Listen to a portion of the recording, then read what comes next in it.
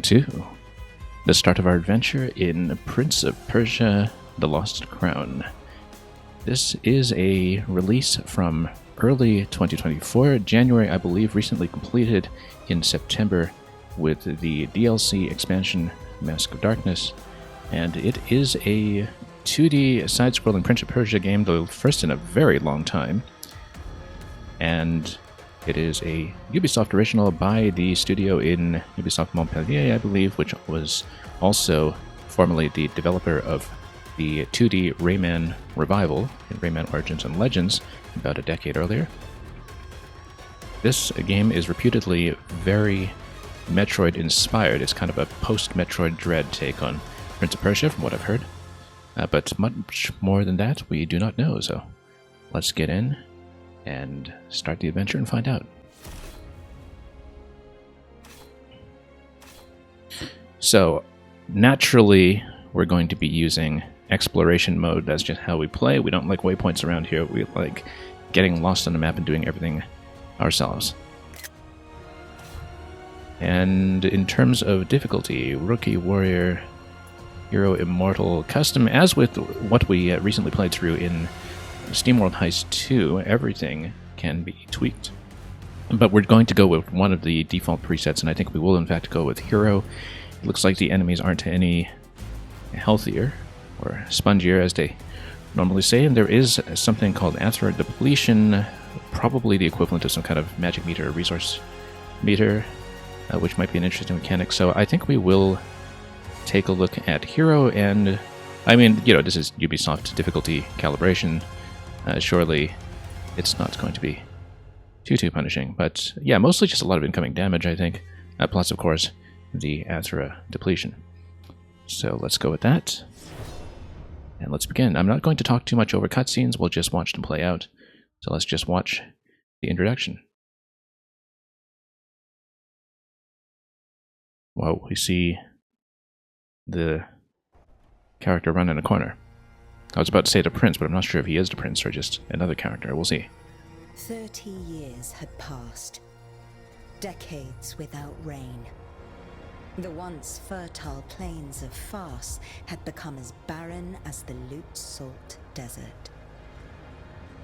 A few arrow shots from Persepolis. The Kushans, bloodthirsty warriors from the east, were attacking Persia.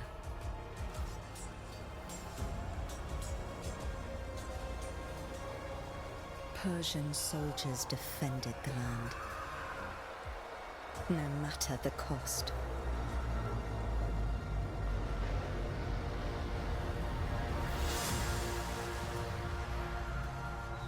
Ardashir resisted heroically, but his men fell one by one. Anahita summoned her remaining strength in battle.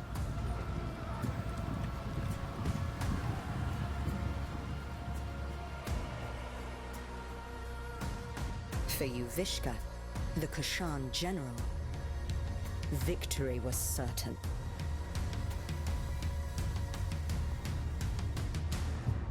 Until history took a different turn.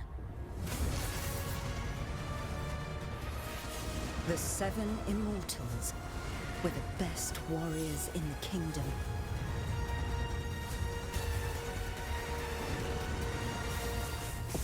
One of them would become a legend.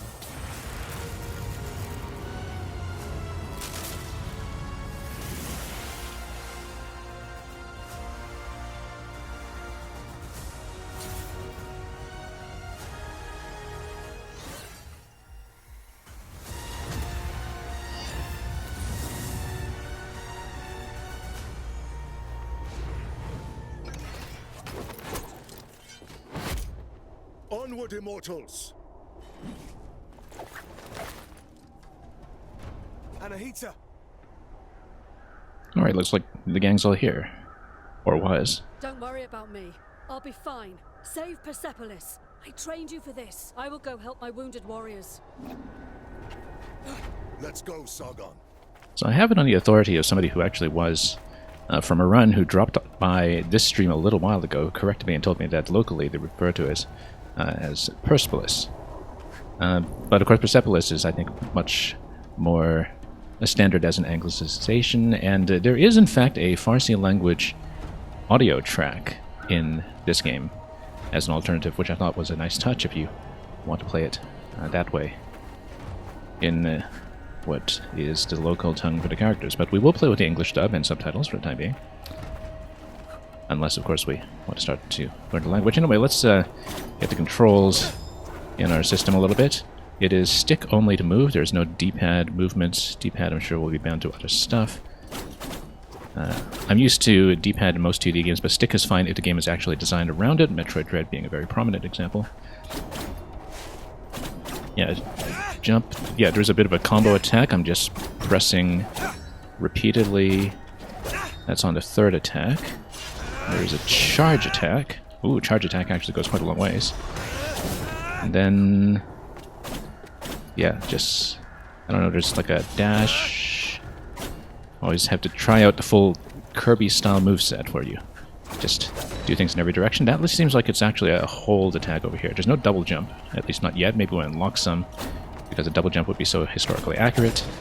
But this looks like it's just a down and stomp. In fact, yeah, no, you do have to point down for it, and you hold it to get that attack. Single attack down is like this.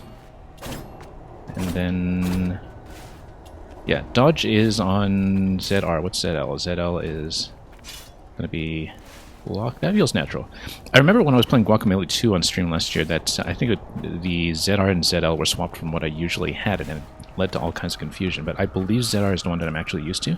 We'll find out, because I have some kind of muscle memory for the dodge button from other games, notably the Bayonetta series.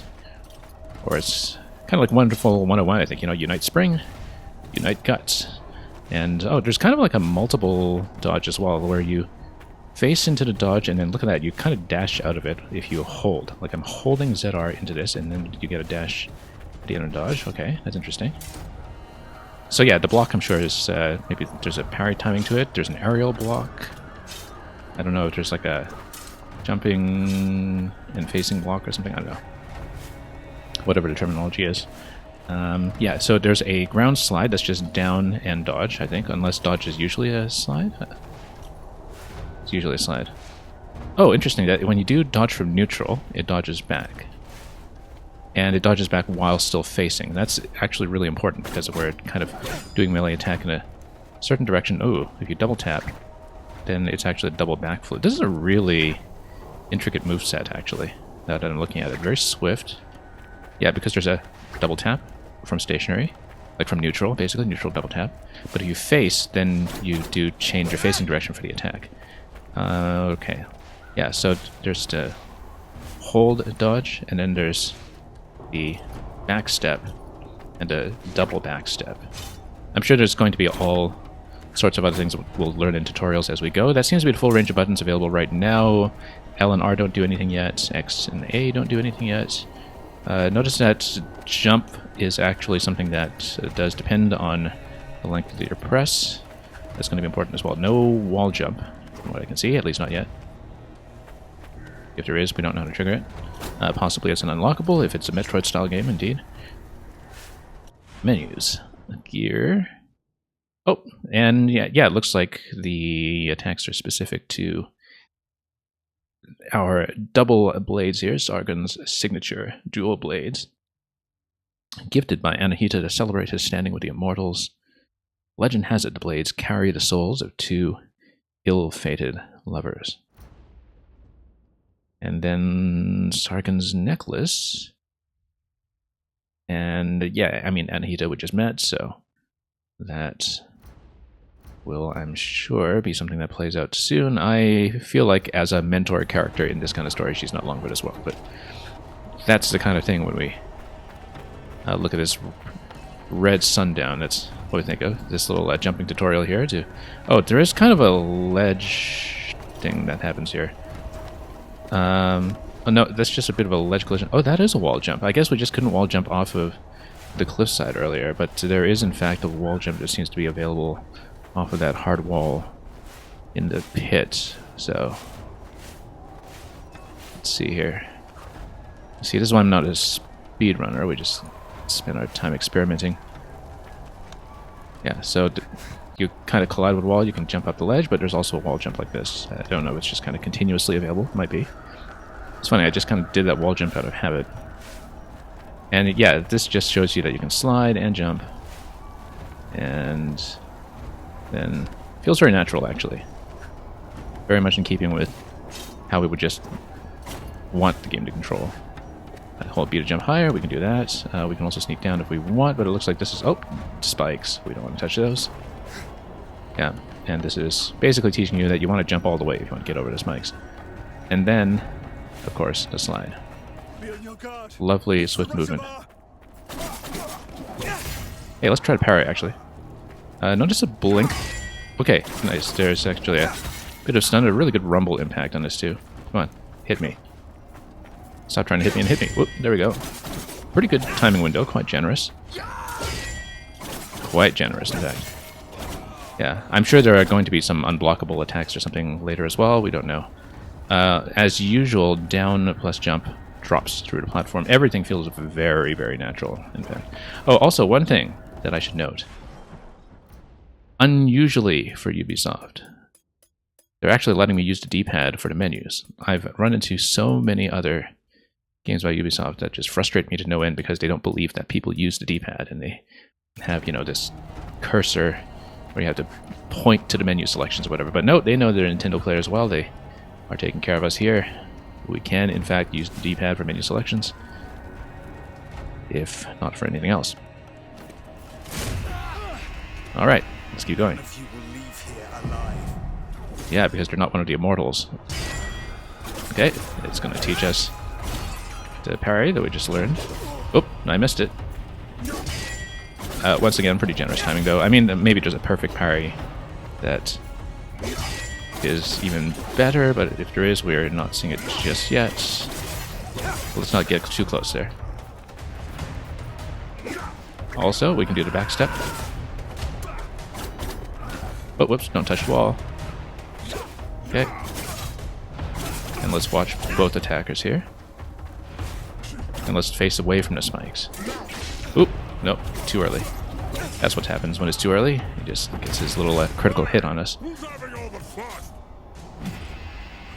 Alright. Orod. Let's clear the path. Follow me. Luckily one of our friends. One of our fellow immortals. A giant of a man.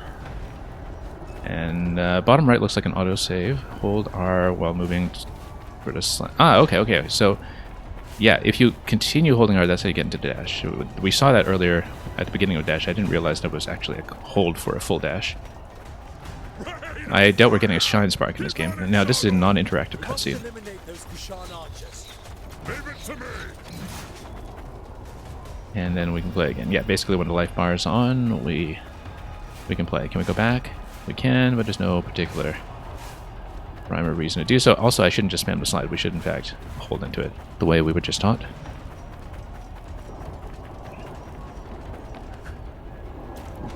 Interestingly enough, jump just kind of does a standard jump and kills your momentum. So you don't get like a running jump. The run goes into standard jump. I just have this habit of spamming the dash for some reason. It probably also comes from, well, other games. Especially maybe something like Metroid in the early game. Alright, let's see what else we can do here. Yeah, okay. Took me a while to get used to, I think, ZL on slide in Metroid Dread, in fact. Every time I play other games where I've put the dodge on ZR the way we have here. Oh, once more just... hey, let's actually block this for once. How do we replenish health? Also, yeah, these guys have been thoroughly stabbed already. No need to stab them further. Oh. How many did you get? I'll get out Yeah. of your way. Let's mind this with care. We're actually taking quite a bit of a beating here.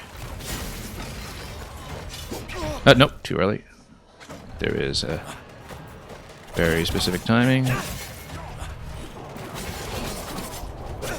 Or, of course, we could just burn these guys down before that becomes relevant. Alright, our friend is kind of in my way here. Can't quite see when he's trying to assist. Yeah. Well, we'll just aggressively push some of these guys down and hopefully not take a game over in the tutorial section. That would be maybe a sign that we're biting off more than we can chew, at least until we get some health upgrades. Okay, so who is next? Now, we still haven't seen how health replenishment works, whether it's some pickups that I can grab on the field, or if there's a manual potion that we need. This is a wall jump. Okay. Whoop. I was trying to flank him with a dodge, and I just didn't quite do so quickly enough. We're quite a ways down with help at this point. No secrets up here that I can see. Love the movement on this, though.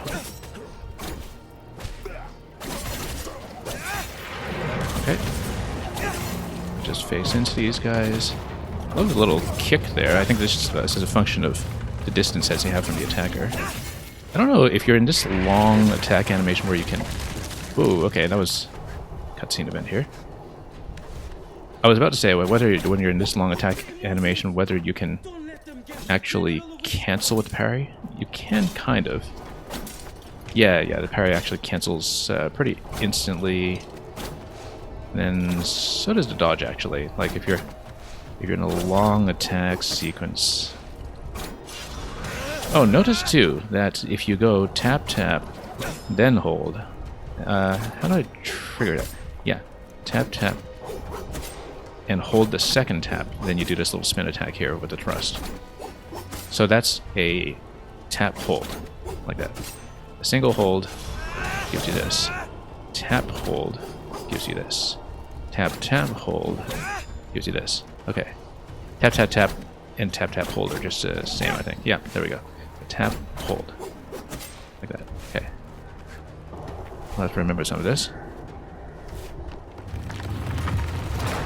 I feel like we're way too far down in health to deal with this.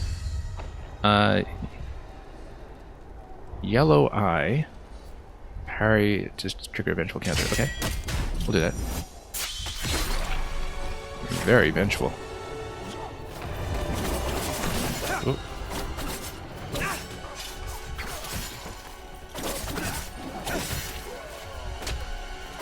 Yeah, it's just a function of you dashing into these guys.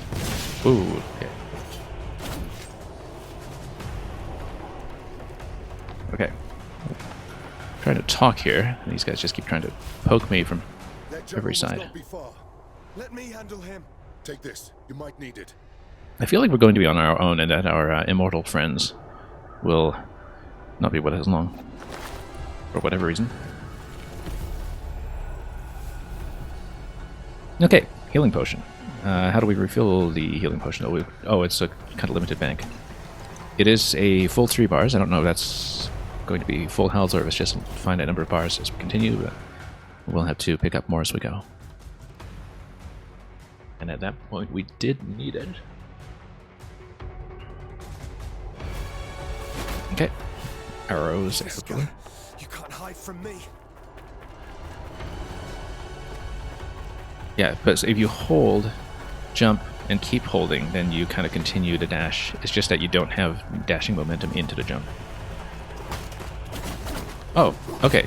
So a single charge attack breaks the door. I feel like there might be some secrets that are hidden that way later on.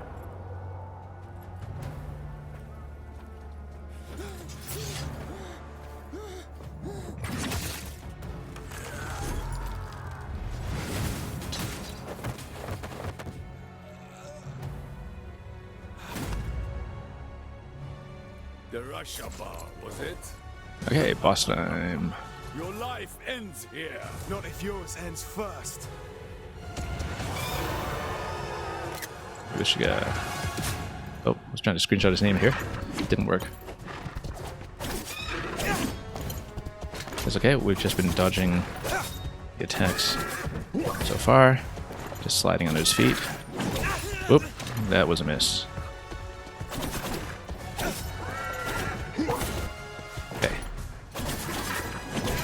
Oh, no. Missed my block timing there.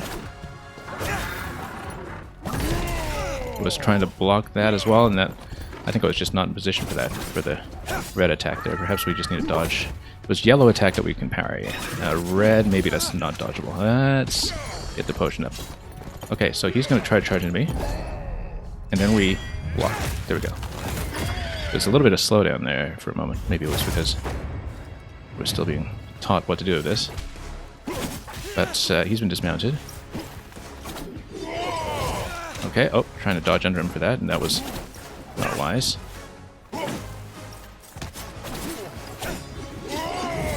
Okay. Okay, countered that. Okay.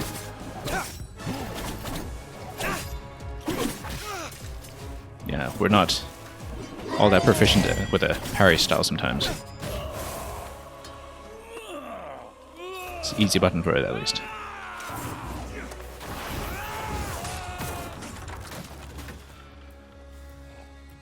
Anyway, so much for Uvishka. Death has come for you. He does make a good point. Anyway, what was our beef with him anyway? We've got our whole squad of immortals coming for him. Protector of Persia, has long left. But should our enemies The dream try to take team. advantage of the situation, they will soon find that the kingdom's bravest warriors will be their undoing.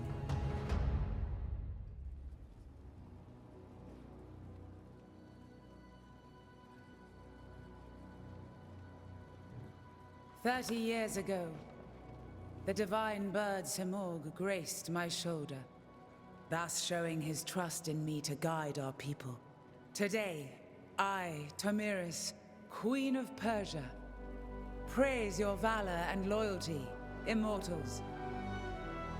Varum, you and your forces have once again saved the kingdom.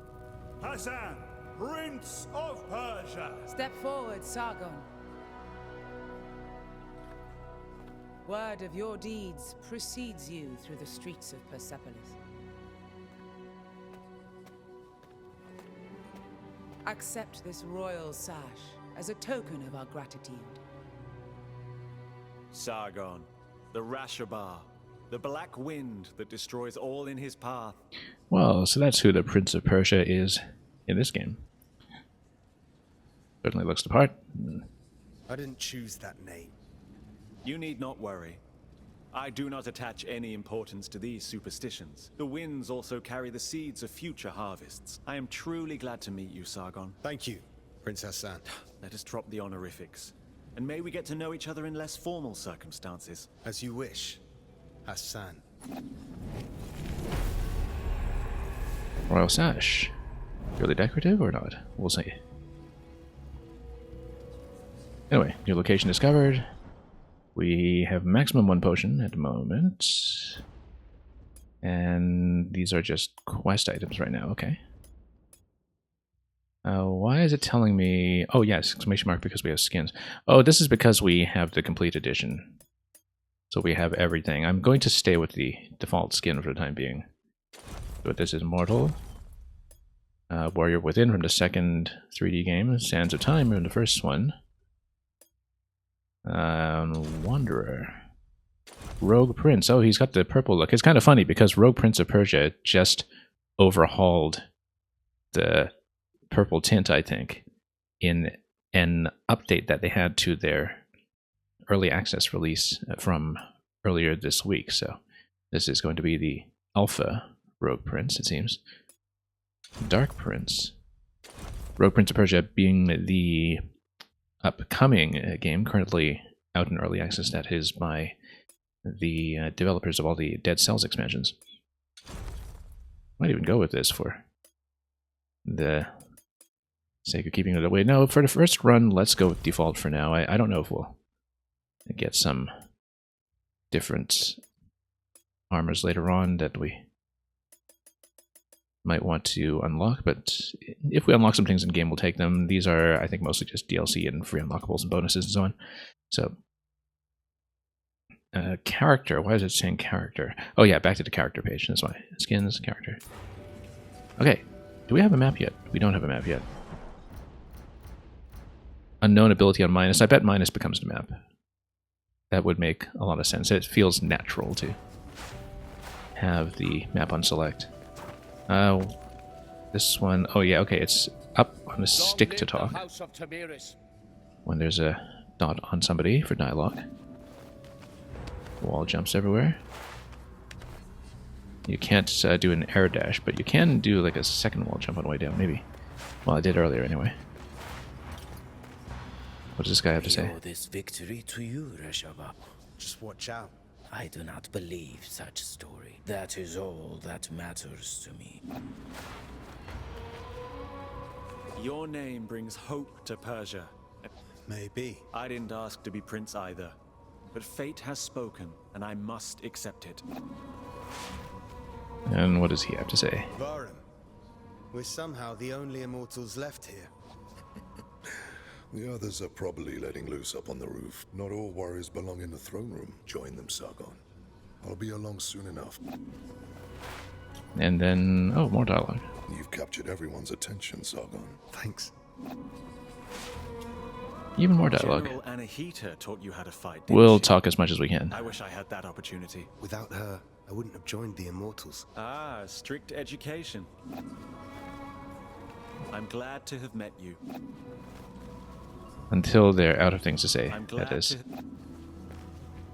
You've captured everyone's... Thanks. Okay, seen that. And let's just keep going. And then, oh, throne room was up here. It seems okay. No Proud of you, cutscene. Sargon. I defeated Yuvishka, and we saved Persepolis. Did we?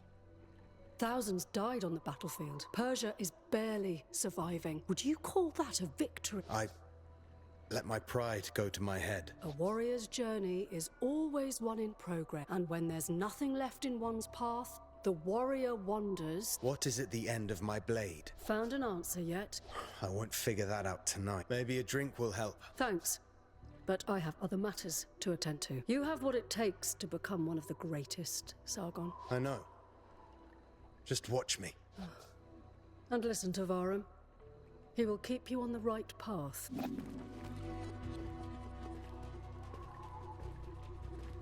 Okay, so we still don't have a map to work with. Looks like we can't actually get back into the palace here, unless the throne room was just to the left. I actually wasn't totally clear on this. No, this is something new. So, yeah, that's just background though. We are only going left, right. Oh, that's sort of interesting. That when I jumped off of this, okay, seemed up the automatic. This is really snappy.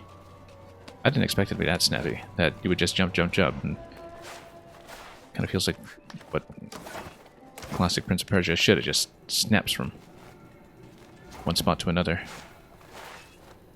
Will be to jump through the platform. I wonder what was to the right earlier, by the way. I feel like we missed something. If this is all tutorial sequence over here, we must have missed something that we had to check on the right side. I'm always trying to go where I'm not supposed to. Okay. Yeah, okay, so that is, in fact, the way to go, given that it is the whole tutorial sequence. So, let's go back.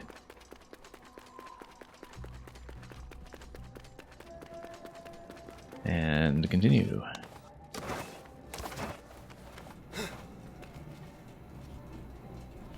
Anyway, semi-solids, as we tend to call them. Anything up here? Not that I can see yet. No, that's just ceiling, hard ceiling. I'm telling you, Prince Hassan may be my son. Oh, that's nonsense. He took everything from his mom, that's all. Alright, you are really not. Who's type?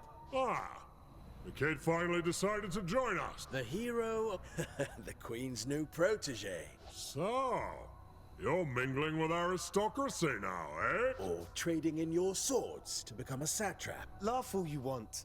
Don't encourage them, Sargon. It just means you've impressed them. Yeah, he's right. If you want to talk more quietly, I won't be far. Okay, I tend to read dialogue fairly quickly, as usual, from extreme past games, but we'll let things play out and listen to what we can. So let's Was Varun see. still with you? Yeah, he's in the throne room. So there. Must be collecting our payment. What pay? Artaban gets paid in scrolls. I can hear you, Menelaus. Not bad, kid. Not What do you mean, not bad? Keep You just don't want to get your ass kicked in front of an audience. Keep dreaming, kid. I bet we do get to fight him. Probably everybody's turns on us, and we, you know, get some ready-made mini-bosses right here. Who used to be our friends. We totally get to fight him. So, I'm going to be will you still disappointed at remember this us point now if we that you're don't. Famous? I'm trying to stay humble. Oh, sounds like Anahita set your head straight. Sort of. In her own way. You know, it is amazing what you did. You should be proud of yourself. We all are. One of our own eliminated the Kashan general. And you are the White Lion's pride. You ragtag bunch of immortals. You have always been destined for greatness. And with Sargon's bravery, that's another one for the history books. We made the city safe. This is cute, but can we go celebrate now? Our usual halt has food and drinks on the house. I wouldn't miss it. Varun! Prince Hassan has been kidnapped. And that's why this game is called The Prince of Persia. Well, I mean, can't he just escape himself? You may be the last to have spoken to him. We must find Prince Hassan. The Prince of Persia doesn't always roll over that easily. Okay, anyway, we probably aren't allowed to just go back for more drinks on the rooftop, but I'm going to check anyway. Because that's what we do. Nope, nothing here. We don't have a map yet anyway. I'm sure we eventually just get locked out of all this since this is tutorial zone anyhow. No fall damage, incidentally, which is good. He's very nimble on his feet. Oh.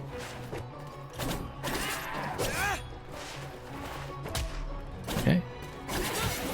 Yeah, the kick is something that just seems to happen positionally, like when you're a certain position away from the opponent. I'm just doing the standard attack, and the kick animation just happens by itself.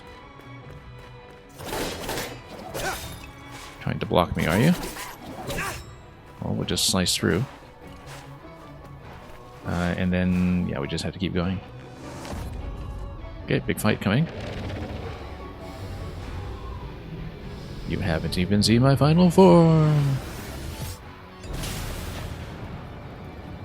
You really haven't seen its final form. Athra Surge. Athra is a sacred energy that burns in every living being. Naturally, we turn depletion on. In battle, the greatest warriors can control their Athra, intensifying its light to use exceptional abilities. So yeah, we have to fill up the meter, and then I guess it disappears between battles. Then. And, oh, okay, so that rewards you for clean play. I see. That makes sense. And then right now it's maxed out at 1, but I'm sure that's something that's upgradable when we can, you know, kind of bank additional meter. Very much kind of like a fighting game mechanic, almost. Hold ZL and Y to use the first surge. Okay. Okay. Alright. Made quick work of that. Okay. And then we need to build up meter. Okay. Oh, whoops. Was trying to block that and we missed. Still need to work on that.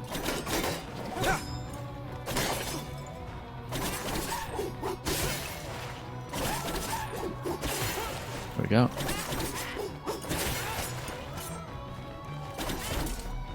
Always kind of tend to dodge as our first resort. Don't use the block very much, but that's just, I think, the habit of how I typically play. Oh, that was actually not entirely intentional, but good that we have a bit of a meter dump that was just available to us.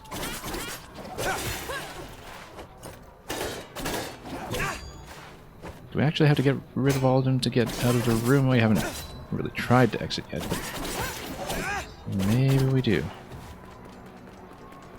No, we can just exit. And watch the cutscene.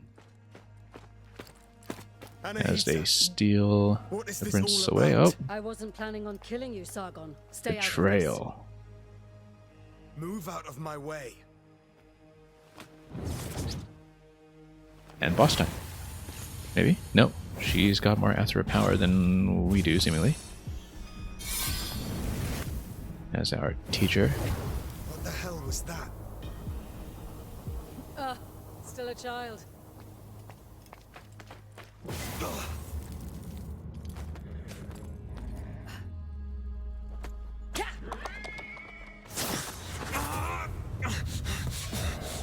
Anyway, barrier's going to lock him down, maybe? Or what is that? Oh, it's something that has been summoned from the deeps. That sword swinging wasn't just for flair. Okay. Hold up, we've got a big guy here. Okay, red eye is going to be dodge only. Okay. That also kind of feels like some of the cues in Metroid Dread. Whoop. Yeah, dodge. Luckily the dodge canceled me out of my attack pattern there. Okay, that's fine. Guy can't hit me yet. Whoop. Probably could have walked into that pretty cleanly as well, but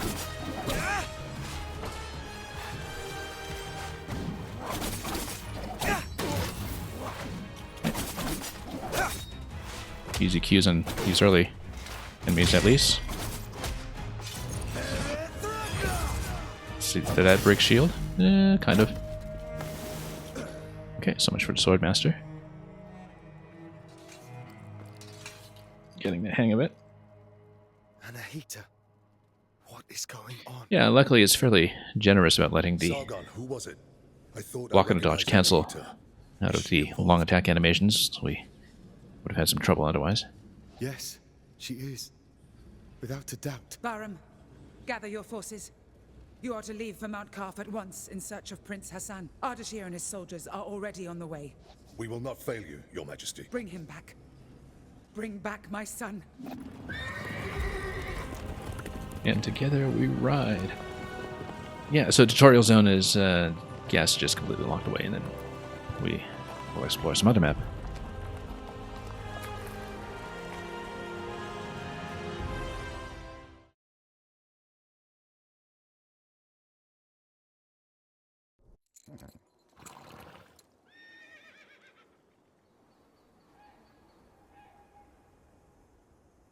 The old citadel. Anahita took Prince Hassan beyond these gates. I can't fathom why Anahita would do such a thing. Sargon, you know her best. What do you make of it? It doesn't make sense. She has always been loyal. She wants to seize power for herself. I guess we'll find out what her real agenda is.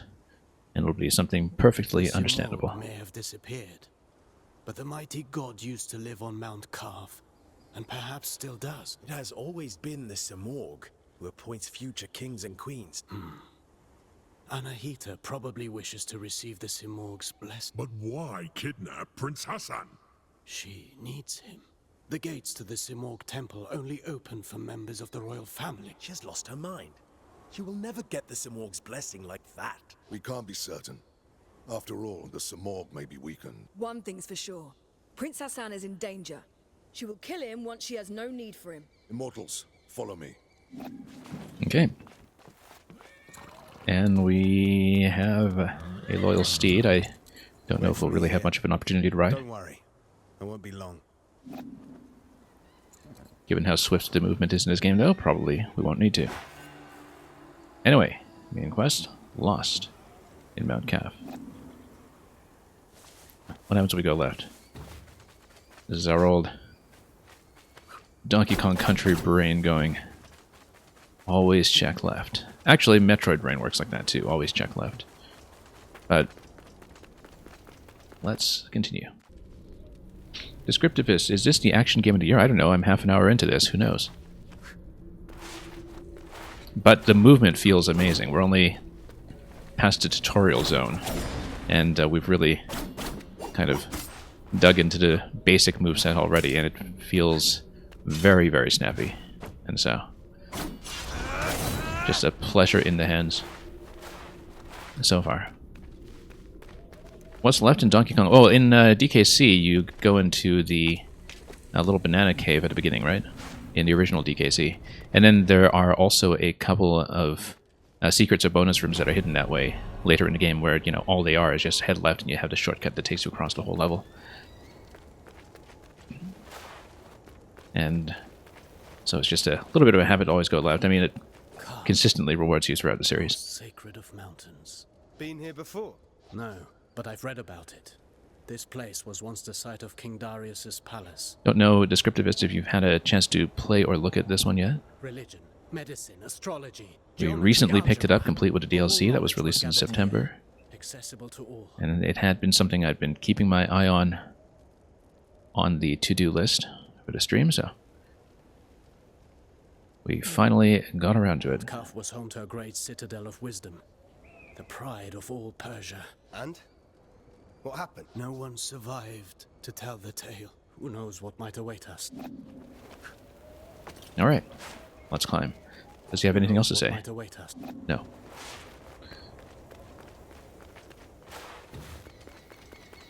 It's going to take a while to cut this dashing everywhere habit, but that's okay. This is going to be a wall jump on this side, except we can't reach this yet. I feel like this implies some kind of double jump or swing or maybe even a side dash ability that we just don't have yet. Because this is totally something. I mean, it's really obvious.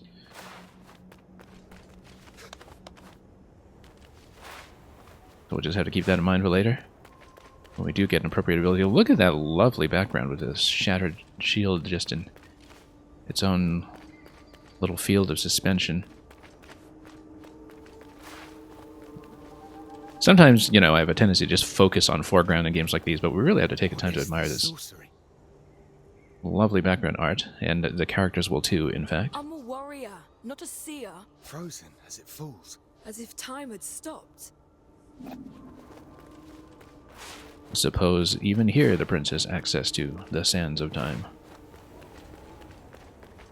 The Sands of Time is actually the only game in the 3D series that I played. I never played 2 or 3, or I think there was a reboot after that, right? Like another reboot, Prince of Persia in 2008 or so. You watched Enterox stream this game for about 2 hours back in January. I used to watch him for Hitman, actually. I know who you're talking about because he's a guy who used to do a ton of Hitman content, I seem to recall. I don't watch a lot of the big streamers, but I do recognize who you're talking about. Okay, this is another bit of a high jump or double jump point that we can't reach yet. So there is going to be some kind of high jump or double jump at some point. Likely a double jump, I would say, just given the genre.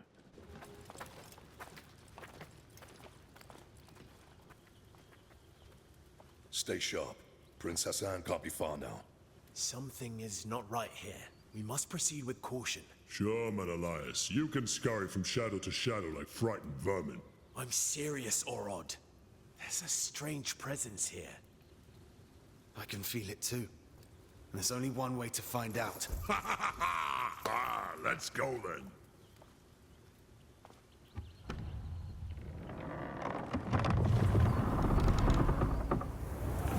Okay, doors open, and look at that, so many poles to swing onto eventually. That's the first thing I notice. I guess it's not the first thing the characters are looking at just yet. But you head into a Prince of Persia game and you see horizontal bars and you know what to do. Especially if they're just marked with blue paint.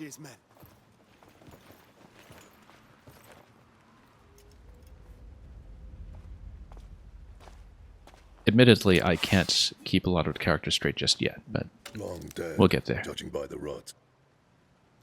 How is that possible? They left not long before us.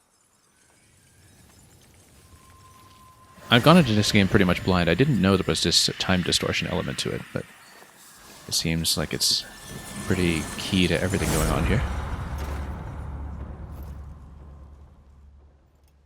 are not welcome here. Stay on your guard. Descriptivist, no, not debate stream, Hitman stream. That's what I was talking about. Yeah. We go east. We don't go anywhere. You'll only slow me down. Oh yeah, you might have misheard me. I was saying I don't watch many of the really big streamers, not debate streamers. I don't watch those either. No, because I associate them with some Hitman content that I've seen. Because back in 2021 or so, the main thing I was playing other than Mario Maker was just tons of Hitman off stream. So it's always interesting to see what kind of trickery people get up to.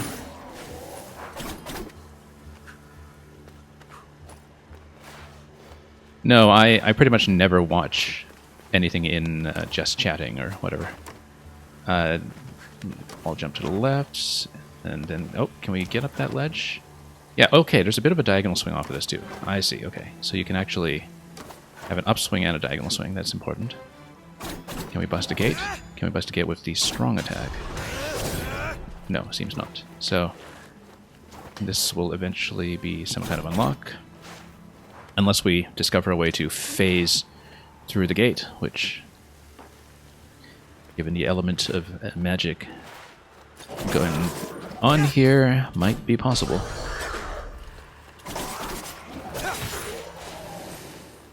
And, oh, little shards here. What are these?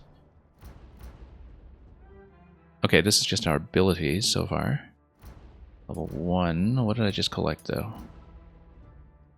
10 of whatever currency that is on the right, possibly for upgrades or something. We don't know what that's called yet. Whoop, there we go. I'll watch our timing here. Oh, missed it. Yeah, really have to watch these blocks, because my timing has been way off.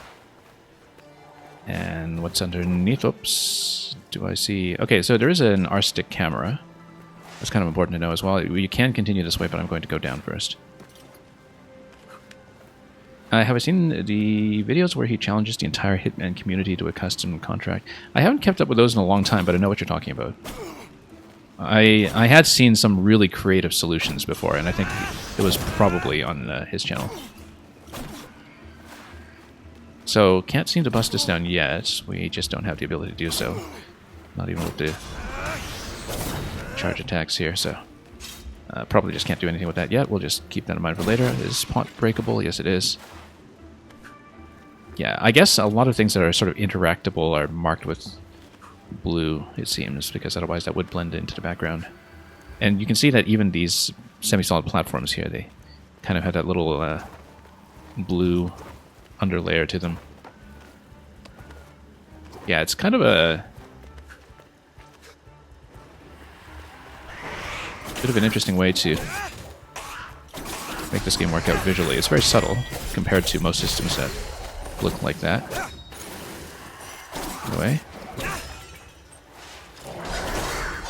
Oh, nope, missed. Wow, that's a big miss. Let's get potions up.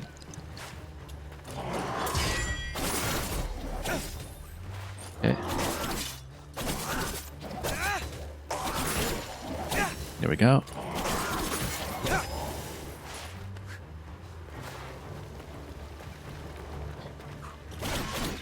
And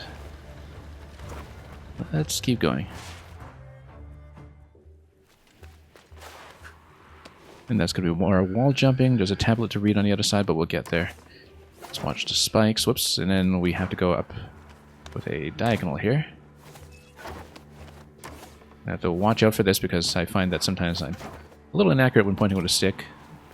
Not that different from the bash ability in the Ori games, though, when it comes to just going diagonal on a stick for a lot of the traversal. And then there's a good mid-air correction, too, as you fall. Actually, there's pretty sizable correction that's possible. And so, let's whack the switch and read the tablets. Mighty Simurgh, the bird of knowledge to Simurgh holds the key to all truth. He is a guardian of time and destiny, keeping everything in balance. Descriptivist, you're saying this year's contract competition video will probably go up on YouTube in the next couple of weeks. Yeah, thanks for reminding me of that, because like I said, it's been a while since I've kept up with those, and I always do enjoy them. One guy got the Creativity Award for knocking all 5 targets unconscious, dragging them across the map of Dubai, and running them over with the train, while taking the train exit, perhaps. You know, where you kind of run them over with the train, and then you can just kind of get the exit animation on that. That would be particularly stylish. I always loved the train exit on that level. Those lucky enough to be touched by his shadow are forever protected from the forces of evil, and misfortune will befall anyone who tries to harm him.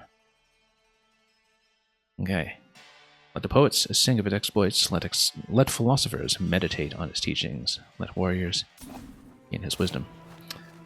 Can we actually raise this again? Yes, we can. I don't know why we would. We would because that actually gives you the wall jump to go back up if you so choose. But we can go back up there anyway from this end, so there's no purpose to that apart from teaching you that the switches can in fact be reverted, which might be relevant to some puzzle later, for all we know.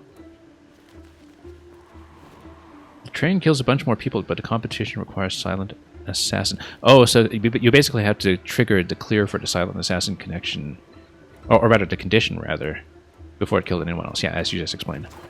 Yeah, I guess you would have to. Yeah. Yeah, that's really interesting. I didn't know it was that tight, actually, that you could do something frame perfect like that if you go for the train casualties. And, okay, let's get over here. So the video still needs to go up, but the result of the competition is already known then, if some of the things like the creativity prizes have already been shown off. Is that my understanding? Yeah, I should start keeping up with Hitman again. I've been off of it for a little while, but I was really genuinely surprised by how much I got into the new Hitman trilogy. So it was one of those games that really kind of came out of nowhere for me as something that was very much my style. Something up there that I can't reach yet. Let's get down here and do a bit of a kick and a swipe. This week he did the award stream, I see. Okay. Yeah, I should look that up. Thanks for letting me know.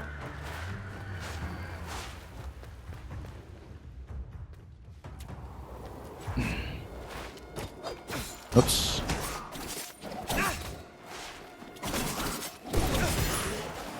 Okay, let's get over. Whoa. That's a grenade, and we have no more potions left, so let's be extra careful here, or we are going to take our first game over very, very soon. But luckily you can swipe through the semi-solids, that's important to know. You can even do a bit of a jumping swipe there, as you can see. Let's not get caught up by these arrows. Dodge to the other side and pop that. Now, how do we get a potion, though? I guess we're getting some health replenishment here for some reason. You've only ever played a tutorial for Hitman so far. Yeah, even if you only do the standard campaign content, even if you're not doing contracts, it's an extremely deep experience. It's one of those games with this beautifully made achievement system where achievements are genuinely things that change the way you play and encourage you to take totally different approaches to learning all the game systems. Look like this is a bit of a guidance glow here, which means we'll naturally defy it and go somewhere else. Nope. You are supposed to go down. Oh, sorry about that. Let me permit your link if you have a link. Or, I don't know why it marked your message as spam. You were saying in the last Steam sale you bought the 2016 mission pack for 3. Okay, yeah. I don't know why it thought... Oh, no, because you had a period and when you were saying to play, and then my bot detected that as a link. Sorry about that. We'll hopefully let you, say your message properly soon. I know that was probably just a typo, but our bot is pretty aggressive about spam because when I have low viewership, we do get some spammers. Right now you're playing UFO 50. Yeah, I should get into that. I know a lot of streamers who have been getting into it quite heavily and trying to sweep through it all themselves. And I only have a vague sense of the concept because I'm trying to stay largely unspoiled for what's going on with it. I understand there's a bit of a meta puzzle element to it, right? Which is something that I would want to discover myself. Anyway, the Smurg is justice and the measure of all things. And let's see. As long as his wings grace the Persian sky, happiness and prosperity will reign. Quite the bird. You're saying indie game of the year? Yeah. I have to catch up with quite a lot this year. I was hoping to make time for Animal Well as well earlier in the year, and we just never What are you doing here? managed to fit that in. It's too dangerous for a child. Don't worry about me. I know the Citadel better than But yeah, anyone. UFO 50 has definitely come highly recommended to me, and like I said, I do want to go into it relatively blind at some point. I know every step. I even go where others can't. If I'm able to stream UFO, then when I get around to it, I can. I am not always well set up to stream off PC, but hopefully that will change. Not exactly sure how soon, but sooner than one might think. I've chatted and argued with every... Because UFO 50 is not on Switch yet, is it? So yeah, because largely I just kind of stream off my Switch for the time being, just given the way I'm already kind of pushing my streaming PC to its limits. And I know every tree here. And it's due for a replacement. Like this one. Are they all like this? Can I read this dialogue again? Let me just... Yeah, okay, we're talking to a child who's, of course, a bit of a surprising presence in this dangerous place. These trees are special. They're called Wak-Wak. They have the purest of Athra. So, stand beneath its leaves to restore your energy. There are many Wak-Wak trees throughout Mount Calf. Tell me, you say you know all here. We're in search of soldiers like us. Our prince is being led by a general. Have you seen anyone like that? A prince? There hasn't been a prince here in so long. I've only seen you. Well, if you've lost your friend in Mount Calf, then you're going to need an Eye of the Wanderer. What's that? It's a very rare, very ancient thing. Do we get it right away? Yes, we do. And it's a mapping item. Now we'll learn what the mapping system in this game is like. Naturally, it's a minus, and it is just by exploration. Interestingly enough, I like these markers here that show you where certain things are. So there's a marker system. You can recenter on the character. You can't really... Oh, yeah, you can zoom out. I was trying to use the stick, and it actually is just on set R. And then zones seem to be demarcated by color. As you can see in the top left, you see the zone-by-zone collectible list. And there's a lot more that we will eventually have to get to. What do we even collect here? Nothing so far. And there's nothing at the bottom left sort, whatever the collectibles are. You've got pages, coins, diamonds, everything. So, I might as well show you a neat trick to remember. what's the trick? Memory shards. Unreachable passages and treasures, which you can access once you've found new abilities. Ah, okay, so you actually get an in-game map marker system to show you what something that you can't reach looks like. But you need to stand there to do it. Capture an image of the environment, which will automatically be saved on your map. Okay, so basically if you have something that you can't reach yet, then you can do that. And then you can see what was in that room. That's interesting. I heard something about this, I think, as a bit of an innovation to a Metroid-style map system, where you don't have to remember what the marker is telling you because you can just look at the screenshot. My name is Faraba. I'm Sargon, warrior of the immortals. Oh, doesn't that sound impressive? Yeah, UFO is PC exclusive, I see, yeah. Back around 2018, they said it would plan to work on console ports after release. Yeah, understandable for an independent studio. Well, Sargon, I'm sure we'll meet again. But yeah, it's definitely a game that I would consider holding off for being able to stream it. And there are a couple of things on PC that fall into that category, in fact. I'll share my discoveries with you when I can, but I'll need time crystals to do it. But it seems like UFO 50 is something that has a lot of community viewer interest sometimes. I don't know why yet, not having played it, but we will definitely kind of keep that on reserve. Time crystals. Welcome to Mount Calf.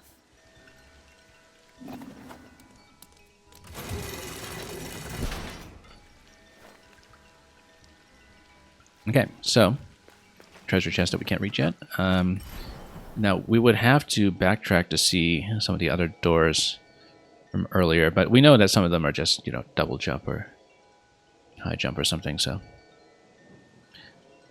Yeah, this looks like this was saying this was one way until you have a chance to open the gate. That was the door that we saw above. We read this already. That's right. Let me try to get back up there.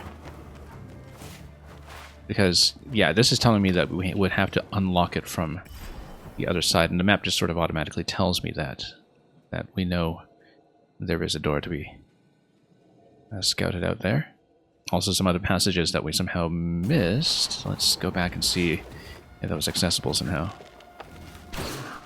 Oh yeah, we were too busy trying to survive here, that's why. Whoop. Come on. Will we reach you? Oh, that was quite the kick. That hit me a little harder than expected. Oh yeah, because we were supposed to parry into that. I tried to dodge into that. That was not wise. Oh, it looks like we have a finite number of memory shards as well. It says 14 there. We can't just take screenshots of absolutely everything. We do, in fact, have to collect some of that currency and dump it, it seems. Or there's some kind of cap on it, essentially. Yeah, I kind of feel like it's the kind of game that, you know, there's so much overlap with the Nintendo audience that you would think that it's going to be one of those indie direct surprises at some point. They seem to have, on Nintendo's end, usually a pretty good read on which indie ports are in very high demand, typically.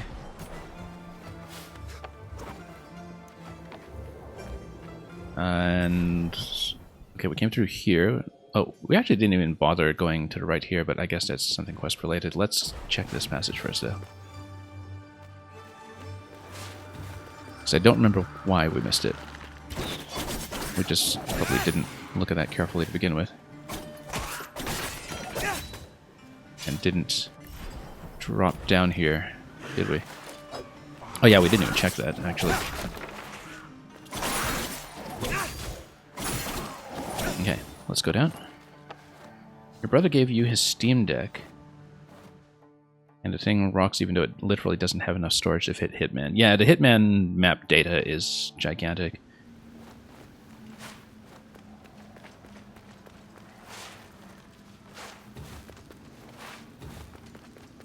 And let's see here. And certainly if you enjoy doing the missions in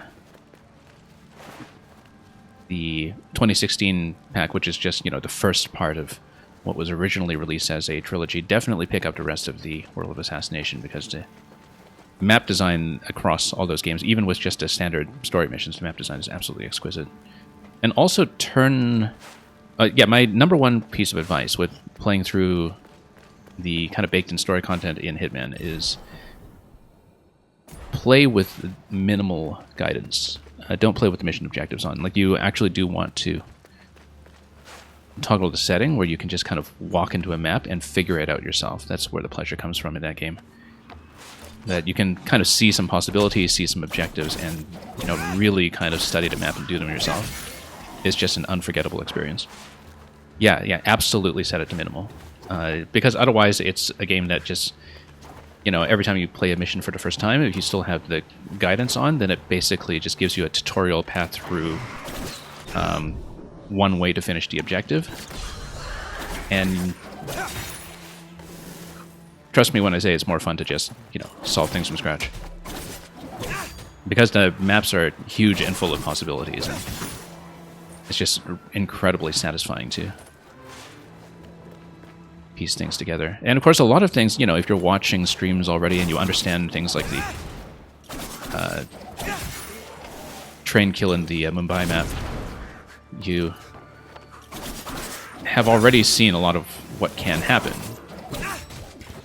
But to piece together the different, you know, puzzle sequences is still going to be pretty invigorating.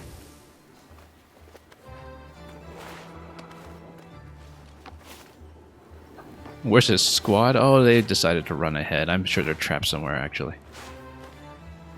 Wouldn't even be surprised if we fight them at some point. But of course we're doing all the work. We did all the work in the first tutorial segment, too.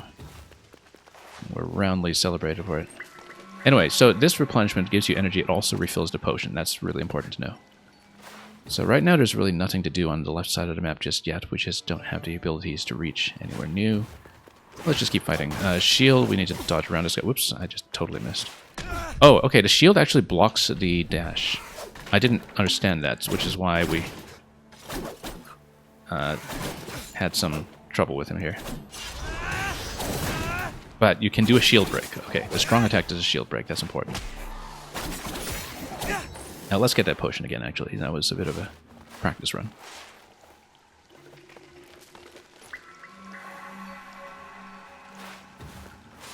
How did you like the first boss? Oh, it was just very much a tutorial boss. It's a kind of, you know, teach the player how to dodge boss. So, haven't seen a big main story boss fight yet. That was before we even got into this part of the map.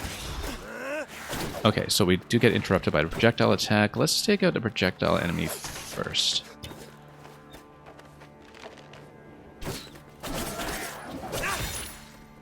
I don't like some of this combat design already where the enemy positioning actually has your foes support each other.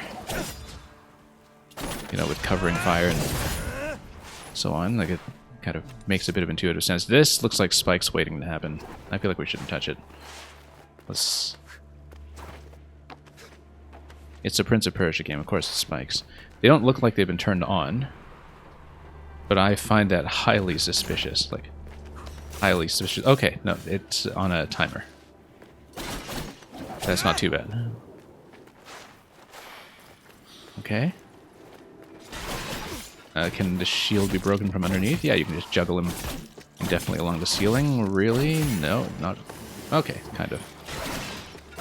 And then something is happening here that is ringing my screen with purple. We don't know what just yet. It doesn't seem to be doing any harm, though. And we'll drop the bridge.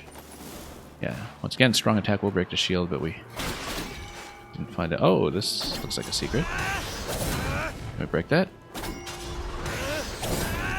No, but we can take a snapshot, can't we? And what's the button again? Yeah, so we use one. But then if we remove a marker, do we get that back?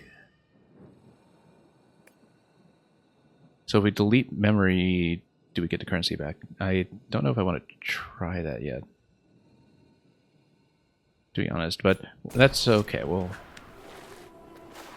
try something like that if we do in fact run out. Did I ever get Tactical Breach Wizards? I looked it up, actually. I have not gotten into it yet. I'm very behind with everything. I've been spending the last month playing Factorio Space Age, off stream in fact, and I'm only a fraction of the way into my file after however many hours. And okay, yeah, so this is exactly the kind of interaction we were talking about earlier, raising the gate for the wall jump. That's something we talked about very early on. This looks like something interesting. Can we break it? Yes, we can, but then there's... Oh, okay, platforms. I was about to say, is there a boss? No, it's just that you revive this whole statue. So I guess the purple on the side earlier was indicating to me that there is an interaction like this that is close by. Up here. And it looks like we're actually following the main sequence, which is unfortunate. I always try to go off path if I can. But I guess it just means that the subtle guidance is working well. Whoop.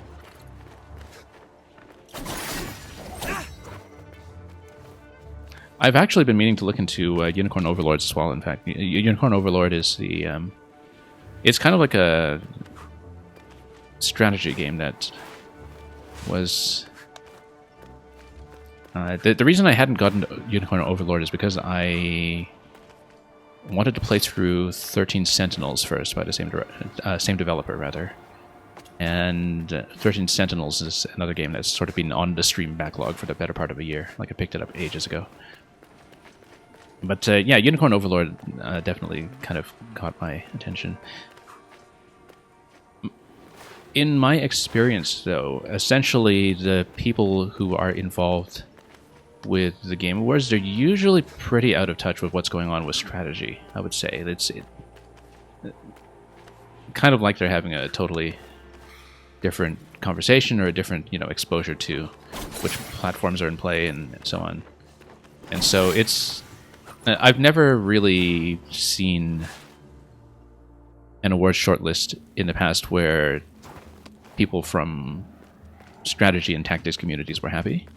I would say that. Like, if you look at past years, I think there's, a really notable snub pretty much every time in that kind of context. I don't know anything about Kunitsugami, though. I don't think I've heard of it. But Unicorn Overlord I am definitely aware of. I probably should have snapped that as well, actually. I don't want to just add a marker absolutely everywhere, just to places that are interesting and not easy to remember, but we probably should remember what kind of restriction this was, so we don't just come back and check endlessly the way that I typically do in a Metroid game.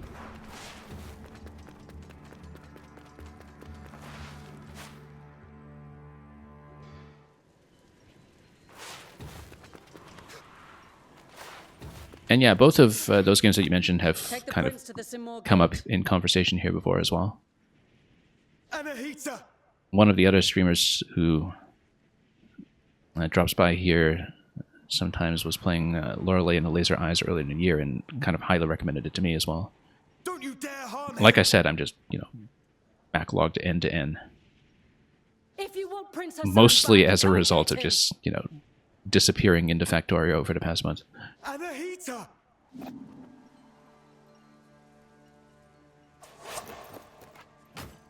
Oh. Anahita was here.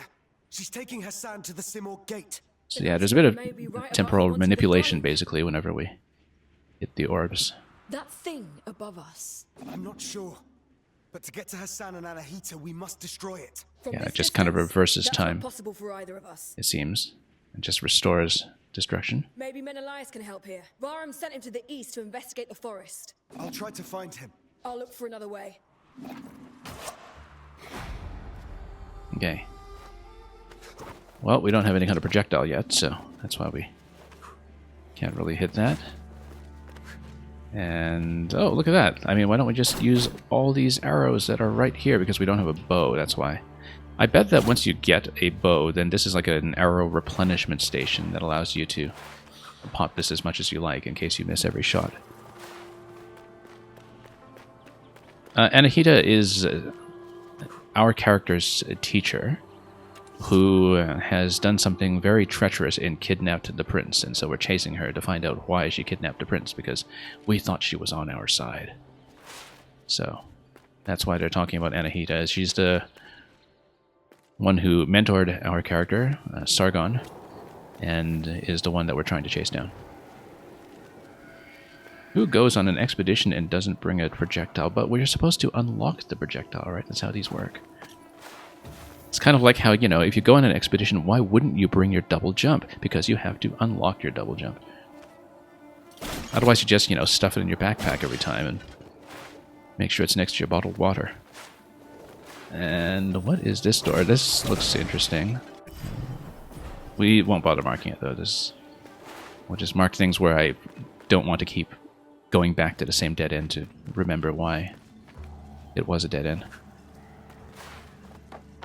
And yeah, another little objective glow here. That also seems kind of inspired by that, butterfly system in Metroid Dread. I'd vaguely heard of this described as a bit of a post-Metroid Dread game, and it's immediately visible how, with a lot of the mechanics and a lot of the ways that visual guidance is conducted. But yeah, new location discovered, so as you can see with the color change, I think this is... No, this is still in the lower city. But, it's a fast travel point. We don't do fast travel around here often. But we'll unlock it anyway. You would never leave the house with a projectile, I mean... That's good to know. Particularly when you start setting up your Hitman loadouts, right? Gotta make sure you've got your tranquilizer darts and everything. I'm talking about the video game, obviously, not real life, when there are places where you probably can't bring your tranquilizers.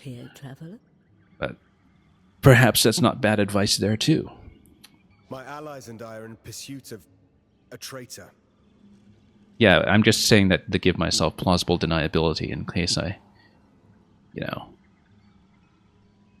become held liable for somebody going out of the house with all of their projectiles heavily packed. Then you and next to their double jump. Trapped here too. Mount Carve has seen its share of travelers. Beware, warrior. I've seen my share of... Even the most determined of warriors must be prepared. Its unique properties will aid you. Just know that each one is precious. I'll make good use of this. How long will it take you to acquire tranquilizers, just in general? Okay, so we've got a blessing here, so that's what this shape is. Slightly increase max health. Oh, I see. Okay, so you can change this as a tree, and then its bonus health is basically like a little bonus buffer. But you don't heal back up to the buffer. Yeah, pretty familiar system, in fact, if you... That, we currently are not wearing anything. Oh, interesting. So this is what the...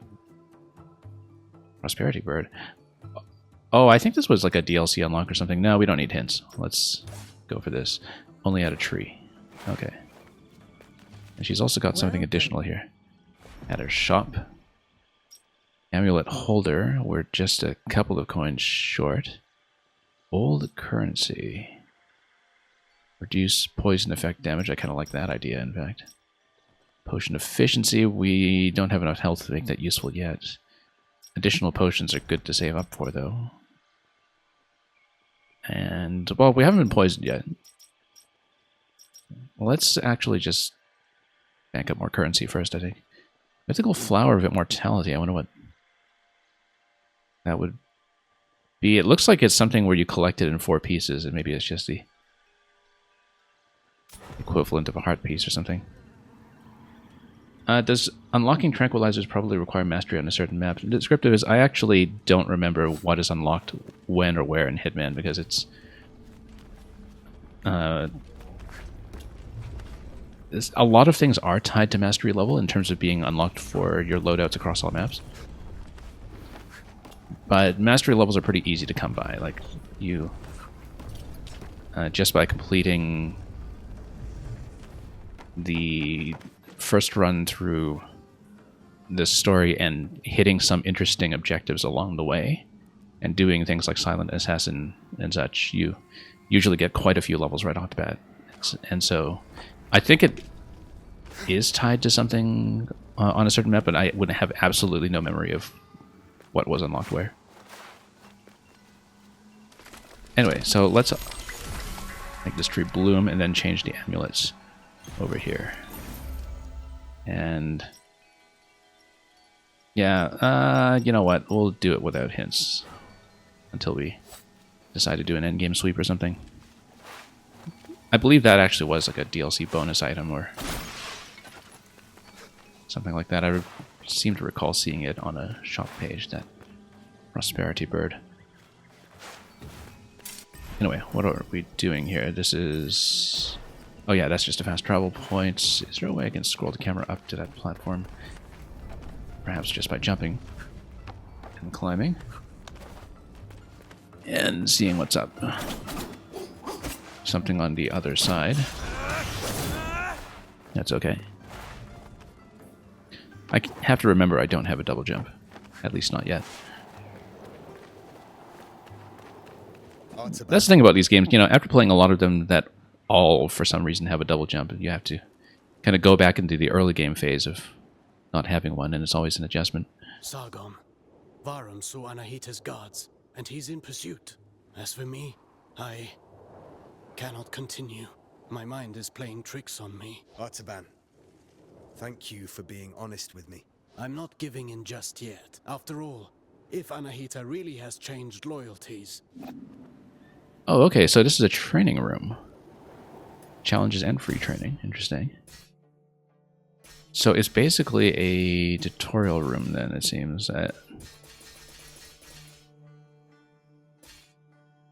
You know, and you get currency for doing them. You know, we might as well just run through them. Why not? Practice some mechanics.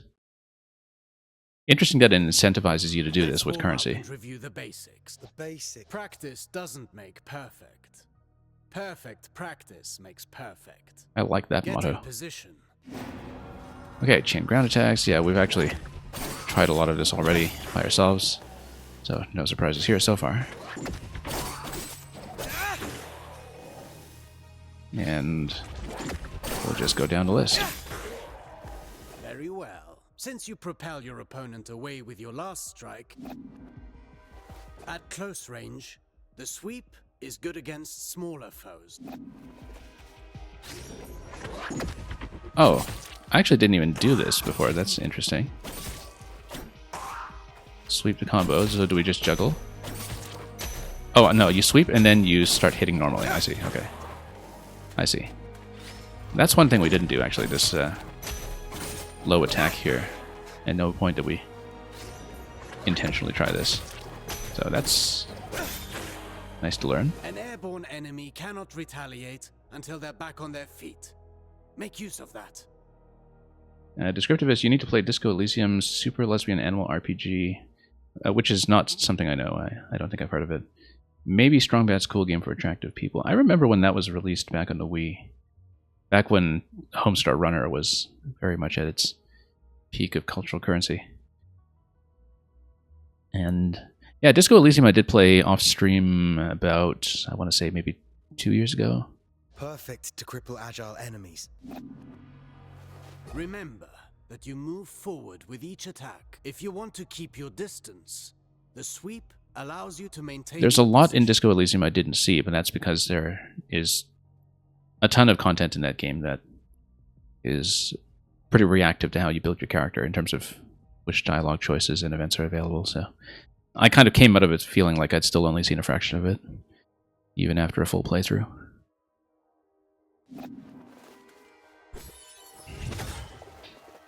Okay, destroying obstacle. Okay, because then you can do a low attack against these ones.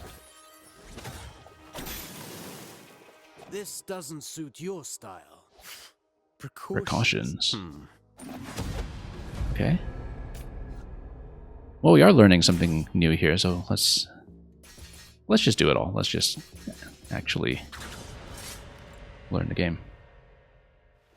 Do you remember what I told you about propelling enemies up in the air? An airborne enemy cannot retaliate until they're back on their feet.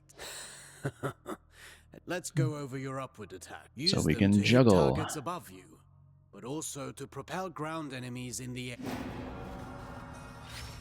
Yeah, quite a nice melee combo system in this, actually. A word of warning. Using the same upward attack twice in a row. Okay. You can also use an upward attack in a fighting combination.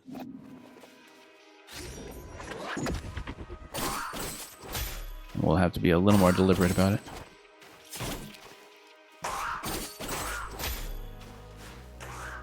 It would be nice to just kind of have a freeform combo training room. Lets you stay in the action. There probably is one, actually, but we just haven't gone through the list of the tutorials first. Now then, the forward slide. And yeah, descriptivist, I think that's a problem we all have. We just all have a mountainous backlog that gets worse and worse. I actually kept it under control for a while for the first couple of years of having the Switch, since I had many more circumstances to play. But now that I also stream, I sometimes have to decide, okay, what is realistic for me to stream, and what would be better off to be played off stream in terms of, you know, the pacing of a game and whether it's something I want to be recording.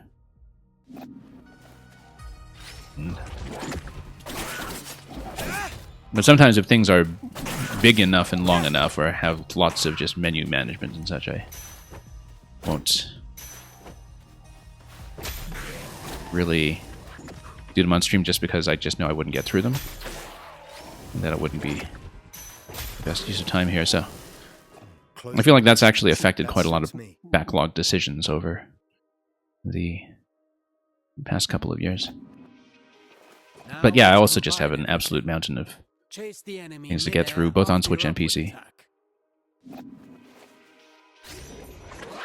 Okay. Oh, we have to let it come down first. Or rather, we jump up towards it. Oh, hold it. Okay, I see. And then we chase. Yeah, this is actually very much a kind of Devil May Cry sort of sequence here. Different inputs, of course, but it's sort of with that back slice upward launcher in your upward attacks. DMC. The same one twice in a row will Exact not give you kind the of thing, same actually. propulsion. Just with side-scrolling controls. I understand. Okay.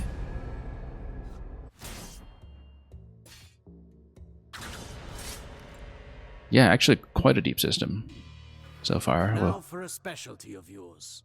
Acrobatic techniques. Ready for the next lesson? just jump into the air. You And know about mid-air combinations. actually, the more I sort of poke around with this, the more it sort of feels like the combat options that you have in games like Devil May Cry, where, you know, you have ways to get back down to the ground, ways to launch, just lots of different movement options for approaches and follow-ups. And we don't get graded on the combos or anything, but You cannot chain attacks maybe it affects after the this currency. move, but it should prove itself useful in certain situations. And yeah, Descriptivist, if you need to pop over to watch the Fastest Furs charity speedrun marathon, yeah, go ahead and divide your attention accordingly. How long will I stream? I'll probably be on for at least the next 2 to 3 hours or so. I usually try to target about 4 hours for a stream, although when I do Mario Maker, it tends to take me a lot longer, depending on how long I dwell in the levels. But I usually target about a 4-hour broadcast. It depends on whether we're at a natural stopping point in this game as well. You know, if we just have a natural break in the map, or in the boss sequences or whatever. You can aim at enemies directly below you. Okay, this we know about already. Down aerial. Oh, no. Oh, okay, no, this is not the down hold. This is just teaching you to down aerial, which we know all about already. Now that's a new way to lift up the enemy. You can send the enemy up even higher with aerial combinations, rather than sending them far away.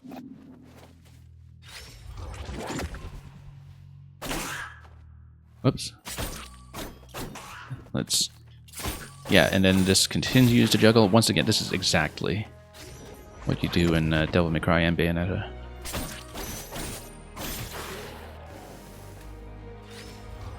Exactly the same kind of movement. Oh, very familiar to us, just different controls. This technique is valuable. You can save on time or throw your foe. Descriptive, we were actually just talking about the Rogue Prince of Persia earlier, and the reason is because I'll show you in just a moment when we get out of this tutorial room.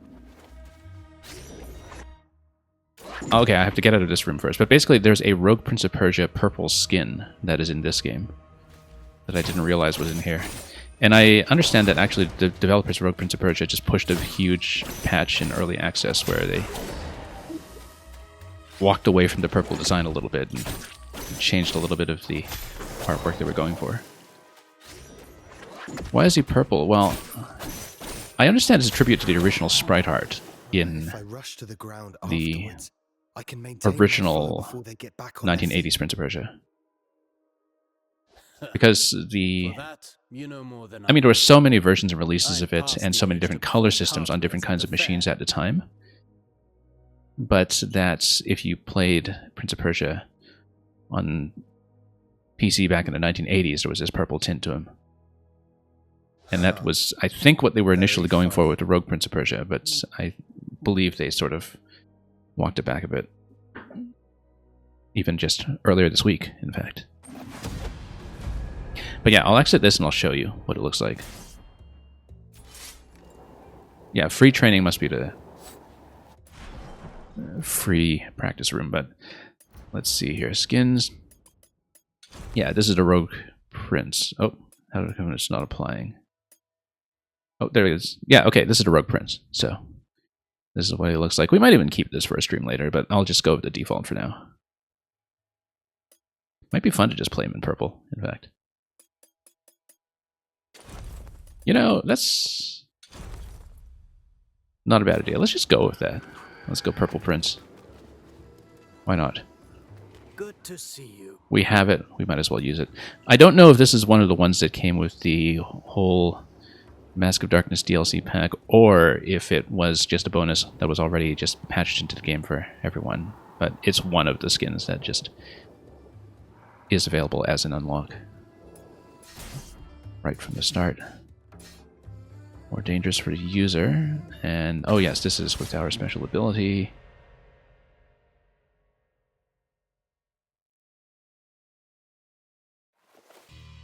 Sargon, remind me what our ancestors said about Athra. Athra flows through the universe and all living things. Yeah, Prince of Persia was ported to absolutely everything, and I think were a lot of version inconsistencies between platforms for everything that was so heavily ported in that era, but yeah, the Prince of Persia was everywhere. As much as weapons are the extension of our bodies, Athra is the extension of our will. Precisely. You've been listening. Athra can be channeled, intensified in your blades, until they are saturated with energy. Athra charged attacks have several advantages. Okay, so now we will charge this up. And yeah, we know all about the projectile attack on this one. Look at you. I can see your Athra. You've come a long ways. Now then, focus your Athra in the middle of a ground combination. Right in between moves. Right, because this is the tap hole. We figured this one out by ourselves.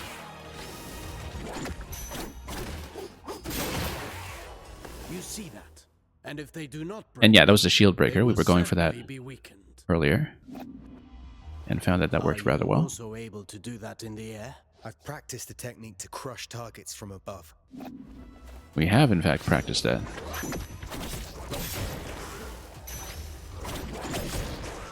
Oops. I guess that was off target. Perfect. These are strong attacks, and they knock back the enemy with proper training. Athra, the everlasting... Okay, let's keep going. Yeah, there's a lot that we haven't even unlocked yet. Down here. And we're being paid for this, so. Fighting style rules above all. The greatest combatants understand adaptability. Knowing your opponent's strengths is key to bringing them down. Take massive and descriptivist, you'll probably catch me when I end stream. Yeah. Hope to see you back, and if not, we'll see you another day. And enjoy the speedrun marathon over there. Yeah, we're actually getting paid 50 of the currency per tutorial, which is why I'm also going through them. I mean, you know, it's fun to learn the mechanics as well in the case we missed anything that we didn't figure out ourselves. But since we're right next to the shop, where we saw a whole bunch of things we couldn't afford, we might as well just pick up the easy money and learn. Yeah. It's just for the shop that gives you some amulets and some other things that we had just seen prior to arriving here. You see the top right, where we see 439?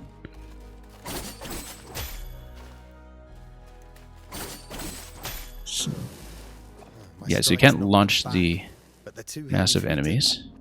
But at the end of this, that's going to increment up to 489 because he's going to pay us 50 for doing the tutorial.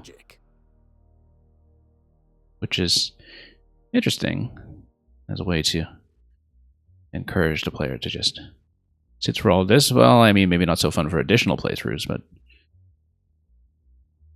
as we're learning the game, that's perfectly fine. You must be vigilant. Okay.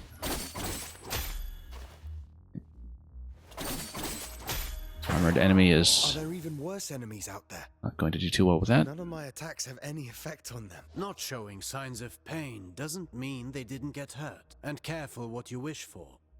The Citadel is full of mysteries. We're not out of the woods yet. Has any of the dialogue referenced him giving you money? No. But it just says on the tutorial selection screen that each one of those is worth 50 the first time you do it. I don't think he tells you that. And one more thing. Some enemies can recover while you're in the middle of your combination. You can't suspend your disbelief for this. Yeah. I mean, it's just a game system, I guess. It's kind of true that I rarely see that where the game just, tries to bribe you into doing tutorials. Some can parry your next strike, cutting short your chain of attacks.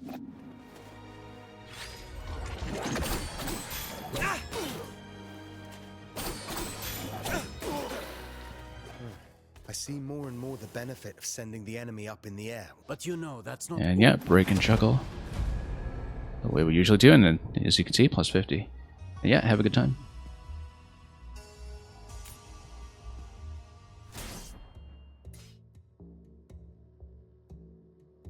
And yeah, the Discord, if you want to continue conversing about this, is right there.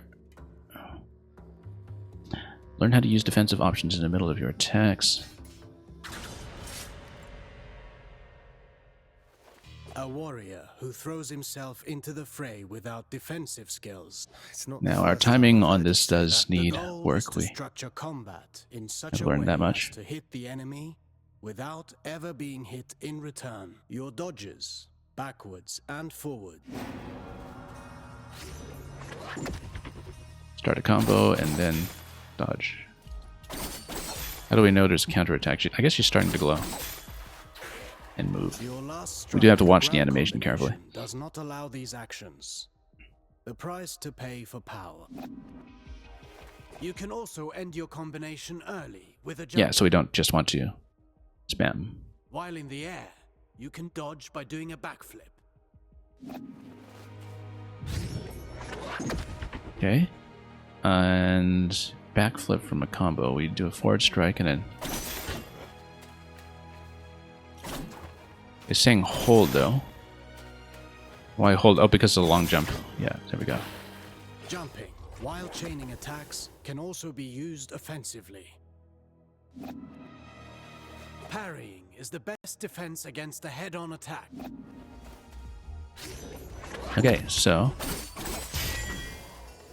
Can't quite see when the counterattack is happening, but... I guess, yeah, you can sort of see the animation for the swipe going on here. Just kind of have to learn to expect that when they wind up. Not all attacks it's hard to see when they're right next to you, perhaps. Both sides, escaping is but we'll get your used to it. best option. Parrying and dodging are not unique to us. And we'll need to watch the enemy as well. As usual. Advanced movements.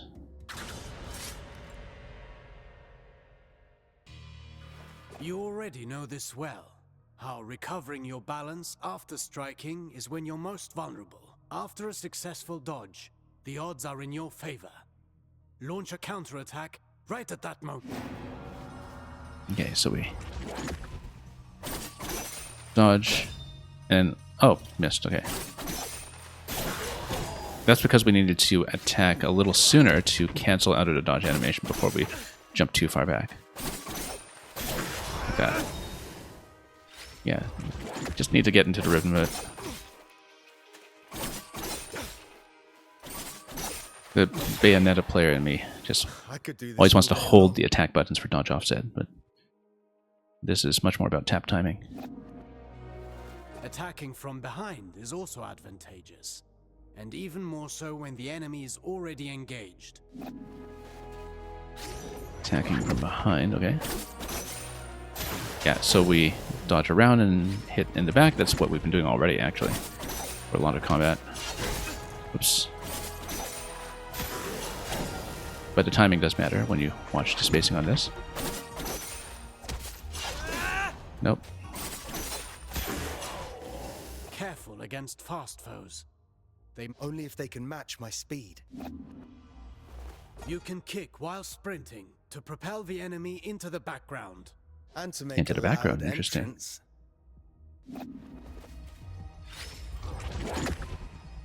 Then sprint to kick. Oh, okay, that's how we were getting the kick. I was wondering why we got the kick. But I like that it works as a launcher, because then you can kind of continue an aerial combo. And then that's kind of a forward kick, okay. Yeah, it is a forward kick, because normally we kick up like that at the end of a sprint, or at the end of a slide rather, but if you actually get to sprint after a slide, then that's a forward kick. I see. And we can be much more deliberate about our inputs after we learn a lot of this. Artaban, I want to perfect my parrying technique. What do you have for me? The art of parrying requires perfect timing, and faced head-on. No, oops.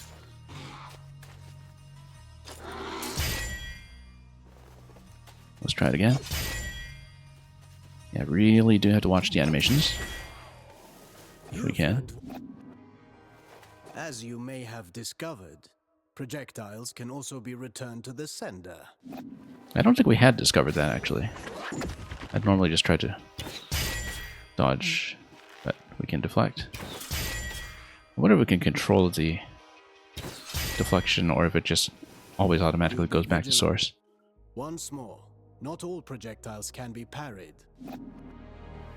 Some moves give you better opportunities to counter.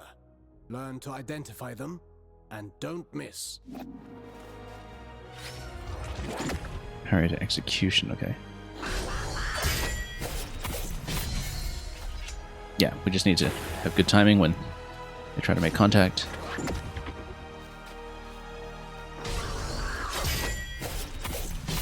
It's a somewhat generous window. We've been missing it a lot up to this point, but Few enemies are able to recover from your Rushabar counters. Actually, I named them downburst counters. downburst counters.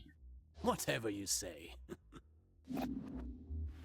I wish I could parry any attack. You know that's Well, impossible. too bad. Even for me. Fortunately, Not the red your ones. senses are sharp. You'll know in advance if an attack can be parried or not.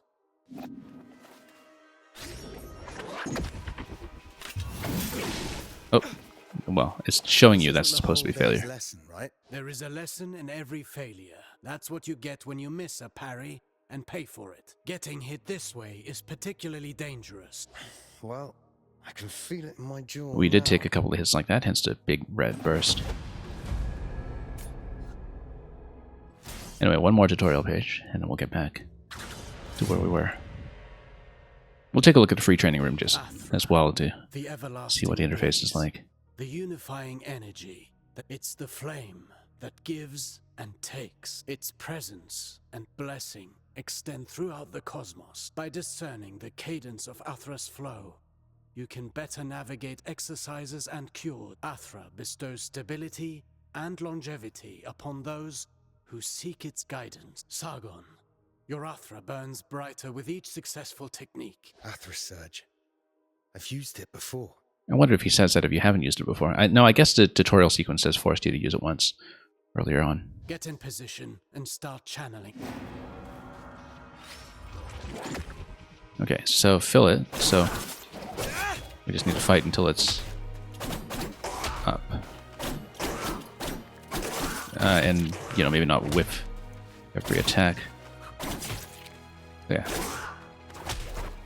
Yeah, the hold kind of follows up like that.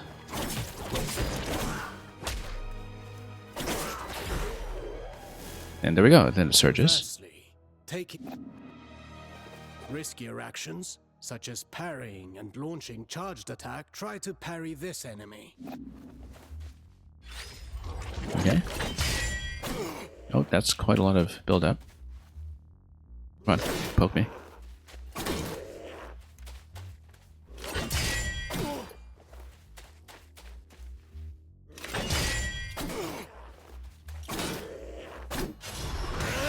Why don't we just break him down that way? Keep in There we mind go. that dodging is safer, but it will not build up Athra.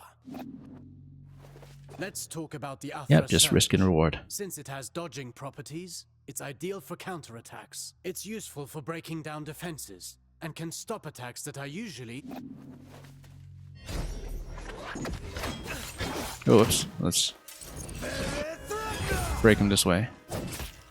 And that didn't seem terribly effective, but on developing their ultimate all right. techniques.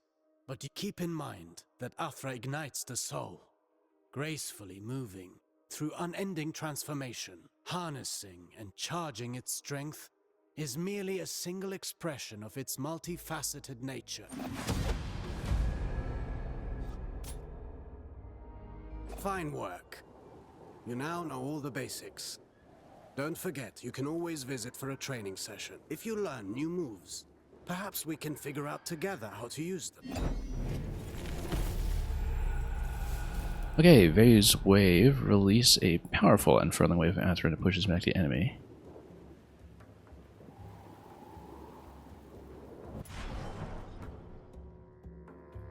So can we actually equip both at the moment now? Well, let's see. Unfurling wave. Ah, okay, so it's just a projectile. This is a shield breaker. This is a projectile. 25 seconds. So how do we swap between? We'll go back to the tree to do that in a little bit. So I'm going to take a look at the free training room first, just to get a sense of what the UI for it is like. We won't stay here long. We do want to get back to the map.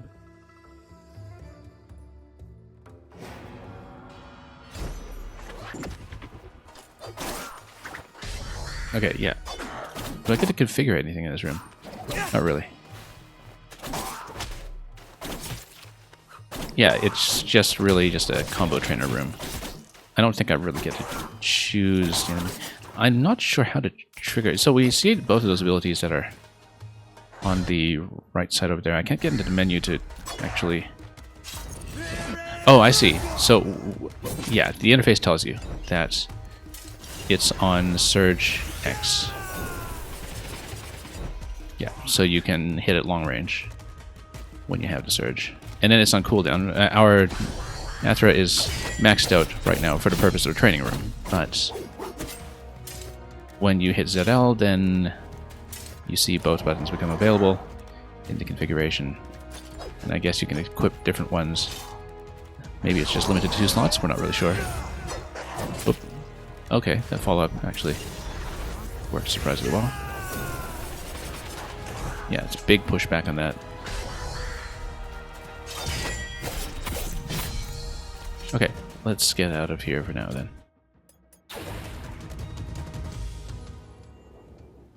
And what else do we have to say? Some. Though I'm not sure what help it would be to Orod passed through quickly. He told me he had glimpses of Menelaus in combat and was off to find him. Menelaus was the one we wanted for the ranged attack. I'm certain To Menelaus pop will that manage. orb earlier. Yes. I said as much to Orod. In any case, Orod will have his back. Also, something up there that we can't reach yet. That's okay. I mean, we'll be back here often. We'll see that again. Anyway, we've got lots of currency for the shop now. Let's take a look at the tree first, just to see some of the configuration that is possible.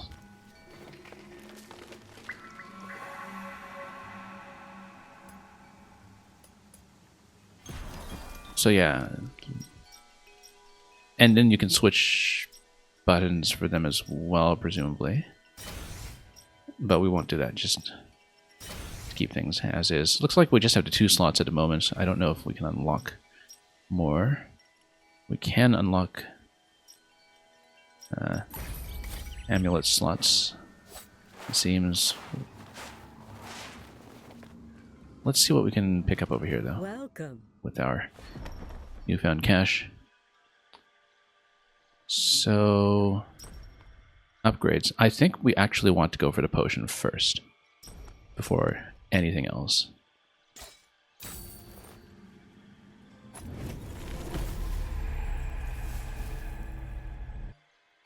Just because of the incoming damage that we've been taking. And since we have the currency, we might as well take Horned Viper. Not that we've encountered poison yet, but our health is low. We don't want to be taken by surprise.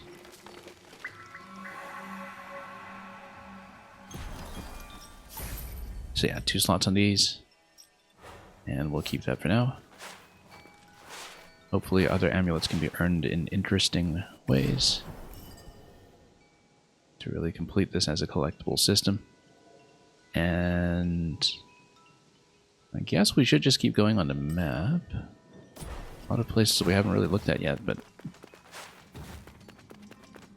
I don't know that we have much of an ability to go there yet. Oh yes, we came over here because we actually skipped over something on the left side earlier, didn't we?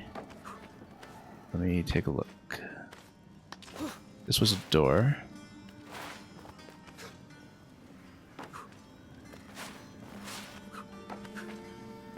And there was something on the lower level in one of these rooms, no?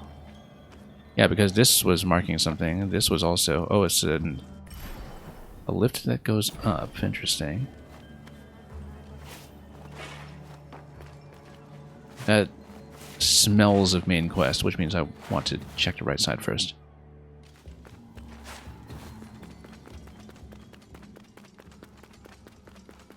Yeah, these little golden glows everywhere. Maybe not quite as disguised as the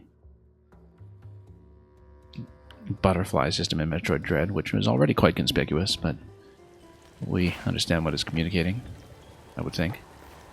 But yeah, okay. Oh, big axe guy over here. Oh, whoops, that's within range of him. That was not good. Got knocked back all the way to the other room, which means we can just heal at the tree, and then we'll attempt him again in a moment. Yeah, it looks like there's quite a lot we can explore. I was definitely looking at going up here first, but I think before we do that, we'll just continue and see what's on this side.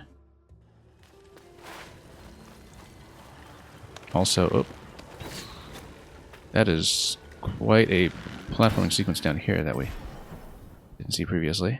It is possible to get up without too much trouble, I think, but we do need to actually play.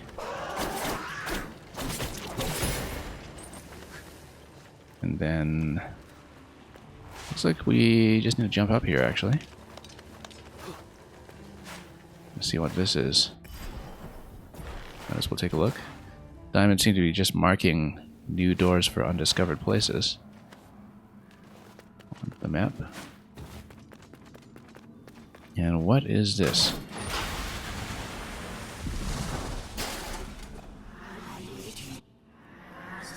Sands of Time. What prophecy? It's a side quest, and oh, I guess maybe we complete the picture. And eventually learn something about the prince.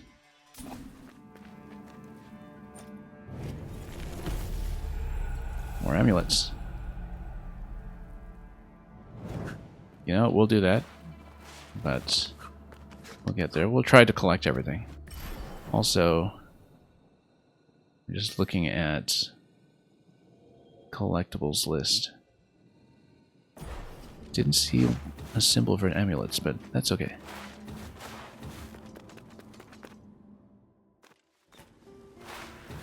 So that's done. Let's keep going down, perhaps. No, we can't. It's blocked off. This is also blocked off. I wonder if I can just bust through. We can't.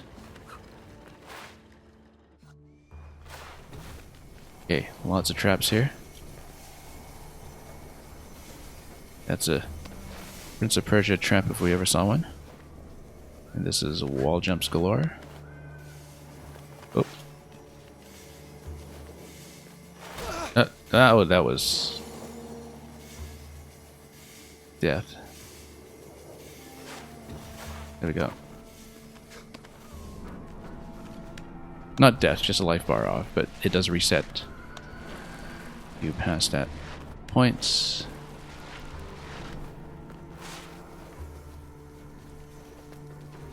Yeah, you see, this part feels like classic Prince of Persia.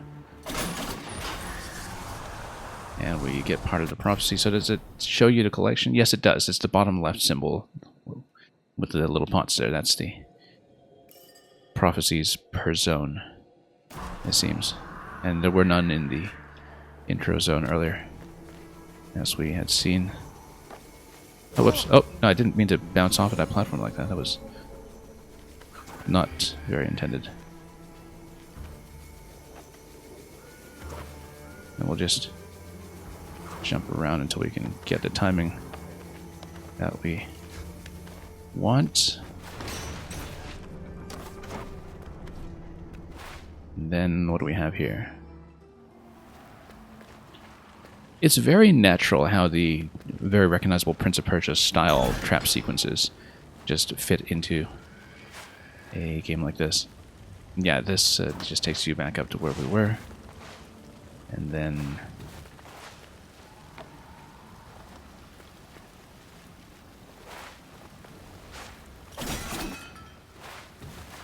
no. Oh, here's a switch.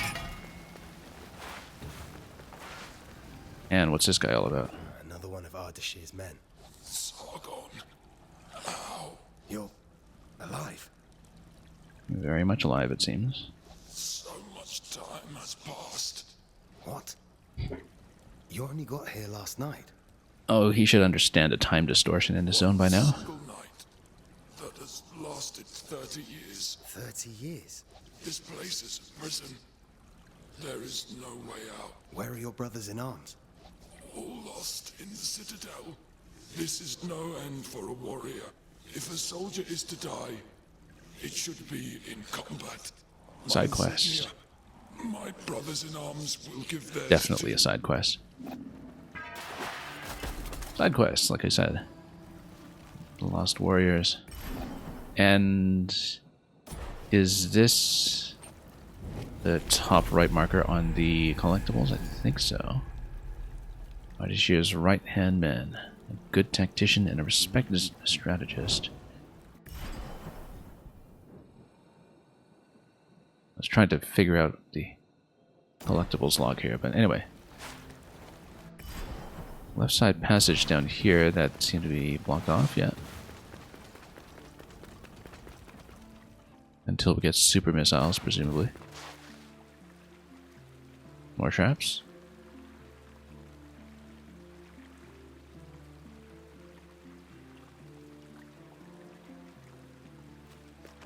Timed platforming sequence. I guess hitting the button makes things go and...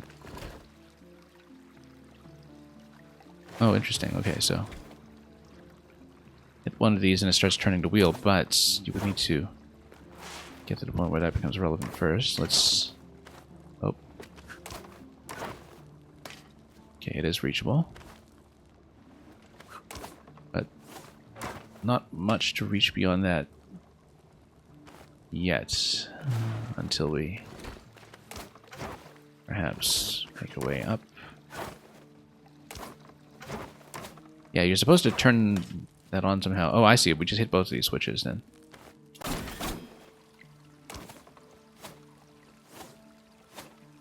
So we opened that up. Now we hit that switch, certainly. There we go. And then we can hit that, which then allows you to turn the gears to the right. So they naturally follow a little bit of momentum and then retract, it seems. Just trying to get a little bit more out of this.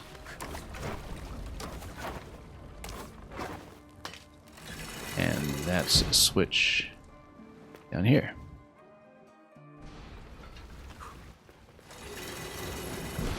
Boss time.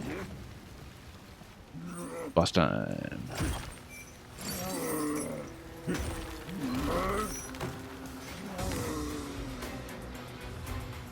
Okay, so undead prisoner. That's a pretty visible dodge. I was trying to dodge that as well. We better heal up. Okay, and actually don't get too deep into the attack combo. This is purely just dodging now. Yeah, we don't want to overcommit to the second attack, basically. Otherwise, we can't cancel out of it.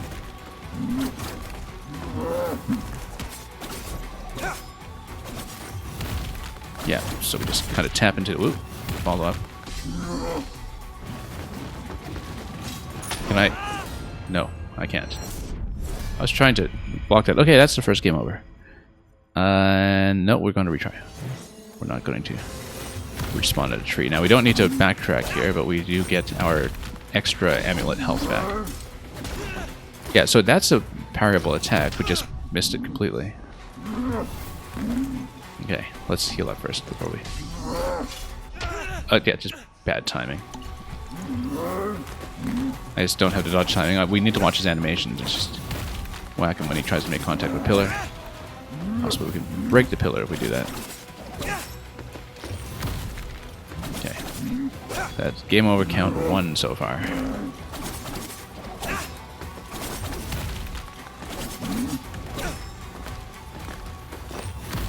Okay. And then, yeah, he's going to be a little swifter about that. So we don't want to overcommit, once again. Don't want to spam the button. We can usually do 2 taps on him. No, bad timing, once again. I'm trying to parry too early.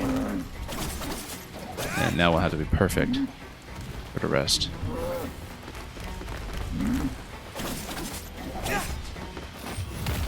Okay. No. No. Yeah, he's just going to try to approach you with that as quickly as possible. And so we do in fact need to parry that. It's not something we can dodge if he just keeps on approaching. Got it, finally. There we go. Smack him down. We should in fact use the surge every now and then too to try to just chip down his HP a bit. Well, don't want to get cornered here.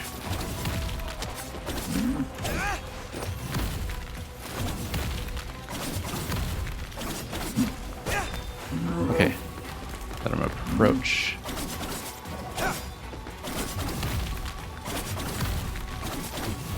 Much easier this time, actually, since we... Well, first of all, aren't getting a yellow attack to deal with, which... Got him. Okay. Yeah, I was definitely going much too early before. And that should make short work of him, and we'll pick up one of these, which is a valuable item. Yeah, max help, as I suspected. These were the piece of heart equivalents. We saw these at the shop. Okay. That went well. Eventually. Let's keep going.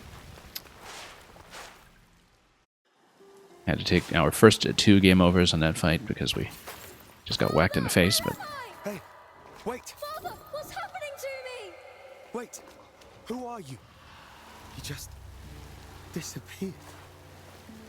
Yeah, I wondered how non-linearly you can proceed through the story sequences, in fact, because there were a couple of different places we could have gone, which is good. I hope the game actually is really flexible, because there are a couple of speedrun trackers and also a permadeath mode tracker, I think, that is there for repeat playthroughs, and I can definitely see the appeal of doing that with a movement system that is this smooth. I feel like this is going to sink as soon as I land on it. That seems really obvious, in fact. Is it? Yep. That's exactly what happens. We can't quite get up to the top yet, though. That's a Double jump location waiting to happen. Oh, this guy looks heavily defended. But juggle. Okay. Oh. Let's not overcommit to any of this. There we go. And then we'll just jump around some hazards for the rest. We see the little guidance glow over there as well. Alright, get over here and fight. Let's not drop down to whatever's beneath, though.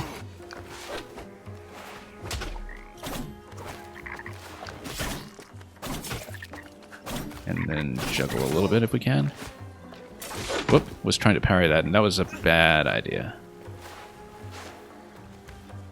Not when he's attacking from above, we don't. Not like that. Alright, get back up here, where are you?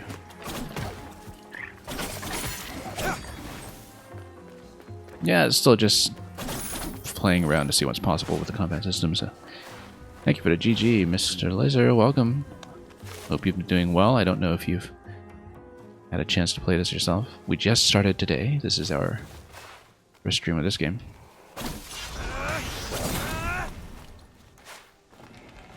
And this is another tree. Let's put on that third amulet that we acquired for attack power at full health. Hello, hello. It is not the first time, but okay. I've seen these trees along my journey, but... No. I'm not a whack-whack tree. I live in it. There are many whack-whack trees across the Citadel. Their branches are a refuge and also a great help for travelers like you. Yes, I've noticed. These trees have always been here, since the start of all life. Their roots are deep, nourished by the primordial Athra that resonates within all things. But now, the forest suffers. Amidst the curse, a creature from elsewhere sows more misfortune and desolation. Here, take this. You'll need it. Moment's breath create an explosion and healing zone that gradually restores health. Level 2, yeah, we can't do this yet because we're not at level 2. But we can put it on X. Or do we just... Or does it automatically go on X, or has it just replaced this? It seems like it has replaced this. Yeah, we... Are we even at level 2? I don't think we are. Oh, level 2 is the new max. Okay, yeah, so we can in fact do that. So we create a healing zone. That's interesting. Because we've definitely found that replenishment has been a challenge from time to time. And yes, we'll put this on as well. And then we'll leave the surges as is. Be careful, Sargon. Stay a while. Thank you for the warning. All of the forest is dying. Isn't it the curse that is killing the forest? The curse? Yes. Broken time means broken space. I see. An uninvited creature has come to take advantage of Mount Calf's misery. It's the same as the enemies of Persepolis. This I can deal with. You're a very brave one. Okay, we can totally drop down below. No hazards here, just enemies. Maybe we can send this one up to the spikes. That might be a fun way to proceed here. Oh, if we don't just drop down everywhere, of course.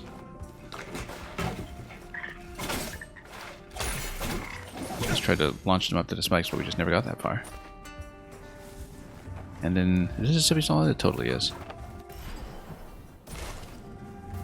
Not a trap or anything, but there is... It looks like there is a little slot over here. We don't have a way to get into it.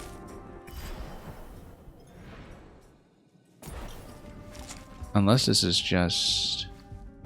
Oh, this totally looks like an opening, though. Like somewhere that someone could slide into.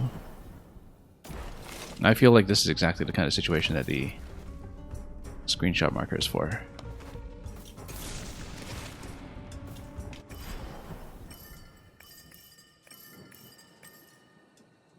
Yeah, because that seems suspicious. There's a little slot to the left here. We don't have a way to climb into it, though. We don't have a morph ball form, so to speak. But maybe that's exit only or something else.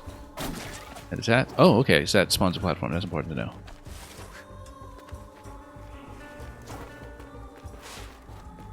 And we skipped whatever was down there. That's okay. We'll see it eventually. Oh, look at that. Our old friend. Or not. So, yeah, Mr. Laser, this is, I think, I had heard about this beforehand, that this is kind of the central innovation of the map system. So you see the currency that I have on the top left under my potions. So we have a finite number of markers that are screenshots that we can take on the map. So we don't need to guess about our own symbols when we mark something interesting that we want to come back to eventually. We can just look at the markers, and then we can see, you know, that here I was looking at something that looked like a hidden door on the left side that I couldn't bust down yet. And then here I was looking at a treasure chest that would eventually require something like a double jump. Then so on. And then here I don't have to go back to that place to try to remember why it was I hadn't explored the part of the map. I can actually have a bit of a memo for it. So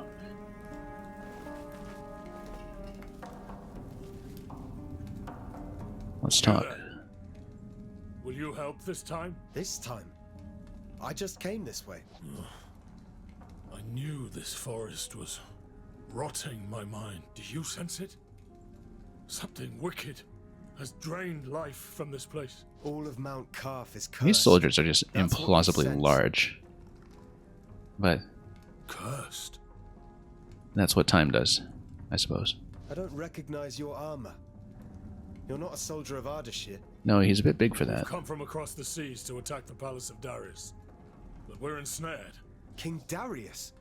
He's been dead 30 years. The palace. Yeah, so everybody's been displaced. So long? One way or another. Quick, go find my brother in arms. He'll help me get out of here. I hope he doesn't mean the guy we've already nuked on the way to get here. I don't know what I have to offer, but help me before my mind rots more. Sure, we'll accept the quest. About this place. The deserter. Anyway, there's more talk here, so My friend. I guess we'll find his friend.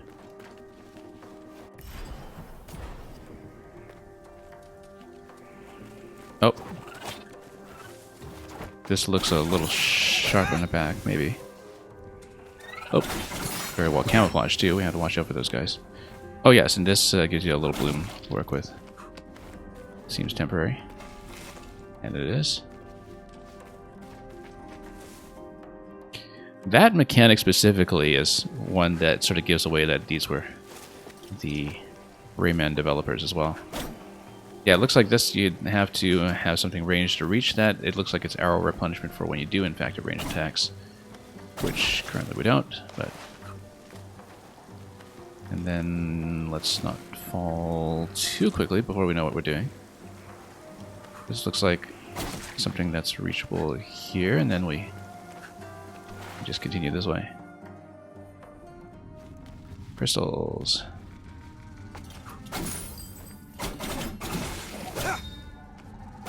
Yeah, just more cash. Which is fine. We could use it.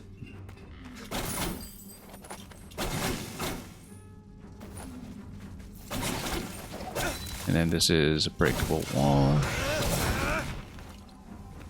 And what do we have here? This is glowing. Collectible item acquired. A tusk of Erlich. Sharp and long with remnants of dried blood. Whoop. Jumping right into this little trap here. Let's...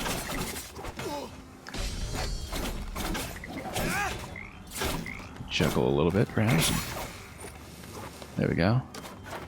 This is the zone with the orange markers, as opposed to the zone earlier, which was blue markers. But yeah, there's a bit of a consistent zone-wide coloration for interactable platforms, it seems, that is part of the visual identity of each biome or area. I keep saying biome like it's, you know, map generation or something, when it's all very intricately designed as a zone. Whoops. Didn't really see him in position there behind the pillar.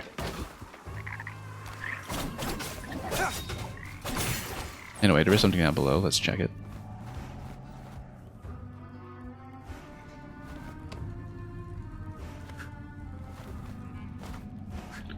And bust it. Oops. A little closer would be nice. And yeah, there's a back passage over here. We'll check that eventually. We'll check everything in due time. What's up here? It totally looks like that's traversable up top. Eventually. What with those spikes there? Oh, I don't know. Might just be decorative. Can we just kick you up to the spikes? Not really. Couldn't quite reach.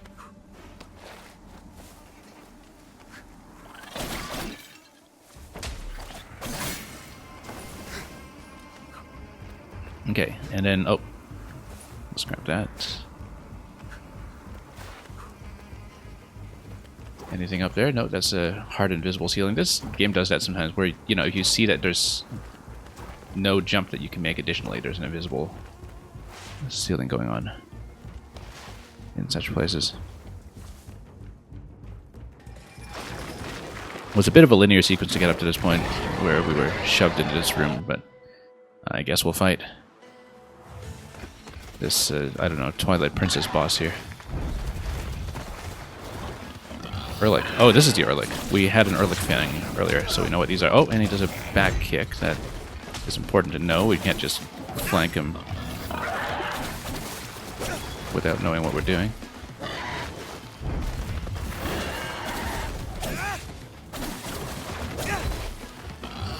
Okay. Watch out for the back kick. He does it. That was definitely a bit of a surprise the first time. Oh. Yeah, a lot of dodging here seems to do the trick, though. Yeah, he does. Whoop, that hit hard. I need potion. Come on, hang on. Give me a little room to move here.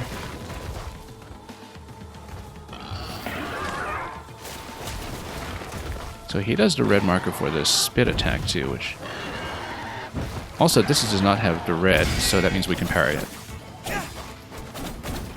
I should have noticed that. We should probably still get him from behind, though. A back kick. Oh, I was trying to dodge that, but missed.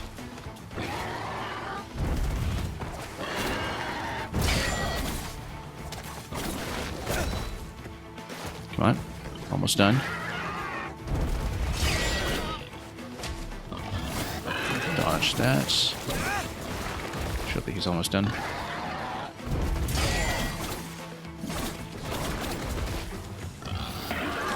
Whoop. And, oh, that was trying to dodge the back kick again, and we saw it coming, we just totally missed a dodge input for that.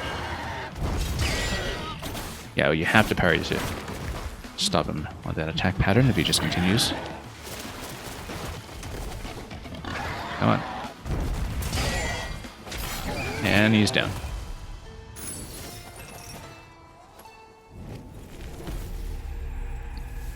Convert a small amount of damage taken in Aether buildup. We've been underusing the Aether powers, actually, so until we learn to dump them a bit more regularly, I think we should maybe just keep what we currently have.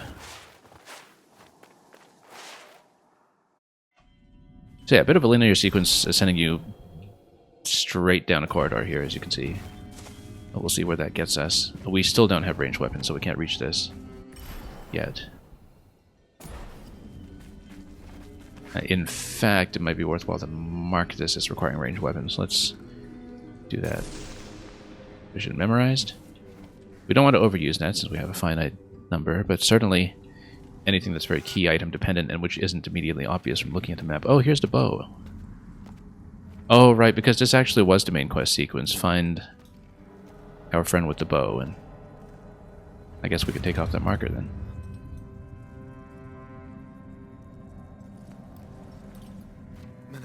Bow. Right, because the quest did say find him in the forest. I didn't realize we'd just let the game subtly guide us here. Anyway, X to fire an arrow, and then there is a free aim on the stick. Let's see. We'll do that. And we have 10 arrows, but there is a... Okay, so you point first, and then fire. You don't hold fire or anything like that. You point first. Can't quite see where you're pointing necessarily, so we do need to be accurate about the stick. And then you get a refill. But only one refill? No. Any refills you want, because otherwise you would be locked if you are a bad shot.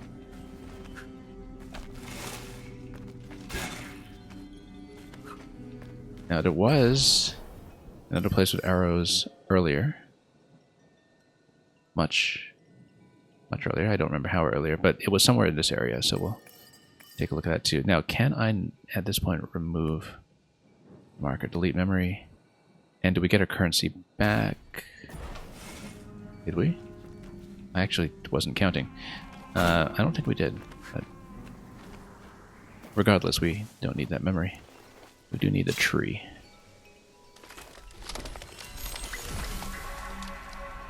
And yeah.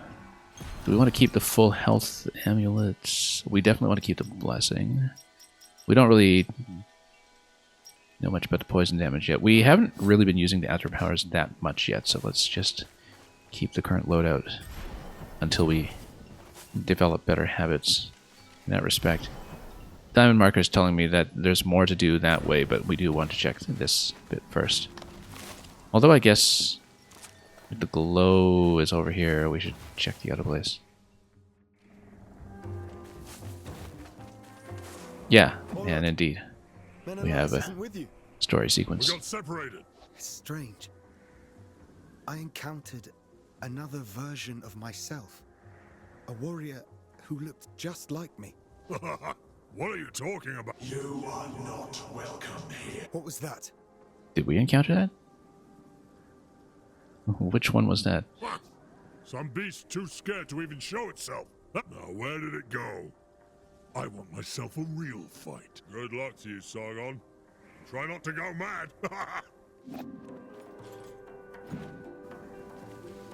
Okay. I don't know if we're actually allowed to continue here. Reach the upper citadel. Of course we're going to try it. I doubt we can. Oh, okay, there is something to shoot there. Whoop. Hang on. I didn't mean to slip off there. Let's scroll the camera. There totally is something.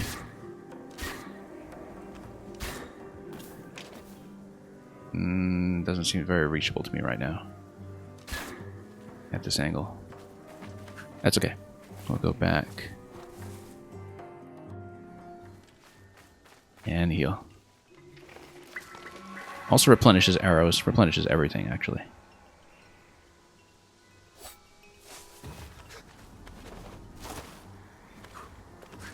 And yeah, this is kind of the main quest sequence. I don't know how flexible that is.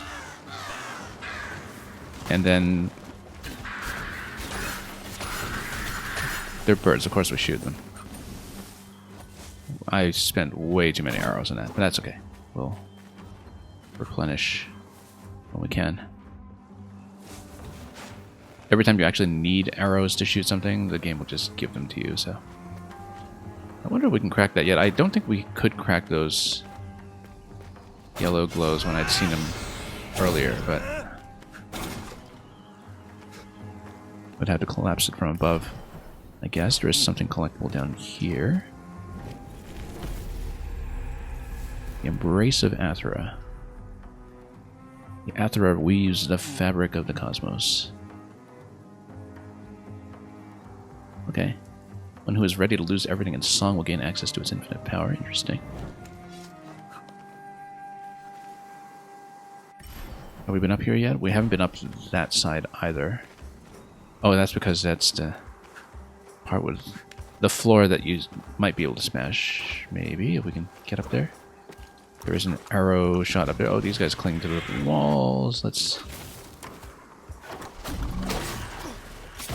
not let him summon too many flyers at us here. He is going to, whoop, make me put on a potion once again. And then we need to start blocking those, actually. We know we can block projectiles. Juggle that. Yeah, and we can send it back, but it does hit the wall. Oh, nope, couldn't block it in the air. At least. We tried. Did not succeed. Just juggle him so he can't summon. Or warp. And then... yeah. Looks like this is accessible from somewhere on the right, not above over here, but we can look around and scan a bit further. Yeah, because there's arrow shot that's available at that point. We might as well grab that. Not sure if it's critical for the quest or anything at this point, but we'll head up here and grab some cash.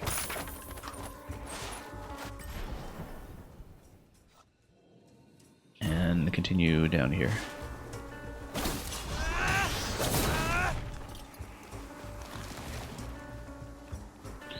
Okay, this was somewhere new as well. Well, oh, should have blocked that. Okay.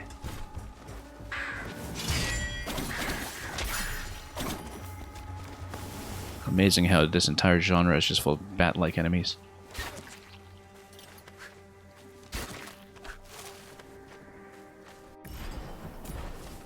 Marginally time sensitive, but not very.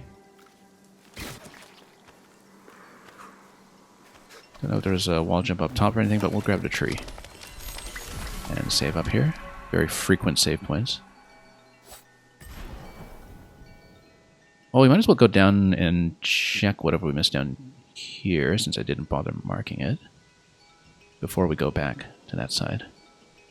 We'll eventually want to go back to where we needed the arrow to poke. All the way back here. But we've got a lot of map to see before we get to that point. Oh. This is, in fact, exactly the kind of interaction that you see in Metroid Dread as well. Right at the beginning of that game in a tutorial zone. So we've been down here. We just want to check what I missed in terms of exits. Whoop. I thought we'd been down here. Seems like a lot more enemies than before.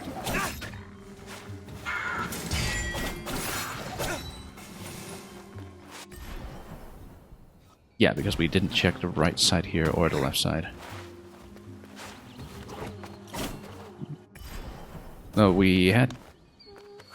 oh no, we have not been here. There we go. Hi, Sargon. Oh, you can actually get a map of the area. We might as well let's talk first, and then maybe that'll reveal something. Many creatures are afraid of this place. It seems as if it's changed a great deal. During solstice, the forest was filled with songs of celebration. How long has the forest been poisoned? Shortly after time shattered, the forest queen invaded. She brought the angry wind. Okay, let's grab the map. Lend me your Eye of the Wanderer. And see how much this reveals. Quite a lot, in fact.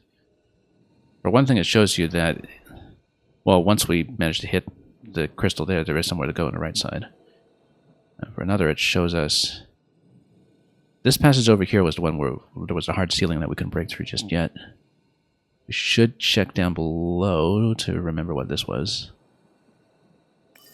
But yeah, it actually gives you quite a lot of space to work with here that we didn't have previously. This, I think... oh, this was the previous death that we took, I think. Last death, that's right. One-way blocker. Very useful kind of marker, in fact. I only just brought up this legend for the first time. Anyway. Let's just continue then. So where are we going? Bottom left, perhaps? Let's see what I missed there. Unless it was just something I forgot to mark or take note of. No, I don't think we'd been down here. It's another zone boundary. Sunken Harbor, new location. Interesting. Whole new zone? It is a whole new zone. Excellent. Let's go down this way.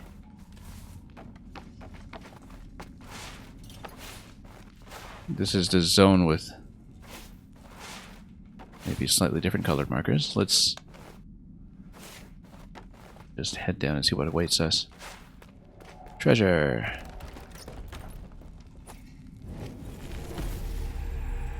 And more memory shards, excellent. We'll use those sparingly until we actually need them. And so you can shut the right gate and the left gate, but if you shut this one, you see that we would need another way to toggle that. We cannot toggle it with the arrow. We would probably need something else, like maybe a time reversal mechanic or something to get through this, or just speed. But yeah, no, there is some kind of key item gates in terms of being able to activate both switches, be it activating one from afar or having any kind of time displacement. I bet it is just activating this switch from afar if we can eventually discover an ability for that. It looks like for the time being we are blocked here, though.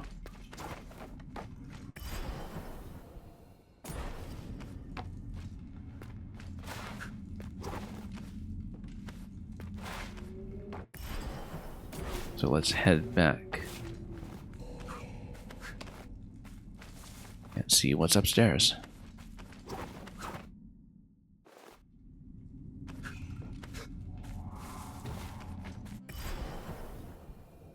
Okay, so let's check bottom left in the next cluster over there.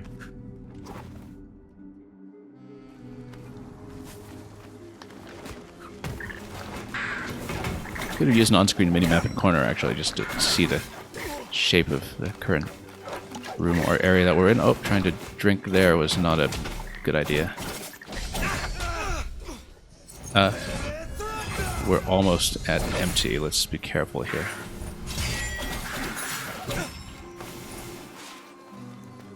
Okay. That was a bit dangerous.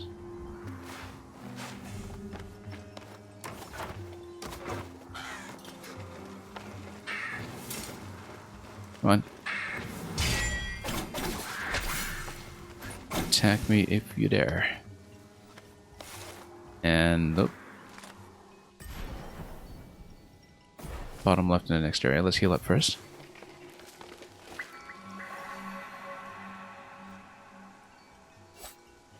And continue.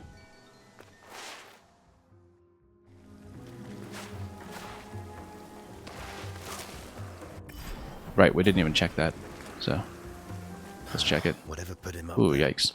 It's a grisly fate. Poor fellow. Can we chop him down? Armor looks old and tattered. Can we take his armor?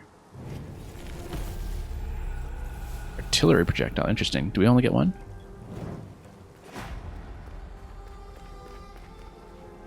Oh, that was for the deserter. I guess we have to go back for that.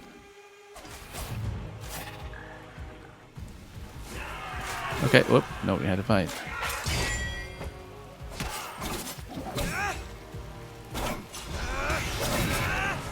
We do the shield break here.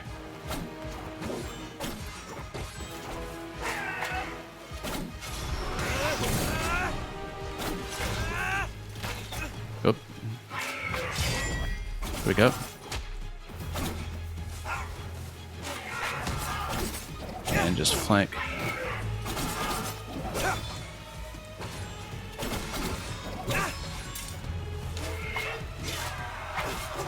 Oh, whoops. Oh, yikes.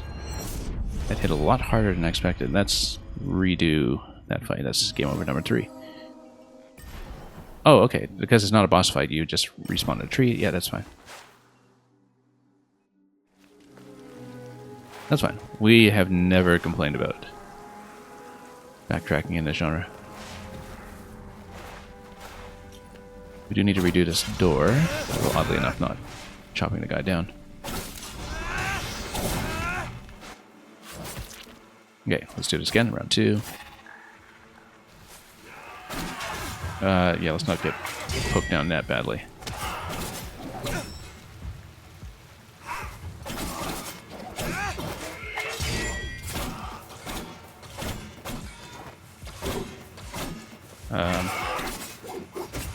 get a shield break on him.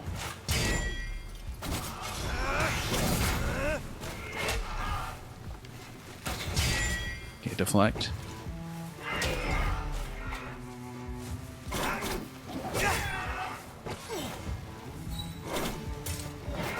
Oh, missed.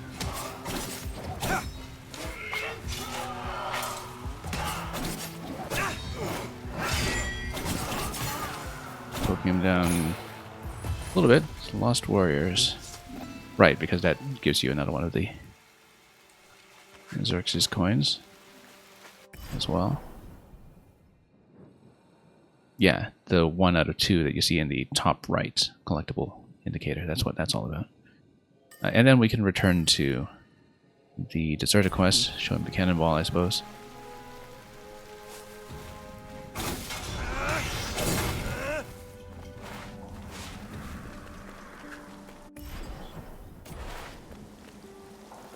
And let's head on up.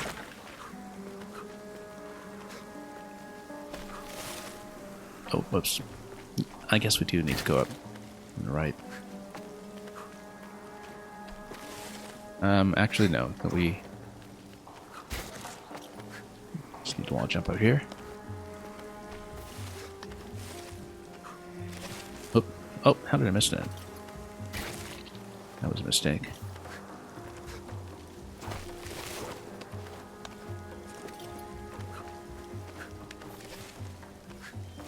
Okay, so this we saw earlier as something that we needed to shoot, which we weren't able to do before, but now we have the arrow so we can proceed. But in that case, before we go up here, we should take care of the quest first.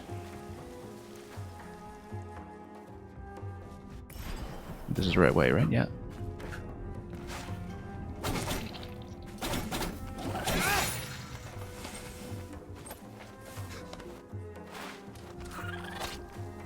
And yeah, because now we can hit that from quite far below, and previously I just poked that without the arrow. Anyway, let's talk. My friend dead. Love how he's sitting on the pillar that he was using as a weapon. I am. I thought as much. Freedom. One way. You said you were attacking the palace. What can you recall? Nothing. Fragments. Oh, how? 30 years. Imagine so many years. And not feeling time pass. For others, it may feel longer. And all of Mount Calf cursed. Why? I don't know. Some say it's because the Simorg vanished. The Simorg? It's real? I always thought so, but it's gone. Then hope is gone. Shh. More whispers. Do you hear her? I don't hear anything. The evil of this place is more than just a curse of time. Even though he's dead, she'll feed off him. Okay, so much for that. We will get a summon tree petal. We know where to buy a third one. Oh, look, that's usable as a cannon. We gave him the cannonball, so now he's busted his way out. Did we actually give him the cannonball, though? I guess there's a way to check our various items. Quest items, lore items. I guess we did give away the cannonball, and that was the cannonball he used naturally. I mean, we saw it happen.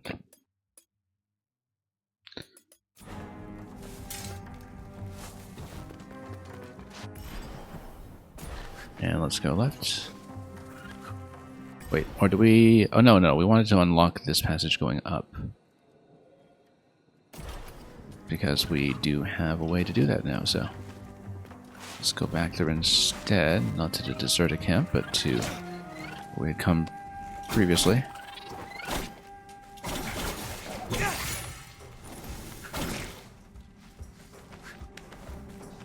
Should actually watch our health bar from time to time. That might be useful. And poke.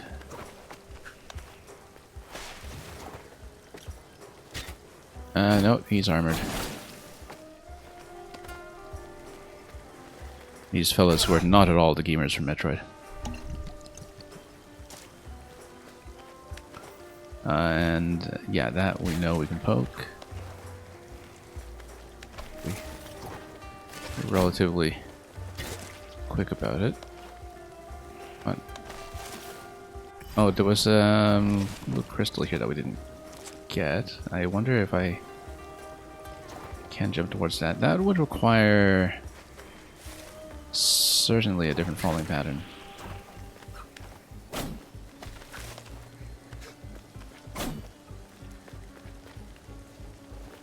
Maybe. I feel like that's something that we don't have the means to jump towards just yet.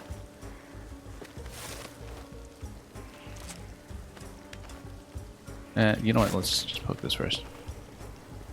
Try to aim a little more naturally here. On this narrow platform. Oh, and we do need to continue to sequence, yeah.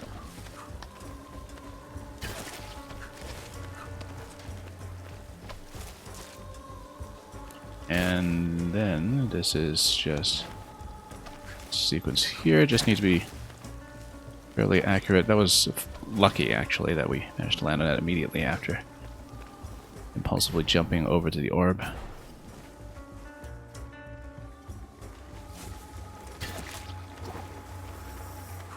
Spikes as far as the eye can see down below. Let's not fall down then.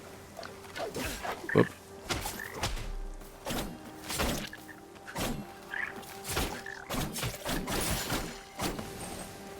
There we are. And here's another one. Can I? Alright, I guess I can. You know, we don't really need him.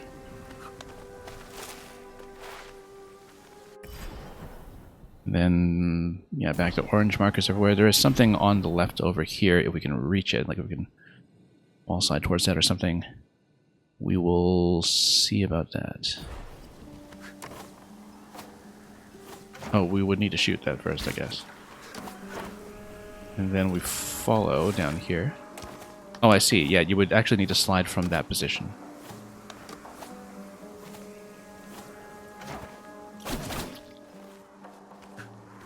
Get some arrows while we're at it. And then it's a wall jump here.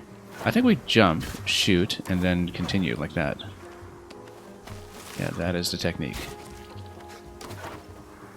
And then we slide in this way for the treasure.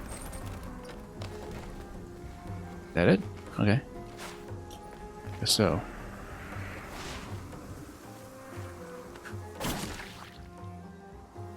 And then this way. Oh, no. The ceiling there.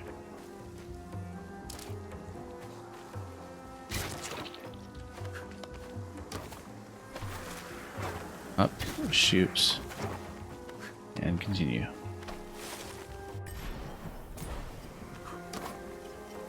We'll just continue moving our way up. Don't need that one. It's telling me go that way. We will, of course, go this way.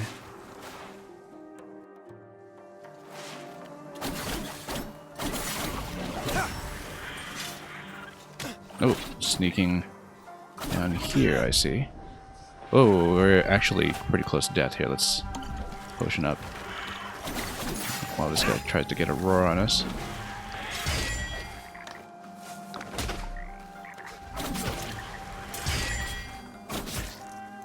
Just have to watch our projectile deflections here and just probably smoke them that way. Oh! Yeah, we were trying to mob on both sides at once that time. That was slightly tricky. That's okay. We're way back here. We have a long climb ahead of us. That's okay. We know how to do it all. That was a bit careless of me, but that's okay.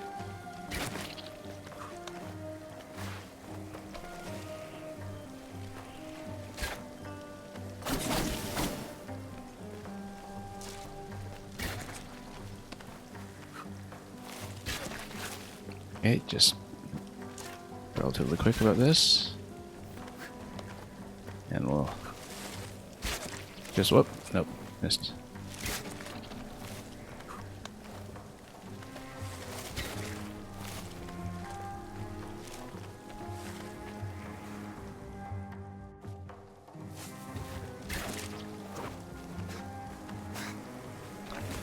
And then, yeah, we will need to fight our way through this sequence, which is fine.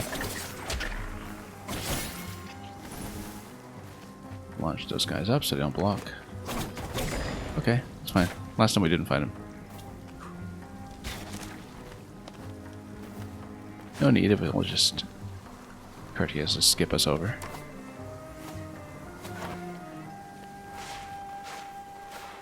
Okay, this is where we got careless with the multiple enemies. Whoa, okay. Totally missed. Yeah, that's the extra punish if you miss your parry timing. How come I'm missing every timing here? Let's... There we go. We better just take him up manually before too late. Because this guy was zoning me out and giving me so much trouble. Ooh, okay. Wasn't watching the markers there.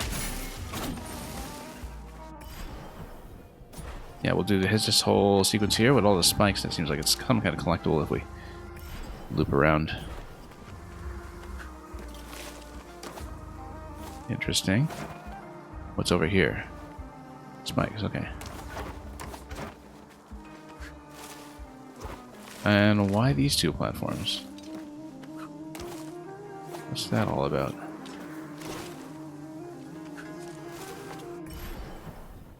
Don't see anything in the top corner. Menelaus. And that amazes you somehow? I found your bow. Well, this was before he met his eventual fate, I guess. It may be worrisome, but at least I know my bow is in good hands. Anahita is taking Hassan to the top of the citadel. Right. To the Simor Gate. Before I forget, my bow serves a dual purpose. I'll meet you up there. A dual purpose? You mean other than just poking everything from range? Chakram of Menelaus. Interesting. So can we just gear that accordingly? Or... I don't know if we can actually push that. Oh, okay. Yeah, because if you hold into the shot, then you can do a precise shot like this. Oh, and there's a deflection on it too, which is great. Just like SteamWorld Heist. Except in real time. We should try to check the left side and jump over.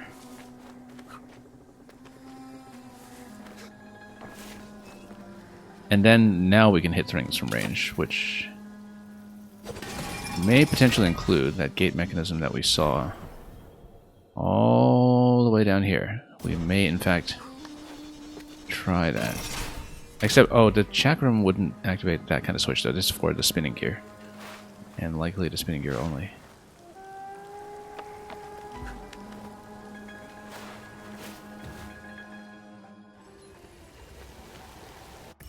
Okay, back in the lower city.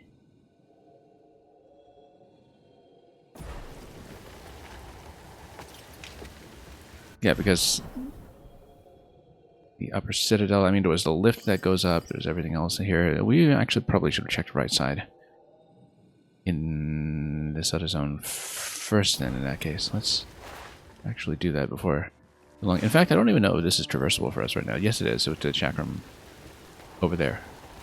Lower the platform, but we are going to go back first. Except, I think I would like to hit a tree before too long. Because we're getting a little low on everything. Except we can build up some meter and maybe use that for heals. Anyway. In that case, let's go back, since we did just get a key item over here indicating that's the way the game would like you to go. Oh, yikes. We're gonna get sniped by one of these. I think we better go back to that tree. That's okay. I mean, if we respawn at a tree at this point, we'll actually be closer to where we want to go.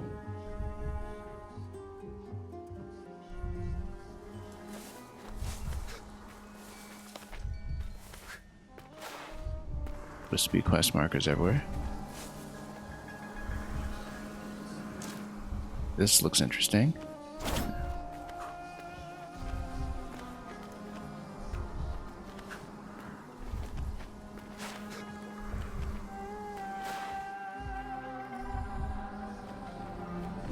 Symmetry. This is new. One ways galore, seems.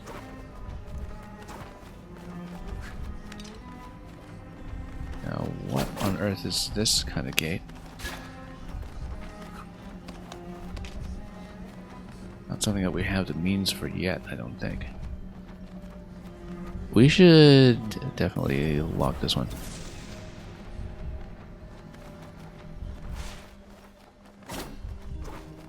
Yeah, because I was actually thinking that one of our powers might reach it, but I don't know if that would do anything useful.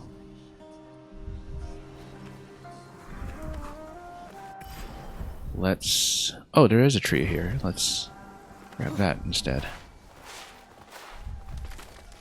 We do need it at this point. Very well placed. Yeah, so this is a dead end for the time being. So let's go back to where we were.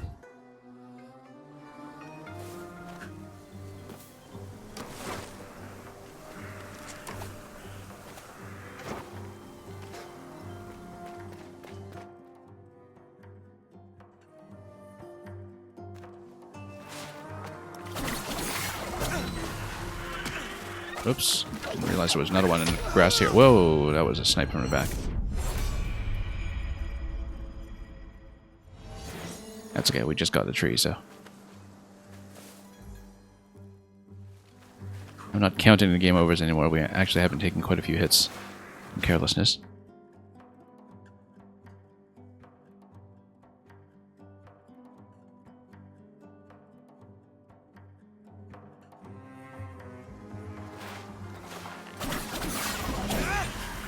Nope. Yeah, this is that second one that I totally didn't watch out for. Oh, no, I was locked out of my... Yeah, I was locked out of my parry animation. Unfortunately, we were just too deep into the attack. Whoops. Also because we're being hit from the back, the facing direction is something we need to keep an eye on.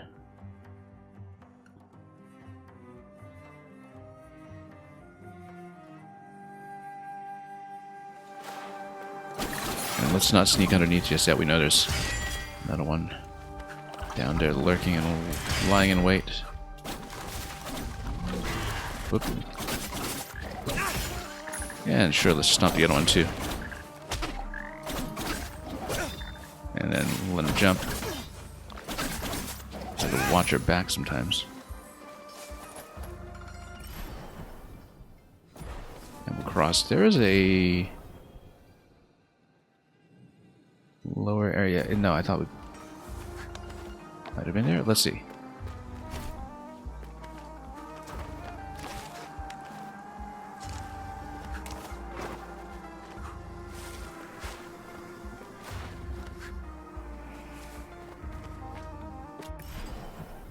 Yeah, we'll just cross all the way, and then there is a lower level here that is below the Chakram Gate, I think. Or is that further? Let's see it.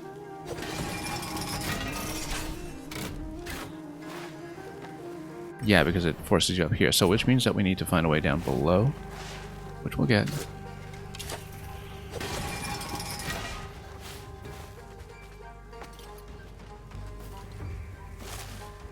And then it's up here.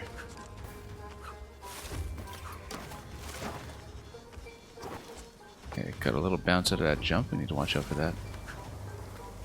And it is another part of the prophecy, 2 out of 3 in this area.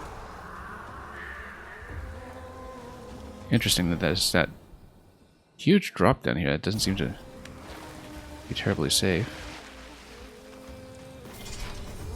How come it didn't let me shoot? Let's try to shoot upwards and it didn't let me. I kind of want to try this interaction again. Oh. No. How come I miss all the time with that.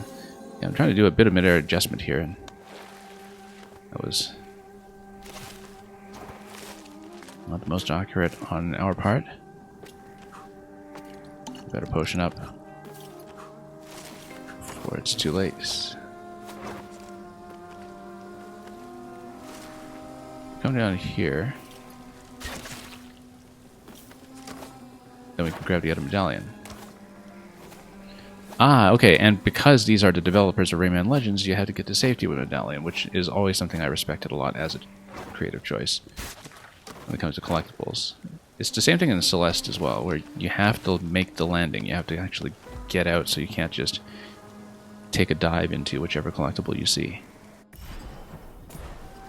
And yeah, immediately recognizable as the same kind of design as in Rayman.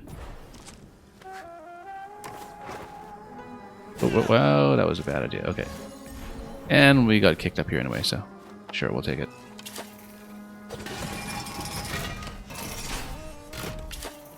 I feel like that's speedrun trickery waiting to happen, just taking hits strategically to zip back and forth.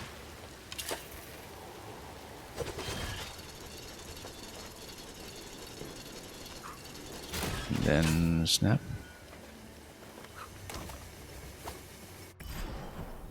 Yeah, there is something up above that we can go for.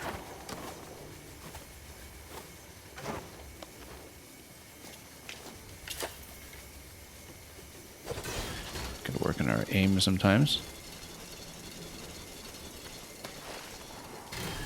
There we go, that's the way to do it. Interesting.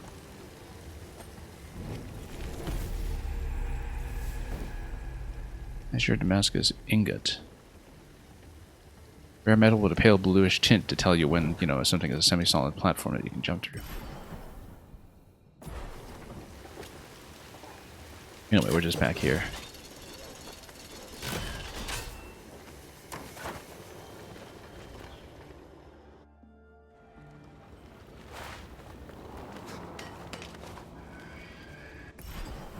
Okay, top right, if we can.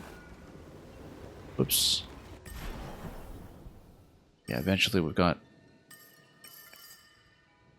lots more to cash in, but we'll get there.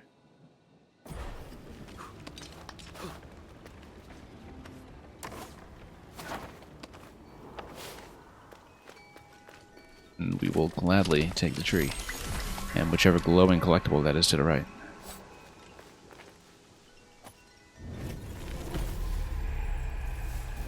The Hunter and the Man-Eater. The Manticore has deprived you of all these pleasures. Yeah. Letter from his mother, it seems.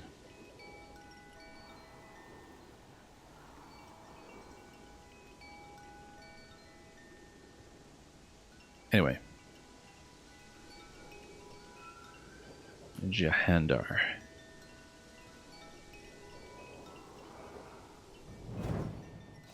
Seems like a boss or mini-boss waiting to happen. Also looks like we don't have the means to jump up beyond this point just yet. At least I don't see it.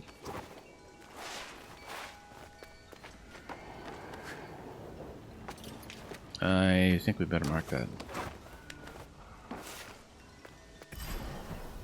I mean, it's fairly obvious given that it's an empty spot on the map, but we need to remember what the problem was.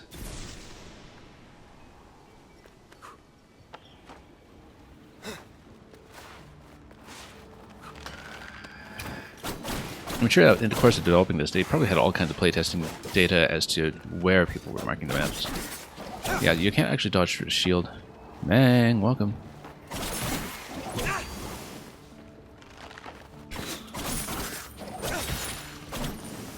Then, oh, axe guy. Luckily not very well defended. This looks like an explosive barrel waiting to happen. I bet it is. Oh yeah, and it even signals when it's about to explode. Oh, whoa, look at that little combination there. We just got swiped into the barrel, which was unexpected. That's okay. We'll go back and fight. That's why there's a save point right here. That was incautious. Alright, let's take the ranged attack out first.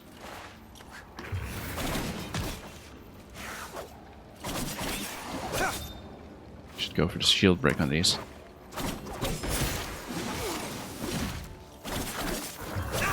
Oh, nope. Oh, that was such a hit. What a deflection on that. No, I was too deep into the combo at that point. Couldn't cancel out. You know what? We can take the treasure first.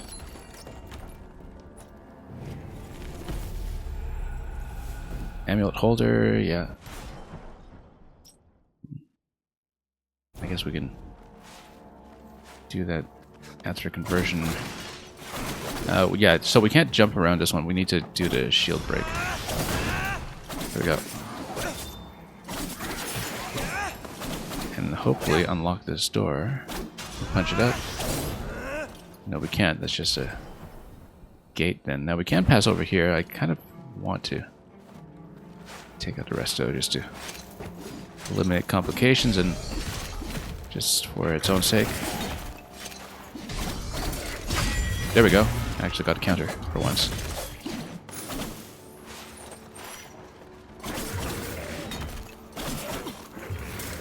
Oh, nope. Wrong button. Right button. We better find a tree, though. We did get a little bit of health replenishment off of the kill, which is important. Sure, let's do this. Did we miss something up top? Possibly. No, that's just a return path. Nothing special in the corner. In fact, it's a bit of a speed path to just come through here as well. I can't take that because I've already used all my arrows, I think. Or rather, I'm at full arrows. We cannot take more in our quiver. Alright. Oh, they just died one shot of the bow. That's fine. That'll work for me. What even was that quest? Oh yeah, that was just the prophecy for revealing more things from golden pots.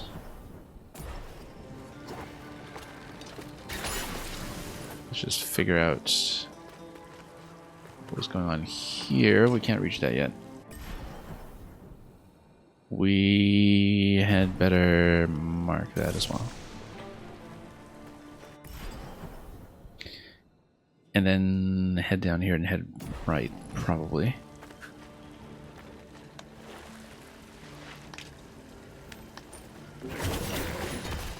More of these guys. Luckily, not too well defended. Got him.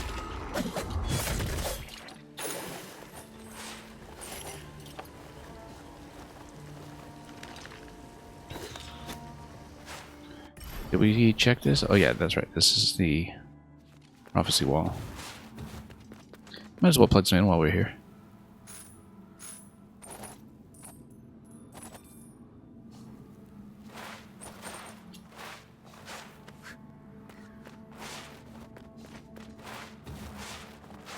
Not much else going on there for the moment. But we can go down and keep checking a few more locations. This seems like it has to be approached from a different way. Yeah. We can see the passage, we just can't do anything with it yet.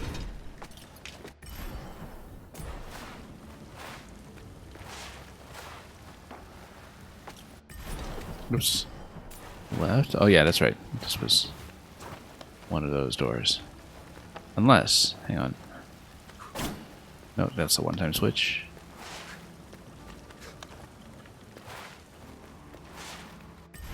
Then we had been here previously. We opened this gate and we can... We'll jump back up. Mr. Electrodude asking for number 43. Let's do that in just a moment after I get out of this fight. And then let me find a slightly undistracting background, perhaps. I like the amulets. Okay, one moment while I bring it up. We haven't had a Shakespeare Redemption in ages. And yeah, to answer your question earlier, Mang, which I missed a few minutes ago, this is a Prince of Persia game that is in a Metroid style. So there are a lot of obstacle and platforming rooms that are very much in the style of classic platforming Prince of Persia. But it is in a Metroid style map so far. We haven't unlocked too many traversal powers yet because this was my first day with the game. We're not very far in, but we're getting there. Anyway, let's bring one up. So yeah, Electric Dude, hope you've been doing well yourself. 43. I'm trying to remember if we had done this one recently. I know we had done it at some point, I think. Yeah, okay, here we go. William Shakespeare, sonnet number 43. When most I wink, then do mine eyes best see, for all the day they view things unrespected.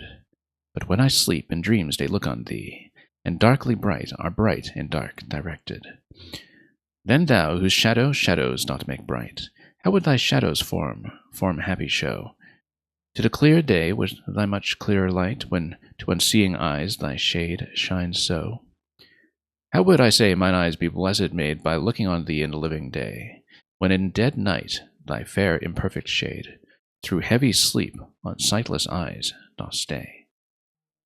All days are nights to see till I see thee, and nights bright days when dreams to show thee me.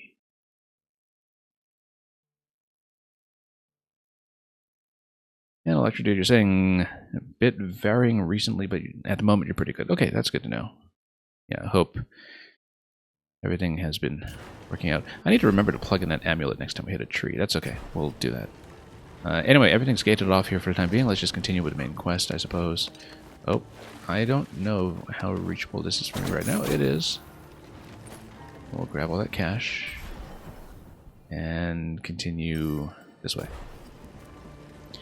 There probably is something in a training room now that has to do archery, so we might look at that. We'll pick up some things from the shop.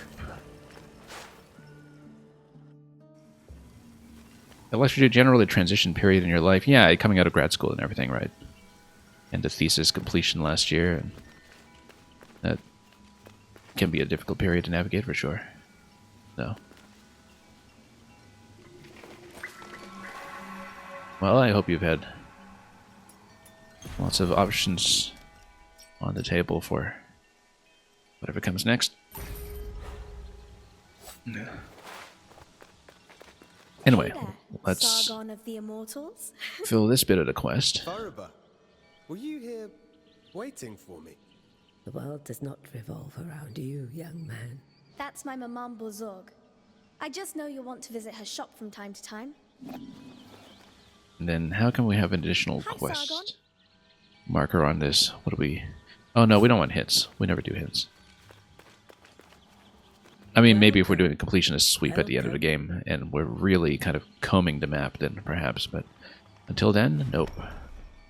Okay, Symmetry Petal Potion Efficiency isn't really relevant yet with our current level of health. And yeah, I mean, we are collecting amulets and the like. I don't know what the Xerxes coins are even for. But we do have two of them regardless. Let's buy one Symmetry Petal for the time being. Just so we can eventually get that health bar going.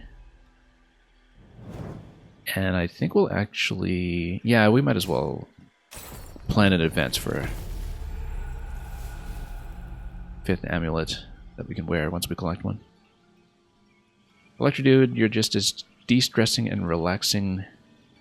You definitely push yourself too hard during your master's. I totally understand that. When I finished my master's thesis, I think I could not even look at words for the next 2 or 3 weeks after that. I pretty much lost my ability to read or write after I submitted. And, I mean, it came back eventually, but I definitely had an extremely unusual and unwelcome burnout period. And, you know, definitely there's a big adjustment to just a different pace of how the world works again after you're finished with that. And okay, let's get over here. So yeah, there's going to be a new training room, probably involving archery. Also, this tablet up here. I keep thinking they look like, you know, old-style mobile phones or something, but we can't get that yet. Or can we? No, we can't. So there will probably be an archery challenge. I'm guessing that. Yeah, bow and chakram. Let's do it. Yeah, so like I said, I just started this game today. The movement in it is fantastic. There's a lot about it that really does kind of live up to its billing as but I've observed Menelaus in combat. a game that's kind of post-Metroid Dread in some ways. Definitely a lot of inspiration it's clearly taken from that. And this is by the developers of Rayman Legends, the Ubisoft Montpellier team that about a decade earlier had worked on the Rayman 2D revival. I mean, obviously with a change of staff during that time, I'm sure, but still continuously the same studio. And there are a couple of things about the platforming in this game and the way that collectibles work and so on that show pretty clearly that it's people who worked on Rayman Legends. So I can't copy his there's unconventional fighting a lot style, going on here but that I can incorporate it into my own style. we very much enjoy. And the combat system is actually a lot deeper than it looks at first sight. For some warriors, Kind of feels like too technical can some get in the ideas way from of the ideal games like Devil May Cry just translated into 2D, which we don't see nearly often enough. Let's start with the basics. The bow itself. Let your senses guide your weapon. My sort of all-time ideal for side-scrolling combat... Oh, used a bow. Yeah, sure. Is Beautiful Joe. And You'd think this bow is enchanted. you know, in terms of the different ways you can approach, the different ways you can knock the enemies this way and that, and put them into different states and such. And that's kind of the absolute gold standard for me. And there's a lot in this game that kind of reminds me of that in some ways.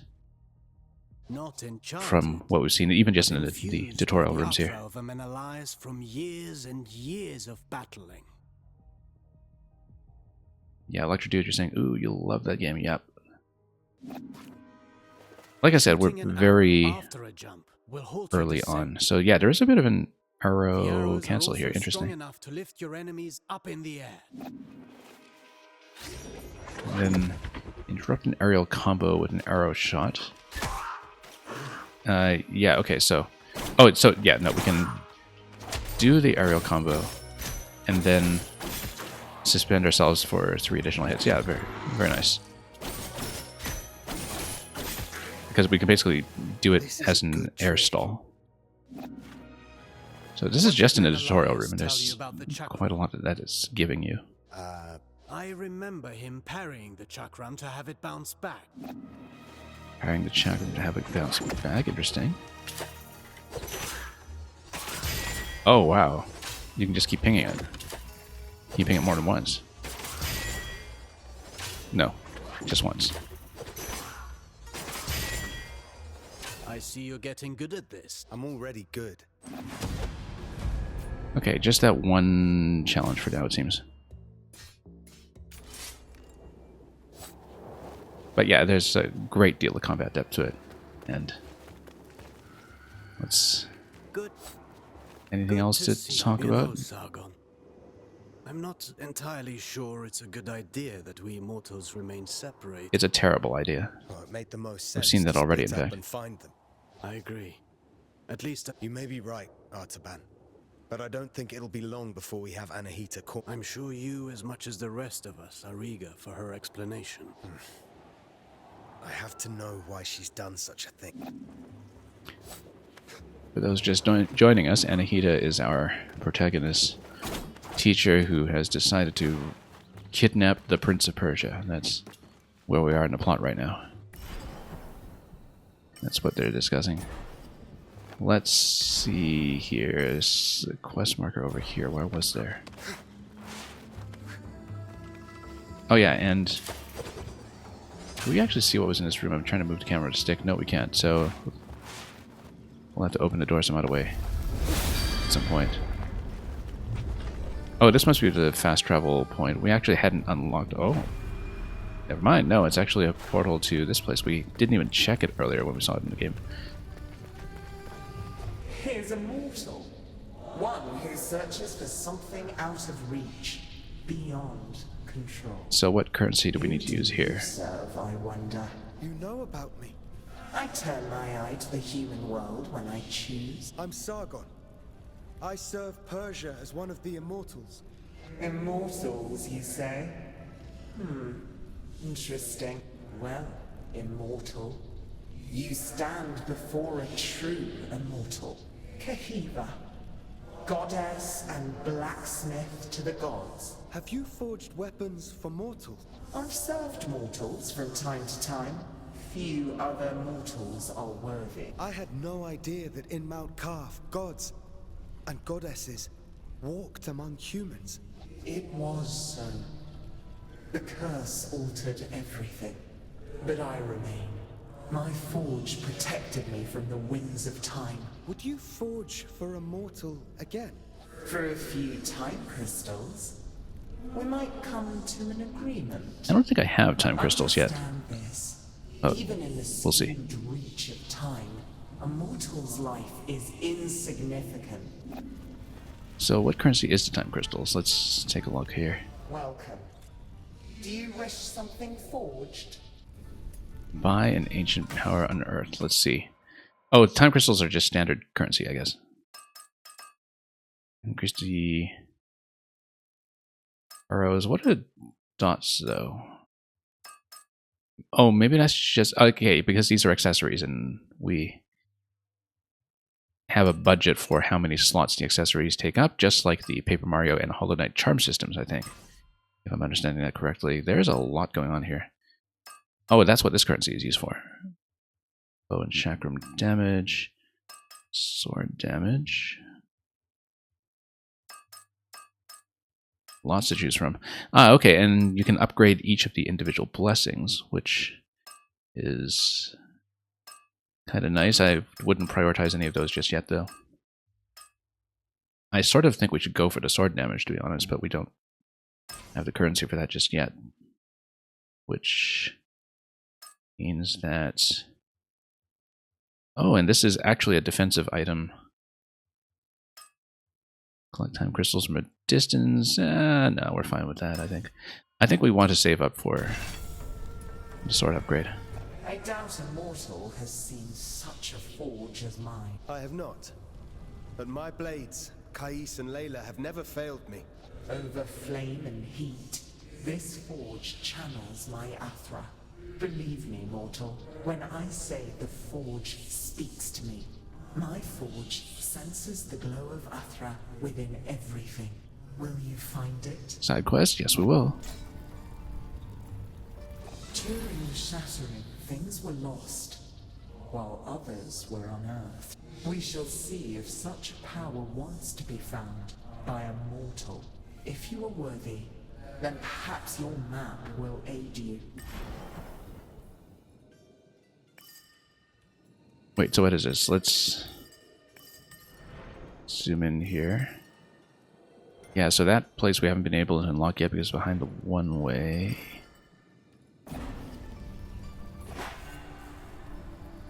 Hang on, let's read the description again. I didn't quite listen to instructions here.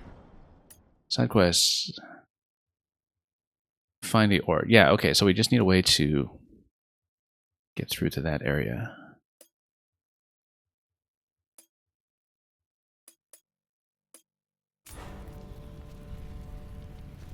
Welcome. And have you found? We have not, but she still had the quest marker for dialogue. Alright, we'll come back when we have a bit more cash then. Now this has the big lift going up. This had the place where you could fire the arrow shot to continue to platforms. We just have to go back and see. Possibly there's a passage down here where you can continue.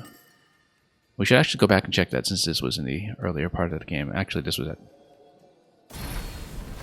well, much earlier segment. So let's go back and see if we can find a path there.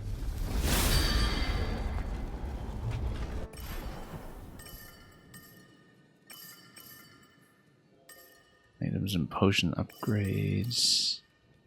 Yeah, we've done all that. Let's just keep going.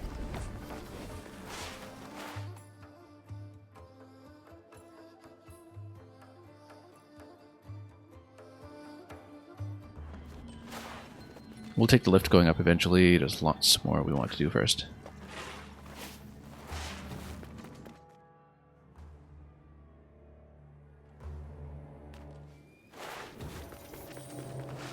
And I mean, everybody's pointing their arrows here. And look at that, that was correct.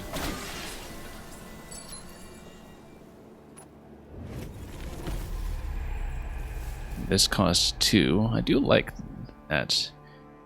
I mean, obviously, you know, since Hollow Knight, a lot of games have been borrowing from that. I remember remarking on that in the second Ori game as well, Ori and the Will of the Wisps.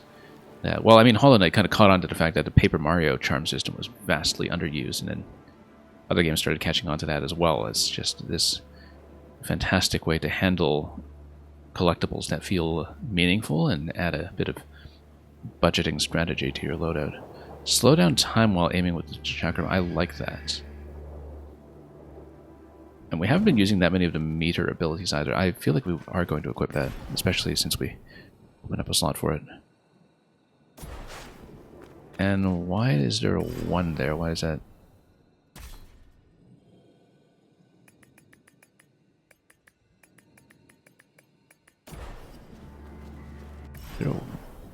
What's that all about on the map? Anyway, we found that.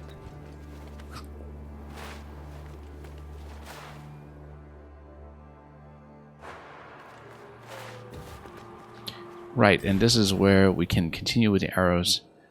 Now that we have arrows, but before we do that, I'm going to go down here to explore a bit further first. We can always come back for this. Main quests being what they are. Yeah, so you're supposed to shoot that thing and then continue with platforms up top. We're not ready for that yet. We've got other items of business. How have I not been here? This seems like a rather obvious spot to have checked. Anyway, a wall slide. Down here. Let's just... more wall slides. What do we have here?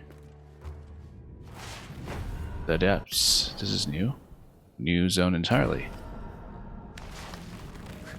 And it drops you out. Deep below. Do tell me you found a path to Prince Hassan and Anahita. No. Have you? Our allies are Seems everywhere. They avoided the depths of the citadel. Only the most abominable creatures lurk in the darkest reaches. I do my best work in the shadows, and Hassan is not here. Don't take unnecessary risks. We're taking unnecessary risks. Rajin.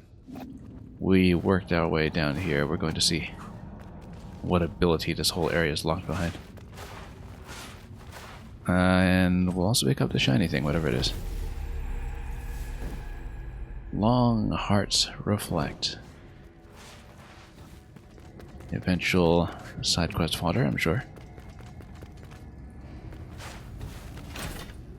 Ooh, look at that.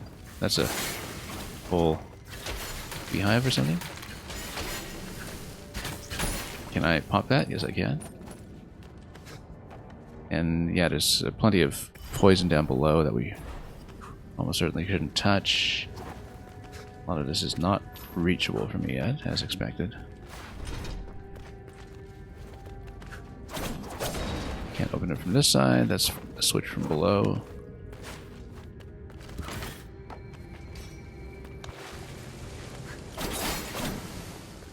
Okay. It's perfectly fine so far. What's barfing at me from up there. First, let's grab some cash. Not get trapped on the trapdoor. Eventually, when we get up to 3 to 5, then we can think about that next upgrade. Let's see what's down here. Let him barf. Yeah, it's just an environmental hazard. I don't know that we can actually do anything about that. We've got no arrows, too, so... we better just get out of here and ride the conveyors going down. Whoa, I said ride the conveyors going down, not all the platforms. And I have no arrows. Come on. There we go. Conveyors going up on that side. Very much like the whole crystal passage that is in Hollow Knight, in fact. Just clinging onto conveyors everywhere you go. Up and down in the mines. This looks like a mini-boss waiting to happen. The room just looks like it. Or at least a new enemy.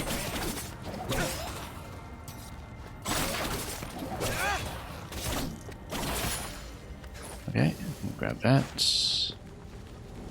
Then what's ahead? Crystals.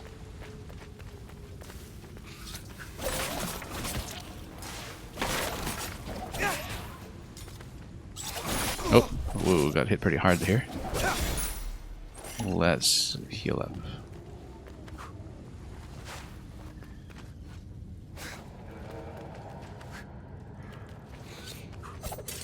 Oh, good. Managed to deflect.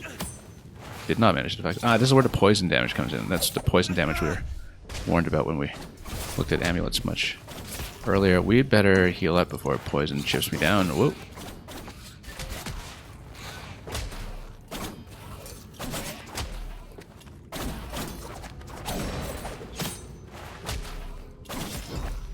Come on.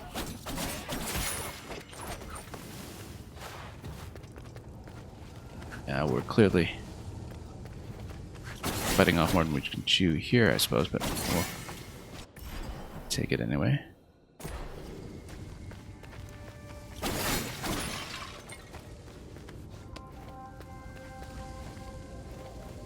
Okay.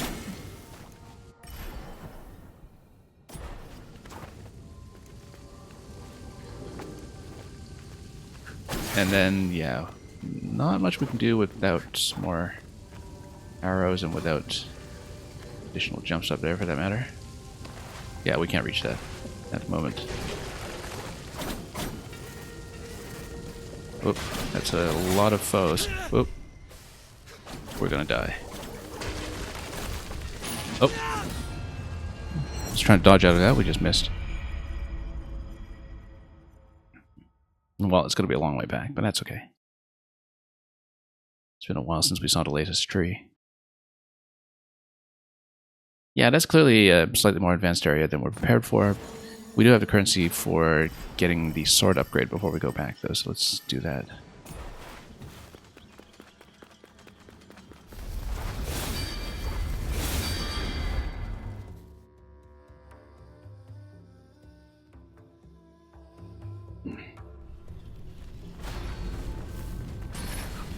Kind of think we'll need it, so. Welcome. Okay. And yeah, we'll take it. I don't think... well, this will eventually be great, but I think it's a little more of a power spike immediately to go for a sword.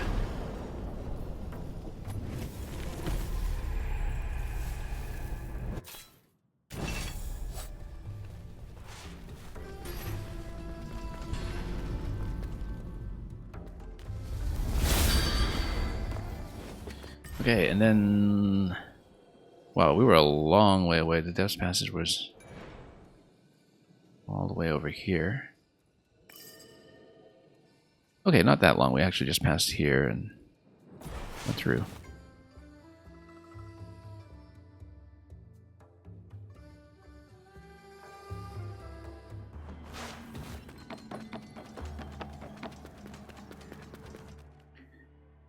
That passage goes upwards. We'll eventually do something like that.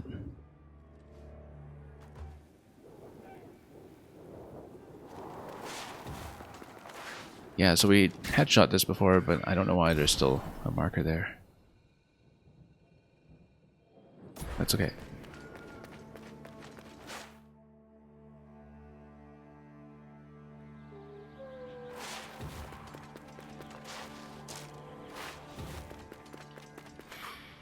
As before, we'll bypass that for now and play somewhere else before we progress.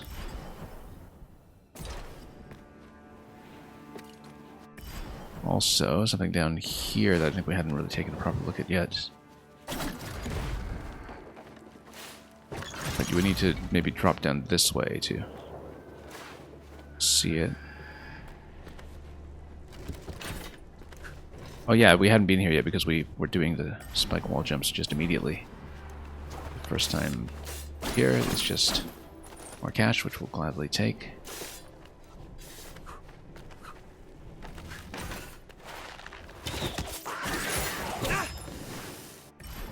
Then... oh, okay, up and then to the right. Yeah. Up? Right, because we fell down this entire area.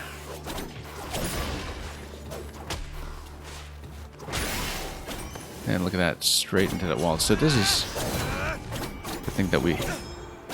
oh, okay, that's how you bust these down. You actually just whack them repeatedly. Then in that case, let's delete this one. Yeah, you don't get the currency back. But you can delete to just declutter the clues that are no longer relevant. There is a... whoa! I was about to say one-way gate here, but I bet we... yeah, we should kill this thing first.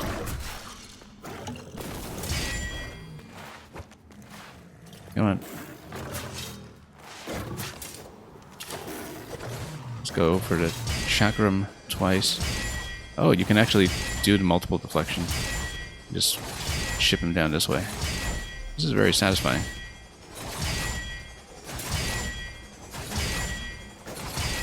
Just ship him down repeatedly, can we? This doesn't seem to be getting me any headway, though. It's not really dying to this. Yes, he is. Glad we learned that in the training room. That was very interesting.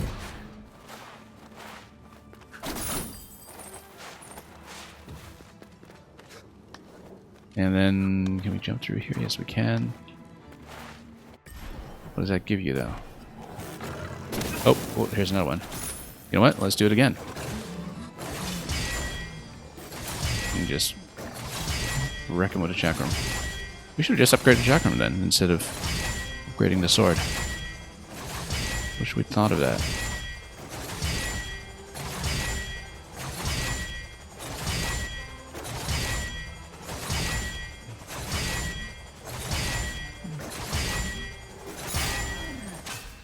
It's basically the Phantom Ganon method. Except we're just deflecting our own projectile the whole time.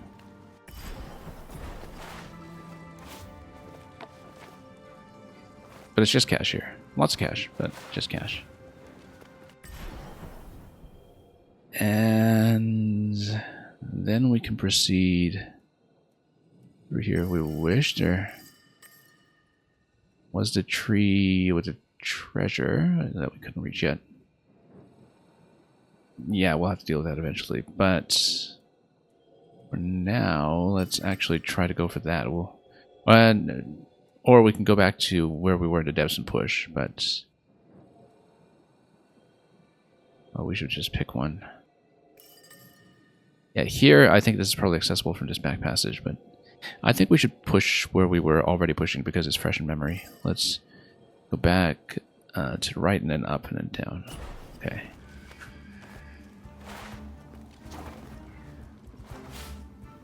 Oops.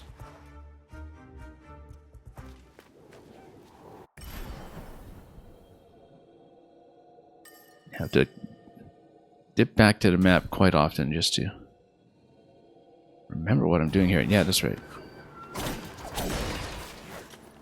don't need to fight them necessarily, although the cache is nice. If we can really juggle them out of the way.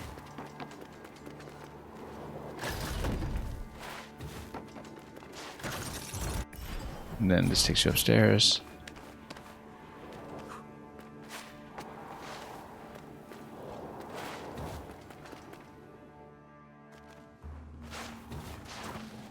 And then down to the depths.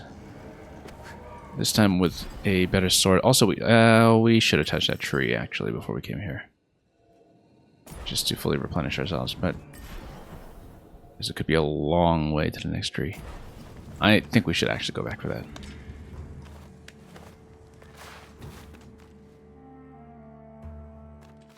Because then we don't have such a long run back if we do take a hit. Down left.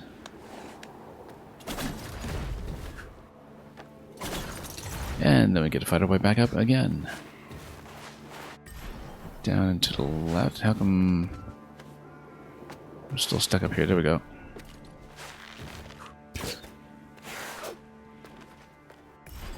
Then, yeah, let's go for the tree. Actually, do have to make our way through a couple of enemies, even if we do use this as our major respawn point. Let's plug in some amulets if we can. Yeah, because this is the one that has the slowdown. We want to keep poison protection going into the basement there. These two synergize together for the atherometer, and we're not getting rid of this one. So we're going to take care of... We're going to take this one out since we're not at full health very often anyway. We'll do that instead. That's still totally not reachable for us yet. That's why it was the camera tutorial. Anyway, let's head back up.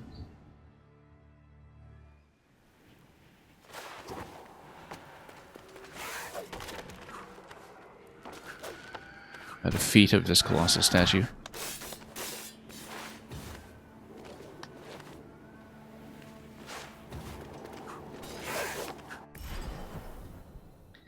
And to the right.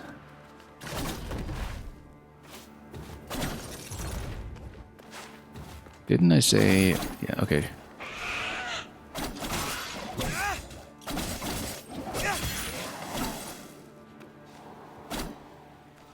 This is interesting. I can't seem to pick that up or do anything with it. Power source, perhaps? I don't know. I better take a picture of this one in case.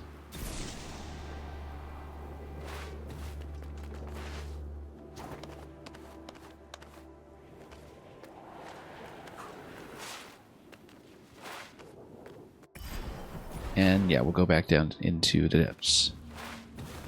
Carefully this time.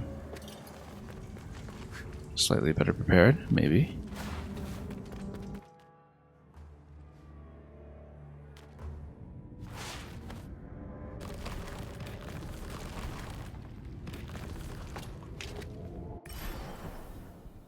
Okay, let's keep going.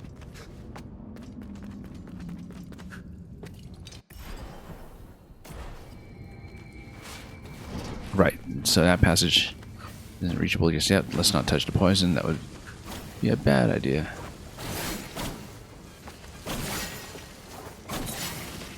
We should actually just do arrow shots against those ones, but that's okay.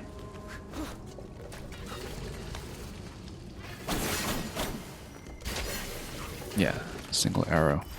That's a trick. We're not going to dump all our ammunition onto spawners, though.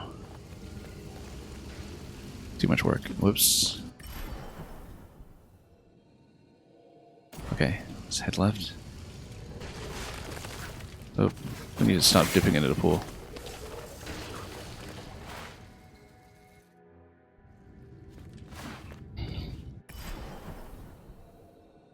So yeah, back to where the death marker was. With a bit more care this time, in hindsight.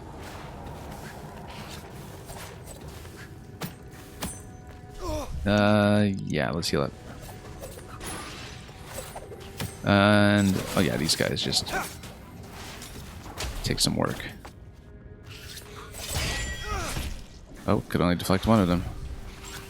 Let's... We can always bypass them as well. We're concerned about the fact that we're already down to no potions.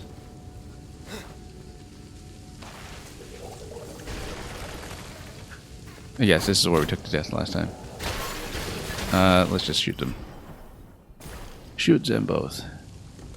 Arrow shots over here. That certainly implies we needed that on our side.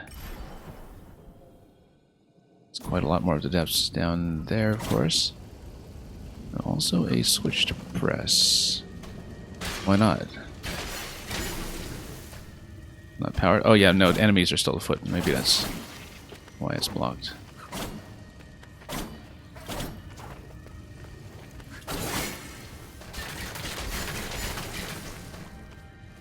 Is that not dead yet? Okay, we'll go down for more arrow shots.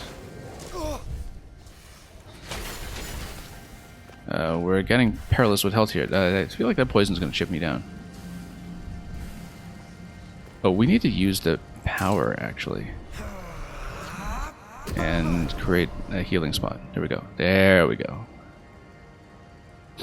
Before a meter got depleted.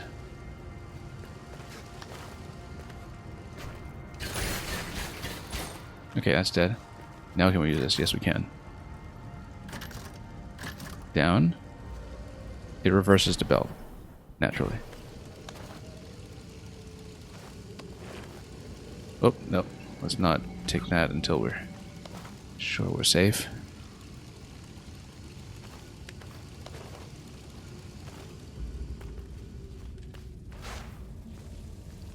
What does that get you?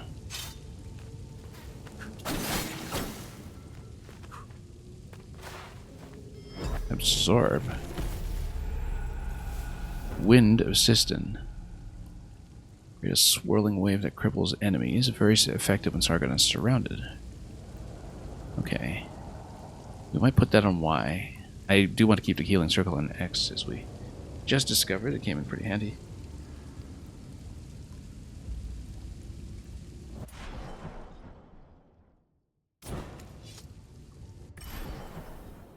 We'll keep going down, though.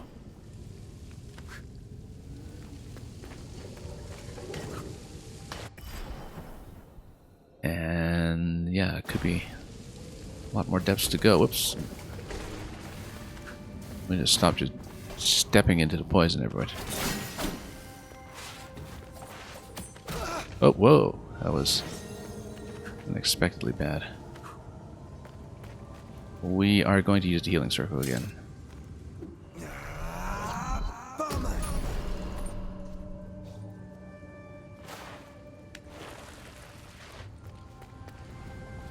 Interesting.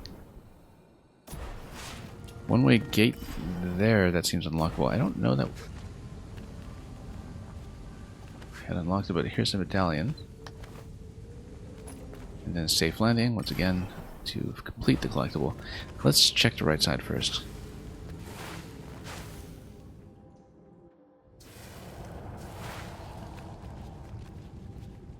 How come I was taking poison damage here?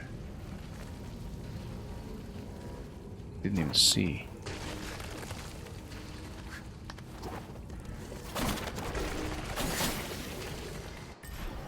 And then, yeah, this is a new room to look at. Everything goes deeper.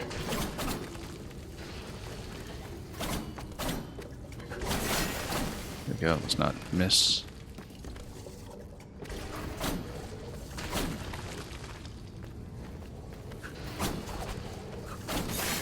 It'd be nice to hit these for once.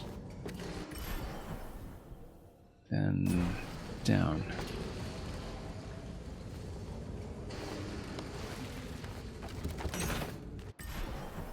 And right.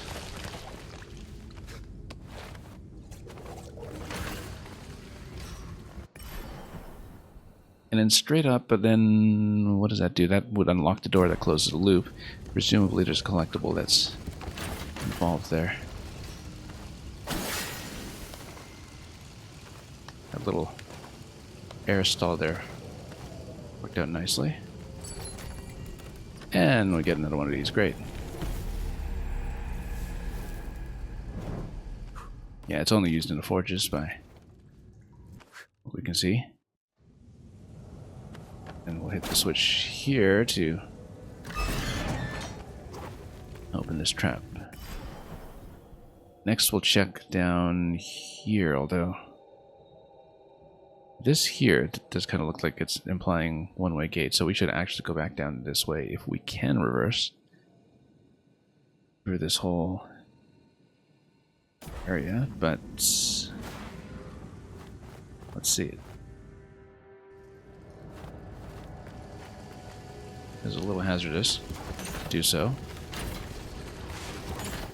particularly with this far down on health.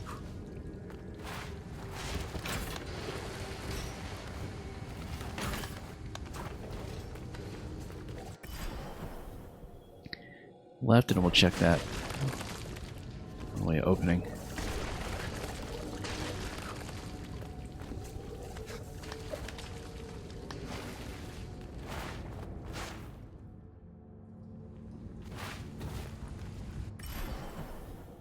Yeah, we'll just go ahead and keep pushing this side of the room, although looks like that's a dead end on this elevation, so I actually think we're not able to continue here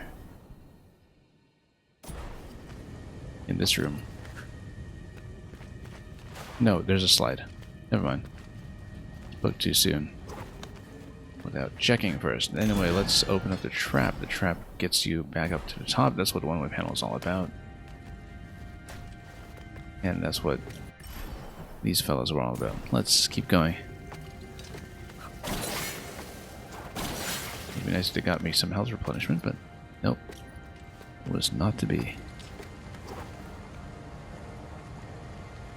And can we actually make it over there? Or do we have to jump through the poison? Let's... Well, I mean, we have to jump through the poison. That tells me that... Oh, we've got a big guy here. Yeah, I'm not ready to take that yet, I don't think. I've got no health. I'm just going to be poisoned to death in a moment here.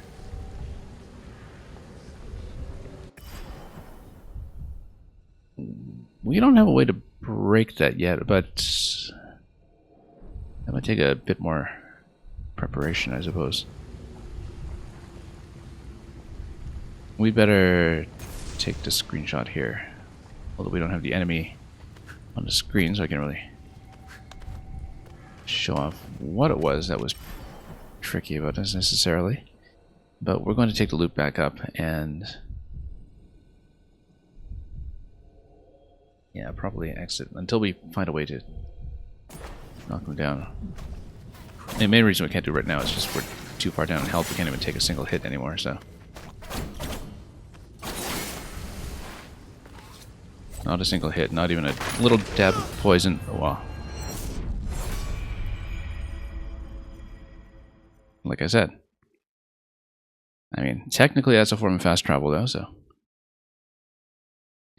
back up we go. It would be nice to bust down whatever enemy that was down here. But we couldn't push through the shield with a dodge, so I think we would need to, first of all, not get pushed like crazy by him.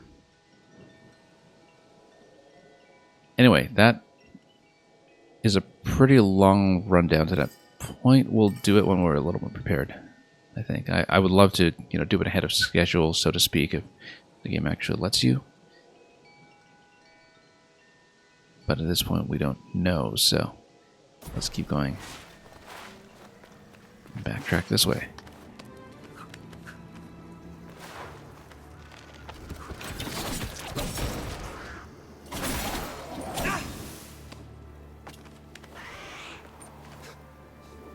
And more arrows. We're okay for arrows right now, though.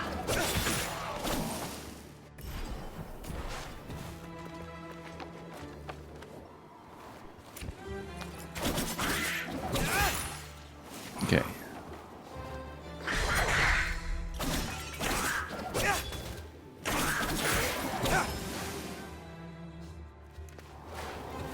Now, where are we going? We want to check down here, but it seems like I might have to loop around on this left side. That's the theory, anyway. Could be wrong. And it could be a gate that we can't deal with yet.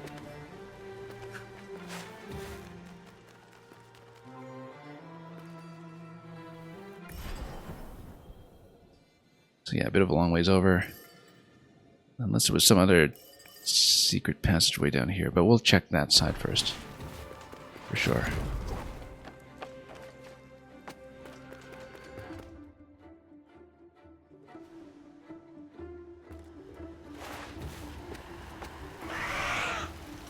Yes. Not too much of an issue. We'll just skip over them. Yeah, so, oh yeah, now we know how to bust these now. We just hit them repeatedly, actually. Right? Or, oh no, no, these ones we don't. These ones we can't. Okay. Alright, never mind then. We can't actually do that.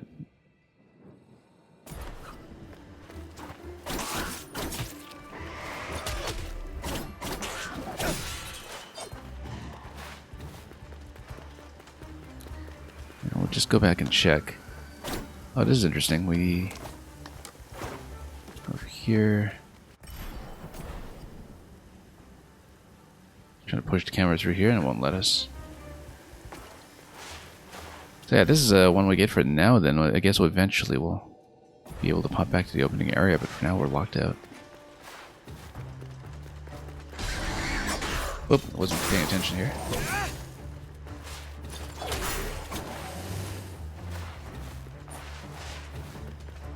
Okay, like what we'll do then is we will actually proceed up to the main quest continuation here. And once we reach a natural breakpoint after that, we'll probably call it for today. It's clearly going to need some quest progression here.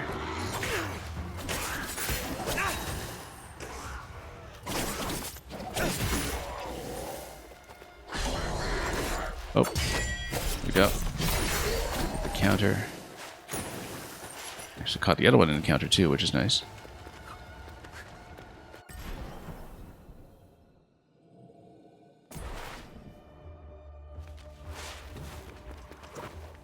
And yeah. Thought I saw something in the top right corner of this room. It's no. Nothing.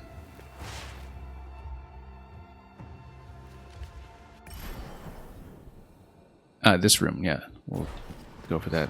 Seems like, according to the map, we hadn't actually touched that point yet.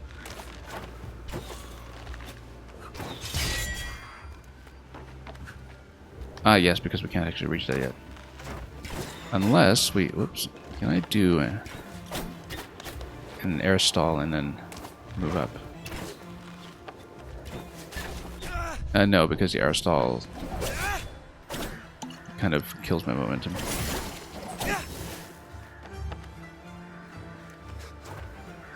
Red barrel up there.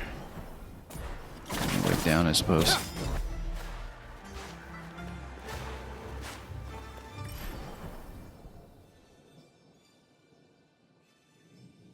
Okay, we'll actually take that passage up and continue.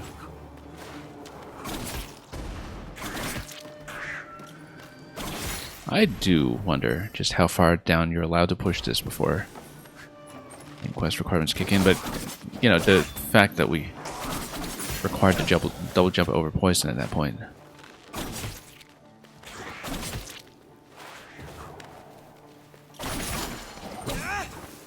Was definitely showing that you could only do so much between the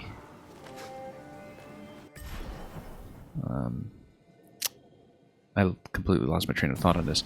Let's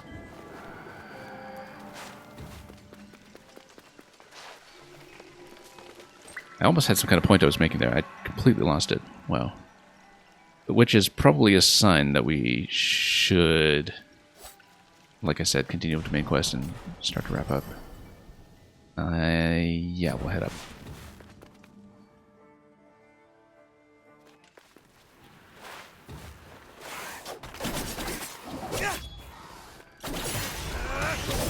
Okay. Better late than never, I suppose.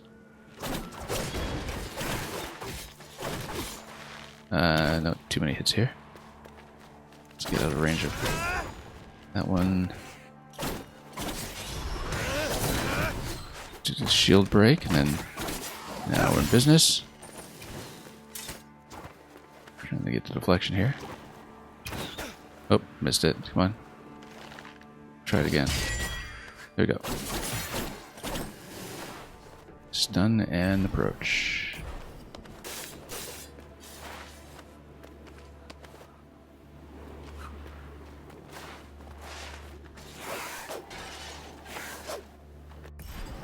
What do we have here? We want to go up.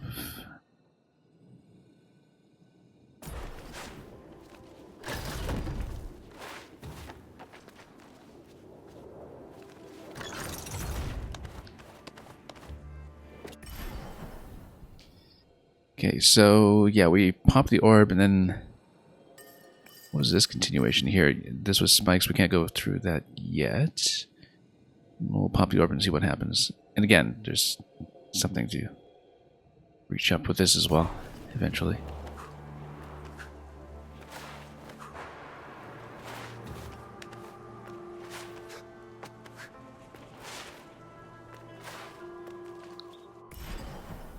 Okay. I mean, we know that we have to climb. There's no real mystery there. Or do we? Because I thought we had something to do with this down there. I think we should just go back to pop the orb and go. So let's find it first. Here it is.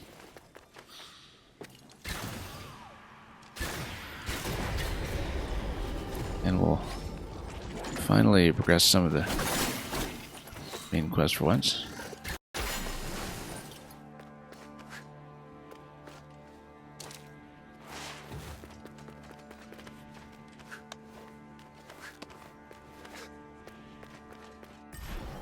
And then check to right. Hi, Sargon. Is she just being a hint shop? No, map shop. That's again. We'll do a map shop. Lend me your Eye of the Wanderer. I'll add the information I've gleaned about this area. I'm always just thinking about the holotype map guy whistling from across the room. Or humming from across the room. She does the humming too, actually. Just a different song.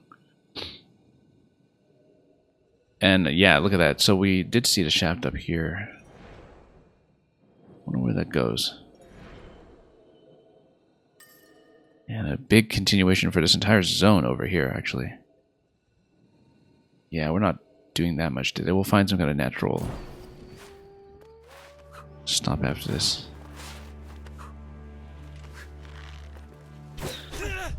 Oh, whoops. And you know what? We better use the healing circle.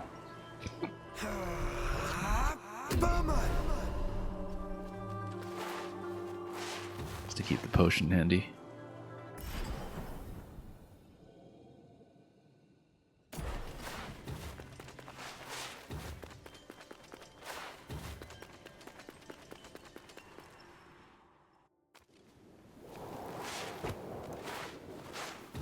Anyway, main quest pointer is suggesting very heavily we come here.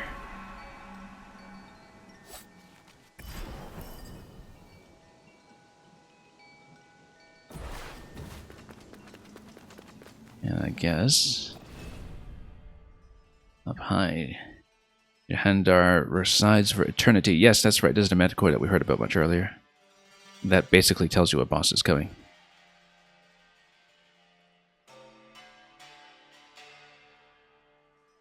Avoid his poisoned stingers. Counter to charges, okay.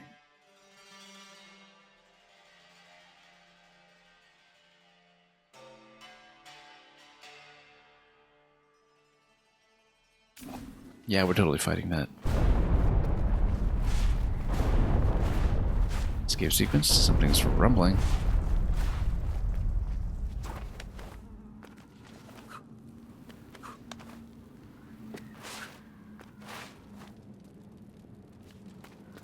Okay, let's open up.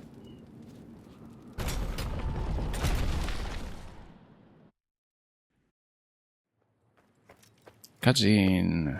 So yeah, we'll see what this is. Probably a boss fight or something, and then we'll finish up after that. Don't know if it's the Manticore we're facing now.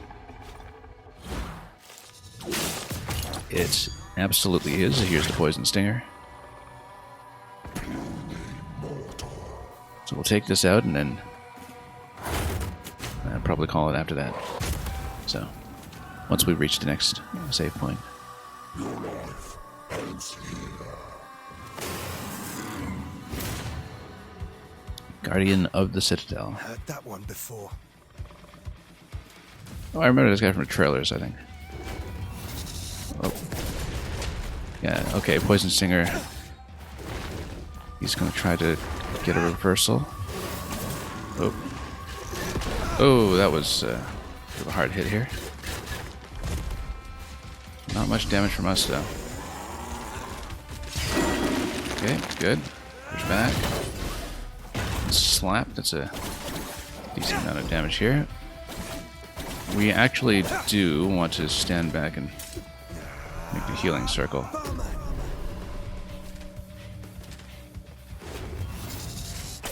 Okay. Yeah, he kind of winds up for the poison stinger pattern. Okay, no, I was trying to dodge that. We didn't have the right time. Nope, that was it. Just a bad dodge on my part.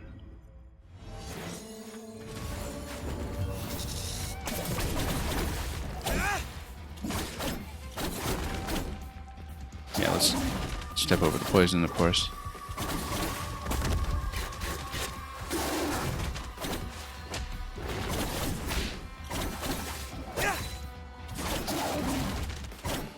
Yeah, some of those attacks we can definitely parry.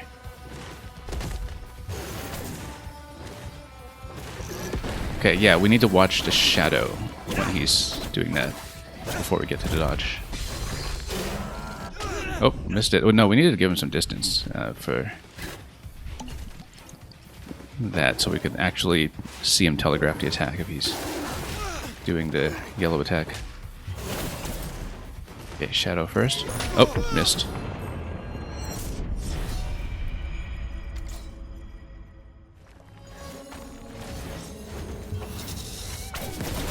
Okay, that's fine.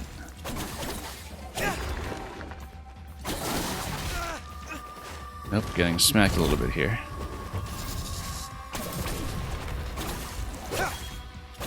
Yeah, there are times when we do want to give him a little bit of distance. This is one of those times. Let him charge and then block.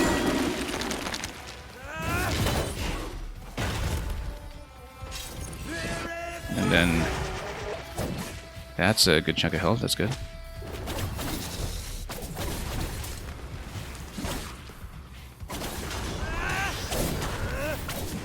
Okay, shadow.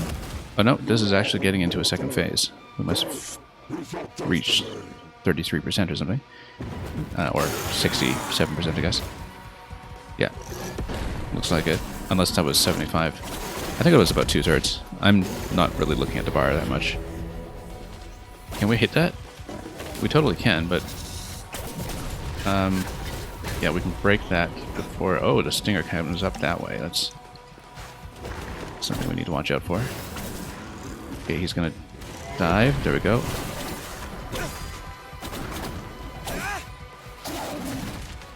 Probably should bank up power for the healing circle just in case. Okay, let's dodge and hit. B-Minutes, welcome. Using the Sands of Time, yeah, we're trying. Thank you so much for the sub, by the way. I just noticed. I've been kind of paying attention to the fight, so... Okay, and then he's going to dig in that way. Yeah, so we just need to dodge well out of there and not step into the poison too much.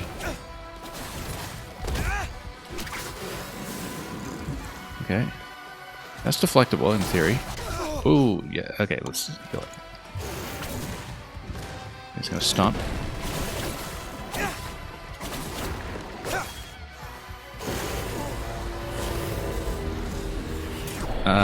Oh, no, wrong button. But we could use the healing circle, that's fine. I actually prematurely hit that. We needed not to... No, the healing circle's still here. Good, good. We actually benefited from that mistake in the end. Do we still have arrows? No, we don't. Let's deflect. Charge in. We'll be done soon. This is a manticore, actually. You should know your mythical menagerie. Can I deflect that? I missed it anyway. Okay, he's gonna stomp. We need the healing circle. And then arrows. Okay, healing circle. There we go. And I've got 2 arrows that did almost nothing. And then let's get him to miss with the tail. Whoop. Oh, this is getting close. Arrow?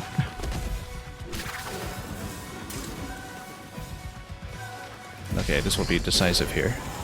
This attack, if I deflect, that should be a win. Once I finish him off. Look at that. Style kill over here.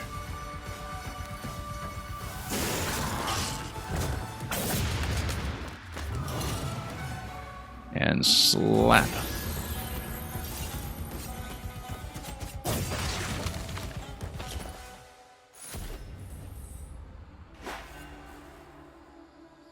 Did I know that in ancient times Karens used to demand to speak to the Manticore? Yeah.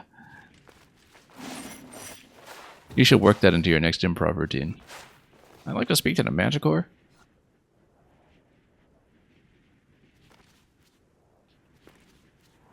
I am trying to pick this up. Come on, give me my piece of heart here. How come my left stick's not doing that? I am trying to pick this up. Oh, do you have to press? How come my left stick's not letting me pick up here? Did it bug something out? Oh, there.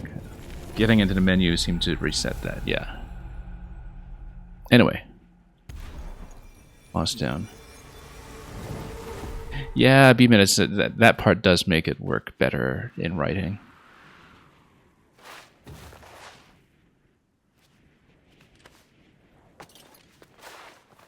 Legitimately good joke.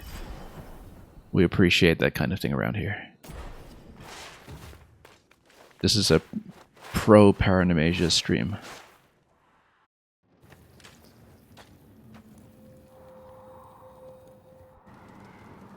Okay. Oh.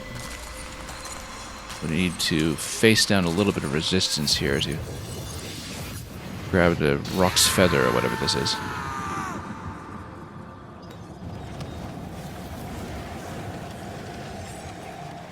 Yeah, we're wrapping up pretty soon. I think this fight is a natural endpoint for today, but we'll get to a tree first and save. Or at least replenish. I don't know if that actually is a save point. Yeah, it is. Okay, so use smirk powers to bend space and move through the air. Oh, okay, so yeah, so it's a dodge that gets you through things. It's exactly the same as the Hollow Knight dodge, actually. The cape. So that gets you through some of the fences, probably, I would think. Can also be used after being hit to... Oh, it's Ukemi. That's what it is. So you can basically use the dodge button as you fall as Ukemi, for those of you who know your Beautiful Joe and games like that. Okay. Which we were talking about earlier. But yeah, we'll see what this gets you through at this point. Also, it allows you to get into some wall jumps that you couldn't otherwise, so... I can't remember what this power was called in Hollow Knight. It was something with a cape, but... it'll come to me. But yeah, basically we just do that. Very familiar kind of movements. I think it was also in Guacamelee. It's in all kinds of games in this genre, obviously. Why is that glowing up there? What do we miss? What do we... what do we not do here?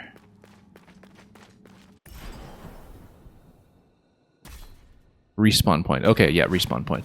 I see. Yeah, because it, you know, it doesn't want you to take chip damage to a spike or something at this point and have to redo the boss fight. That's why. Okay, in that case, let's make our way back up.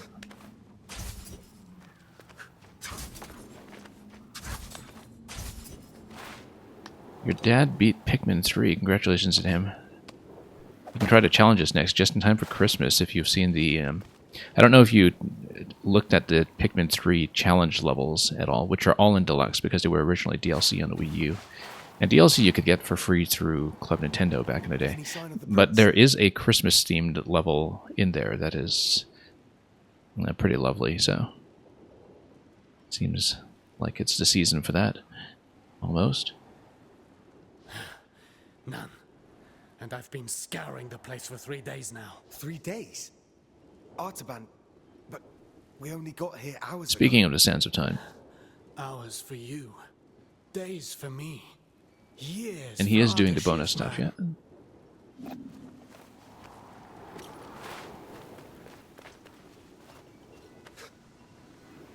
Yeah, it's been a long time since I've played those myself.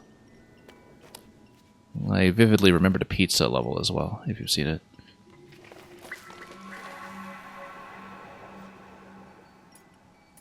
But yeah, Pikmin 3 was very much about the optimization challenges and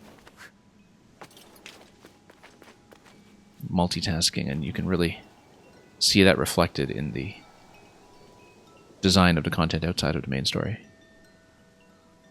You told him to skip 2 because he is bad at combat. Yeah. I think you'll really enjoy late game 4, incidentally.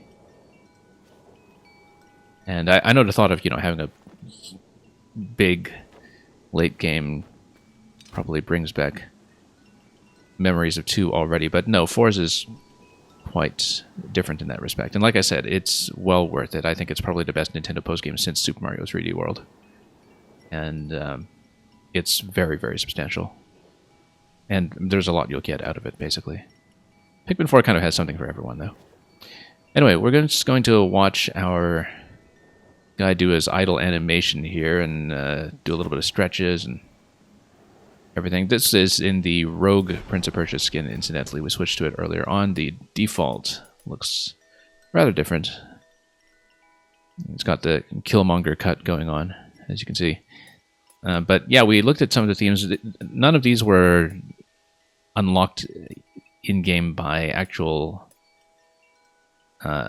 skill-based achievements yet. I believe there are some skins that are rewards for doing things in-game, but these ones were all out of the bag because we bought everything kind of DLC complete with this game, and some of them I think were available for free. But this was with the Rogue Prince of Persia, and we were commenting earlier that the actual game, Rogue Prince of Persia, actually just had a big patch where they moved away from the purple design, but still, this game here decided to have the purple skin in tribute to that regardless. And, of course, in tribute to how the original Prince of Persia was tinted in some versions of the game back in the 1980s. And yeah, Mario 3D World is just incredible, and I think it's incredible in large part because it leaves such a strong impression in the late game. where, you know, I felt like when I was playing Odyssey, for instance, that I just loved most of my time with Odyssey. I spent so much time with the photo mode in particular. But that's because the late game and post game were comparatively flimsy, that maybe it didn't leave as strong an impression as the game should have on the whole, and that in some ways I probably underappreciate that. Anyway, we are going to stop for the day here and just kind of, you know, take a break under the tree and contemplate. And we're going to continue here sometime next week. We'll likely go back to Mario Maker on the weekends as we typically do, but then I do mean to try to finish this game, Prince of Persia: The Lost Crown, as completely as we can before any kind of Christmas travel sets in. So there's lots more to do. We got through a pretty substantial amount of the map today, I think. Let's take a look here. So, pretty happy with that. Haven't really been thorough about collectibles so far, but we can't be because we only recently just unlocked this movement ability. I still have to see if it actually gets me through gates or anything like that, but we'll find out soon enough. I mean, we can cover a lot of ground now. We can get through this area here where we couldn't cover enough horizontally to get through the spikes. We might be able to get through the enemy that was blocking this part down here. There's a lot that this will give us some room to do. The Shade Cloak in Hollow Knight, that's what I was thinking of. I think it's the Shade Cloak. Yeah, so that's basically the Shade Cloak ability. Increasingly standard in this genre. Even Metroid Dread has it, actually. Dread has the Flash Shift, which does something very similar. But it's such a satisfying movement ability that, because it's confined to the horizontal plane, it doesn't give you as many unlockable traversal options as something like the double jump for getting through the map, but at the same time it's a huge movement boost, so, you know. Natural place to stop here. And, yeah, you did say, B-Minutes, that you were going to Super Nintendo World in Orlando on opening day. I don't know if you plan to live stream any of that, but certainly enjoy the experience. I'm sure you'll come back with exclusive merch that you'll be happy to show on camera. And all of that will be fun, so. Anyway, I don't know if we'll bother with the raid today because the audience is pretty lightweight at this time of day, but we might. I'll see if there's anyone interesting on that I'll say a quick hello to. But anyway, we'll hope you enjoyed what you saw, however short or long your presence here may have been. Thank you for all the conversation as usual. Thank you, B-Minutes, once again for the resub, as always. And Mang, of course, for cheering us on with all of those wonderfully collected animated emotes. And we'll be back with much, much more. So, until next time, thanks for watching. Thanks for coming by. Enjoy everything you may be making or playing or watching or otherwise doing. And above all, fare thee well.